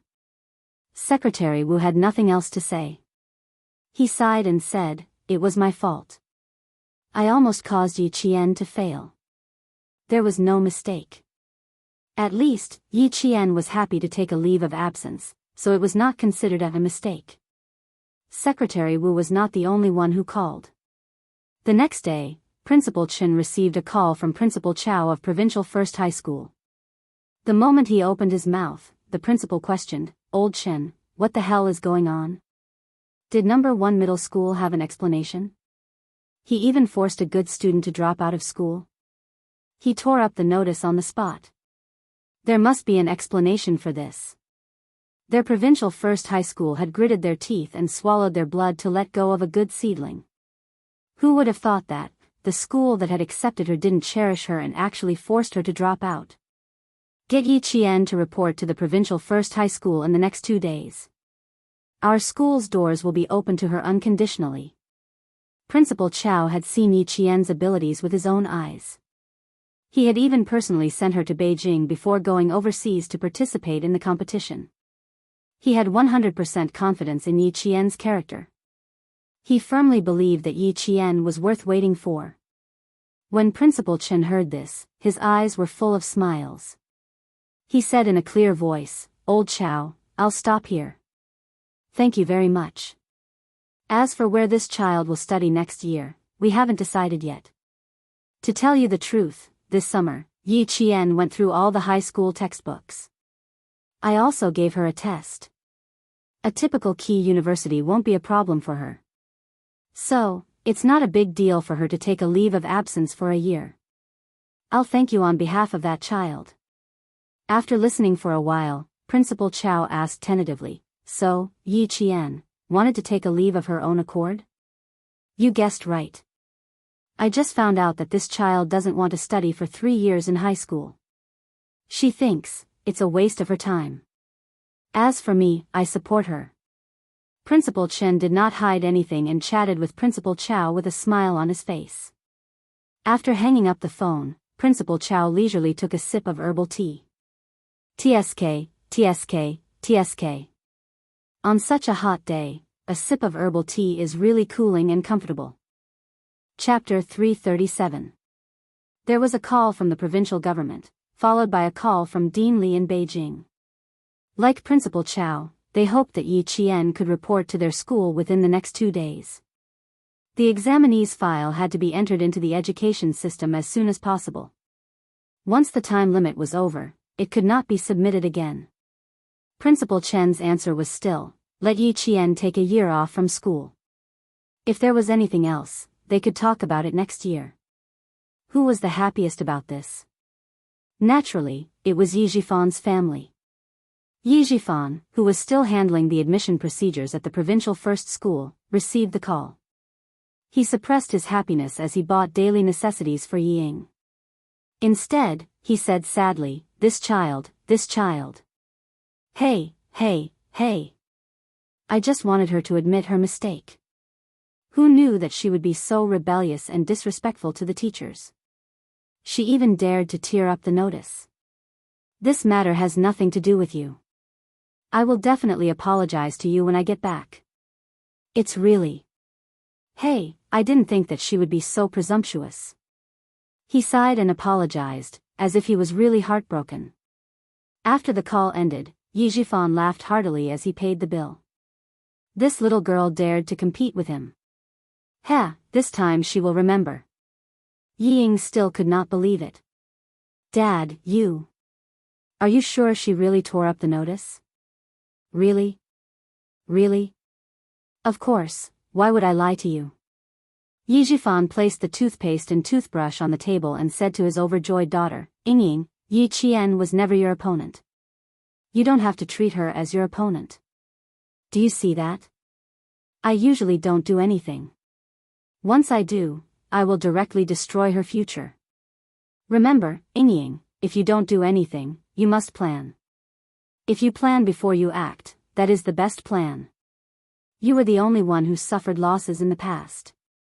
His words were much more profound than Sun Dongqing's. It also made Yi Ying more convinced.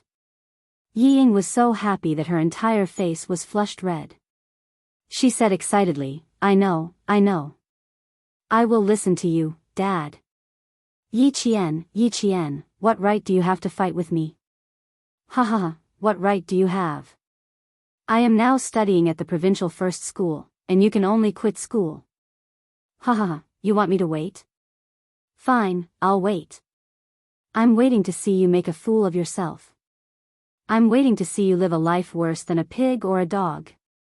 His smile was not only sinister, but also ferocious. It was as if she could already see Yi Qian's miserable days in the future. She would be the king, and Yi Qian would be her slave. Work hard, Ying. Dad can help you now, but you have to rely on yourself in the future.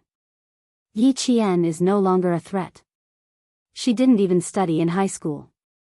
No matter how good she is, she can only live at the bottom of society. Yi Jifan constantly reminded Yi Ying that she needed to use her own means to get the life she wanted. Don't always think about Yi Qian. You need to become someone that she can never match up to. When she thought about how Yi Qian would never be as good as herself, Yi Ying felt that the haze from before was swept away. She hugged Yi Jifan's arm and said coquettishly, Dad, I know. Don't worry. I used to throw tantrums because of Yi Qian, but I won't anymore.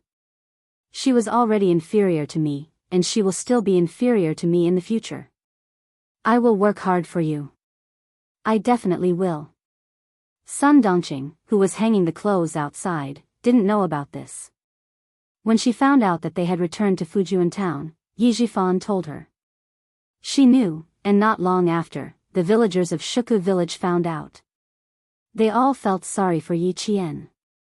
He was such a good child, and he had a bright future, but he ruined himself. Chapter 338. 2 months after school started, the news of Yi Qian's suspension from school still hadn't died down. Yi Jifan, who had always been cautious, asked around for 2 months and confirmed that Yi Qian's name was not in any of the high schools in the city, nor Yi Qian's name in any of the high schools in the province. He was still worried and used his connections to check Yi Qian's household register. It was only when he found out that Yi Qian was still in Fujian town that he truly felt relieved. Yi Qian didn't repeat his studies, nor did he enter any of the high schools. It was as if he had completely disappeared. In October, the principal Chen of Fujian town resigned due to health reasons, and the position of the high school principal was handed over to another veteran who could continue to guard the underground oil depot. In October of the same year, Uncle Zhen, who had lived in Shuku village for more than 20 years, said that he was going to look for his relatives in Sichuan province. He left Shuku village with the village chief, Zhang Difu.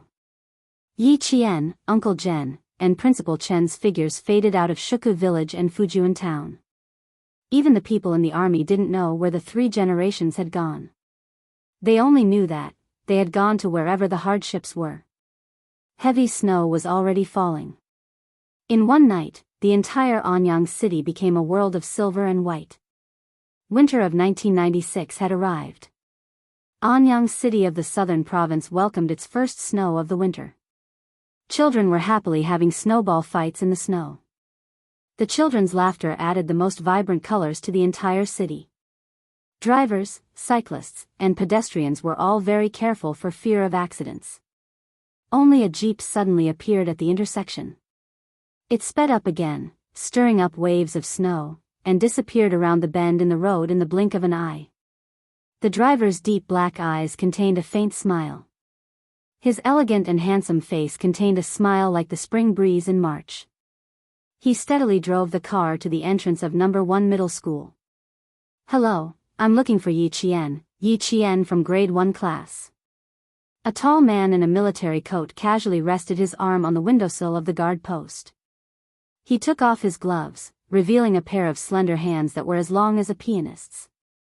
He picked up the ballpoint pen used for registration and wrote down his name stroke by stroke. He smiled at the guard at the door. "Yi Jian, grade 1, class 1. The guard at the gate was a security guard in his 30s. When he heard this, he glanced at the young man in a military coat. When his gaze landed on the man's military cap, his eyes flickered slightly. Xia Jinyuan put down the ballpoint pen. He could see something strange from the other party's expression. There was a hint of seriousness in his soft voice. "What's wrong? What happened to her?" "Comrade, this Yi Jian." The guard opened his mouth awkwardly. After thinking for a while, he lowered his voice as if he was afraid that someone would overhear him. "She didn't come to our school. Why don't you go outside and ask around?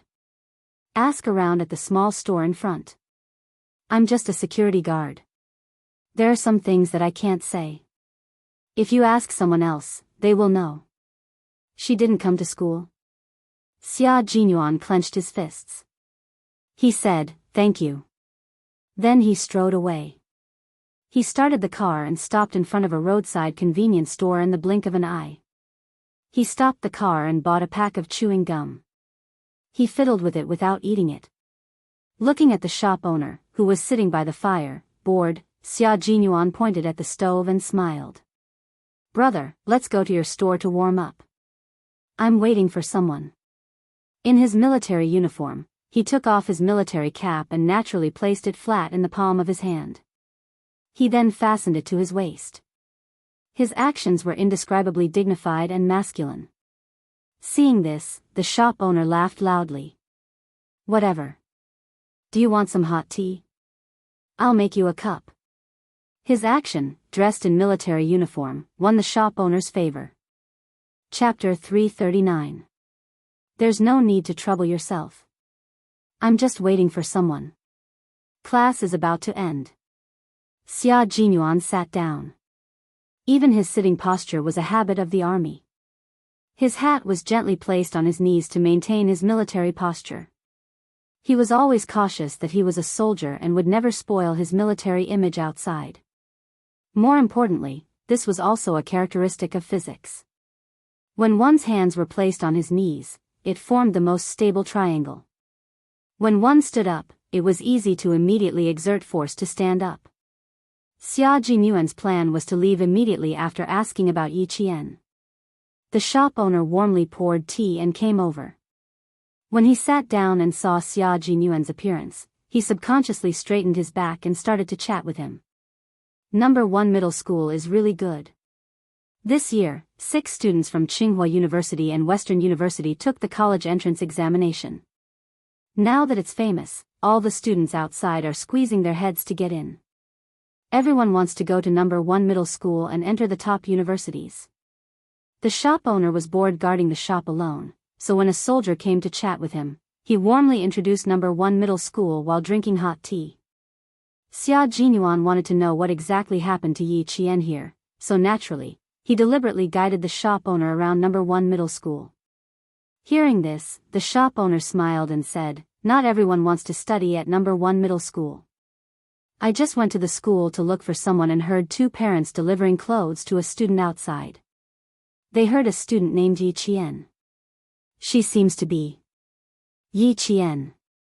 This little girl was a celebrity in Anyang City some time ago." Since they were talking about other people's affairs, the shop owner described the scene that happened that day in detail. "It's a pity for the little girl. It's really a pity. I even specially looked up last year's People's Daily. She was really the little girl who won the gold medal in the mathematical Olympiad. She was stingy with the school and left as soon as she tore the notice. Say, why are children nowadays so temperamental? It wasn't easy for her to get into the school. Since the school didn't cancel her results, they still admitted her. So what if she's an auditing student? As long as she's studying at number 1 middle school, it's fine. Tore the notice? Didn't cancel her results? Auditing student?" Xia Jinyuan, who had grasped the main point, asked in detail what had happened. After listening to him, his handsome face turned cold. His little fox was being treated so unfairly. How could someone as prideful as her be broken by a basin of groundless dirty water? It was even more impossible for him to be a mere auditing student. After drinking the tea, Xia Jinyuan was clear about the ins and outs of the matter. After he left the snack bar, he took out a black and white mobile phone that had been popular in Beijing recently and was worth more than 10,000 yuan. He dialed a set of numbers. "Help me investigate someone. Yi Qian, she just turned 16. Find out which school she's studying at in Nan Province. I'll give you a call in 10 minutes. After the phone call, Xia Jinyuan, who had not slept for several consecutive nights, closed his eyes and rested. He did not panic, for he knew very well that it was impossible for his little fox to drop out of school. If she wanted to be admitted to a military academy, she had to be studying at a high school.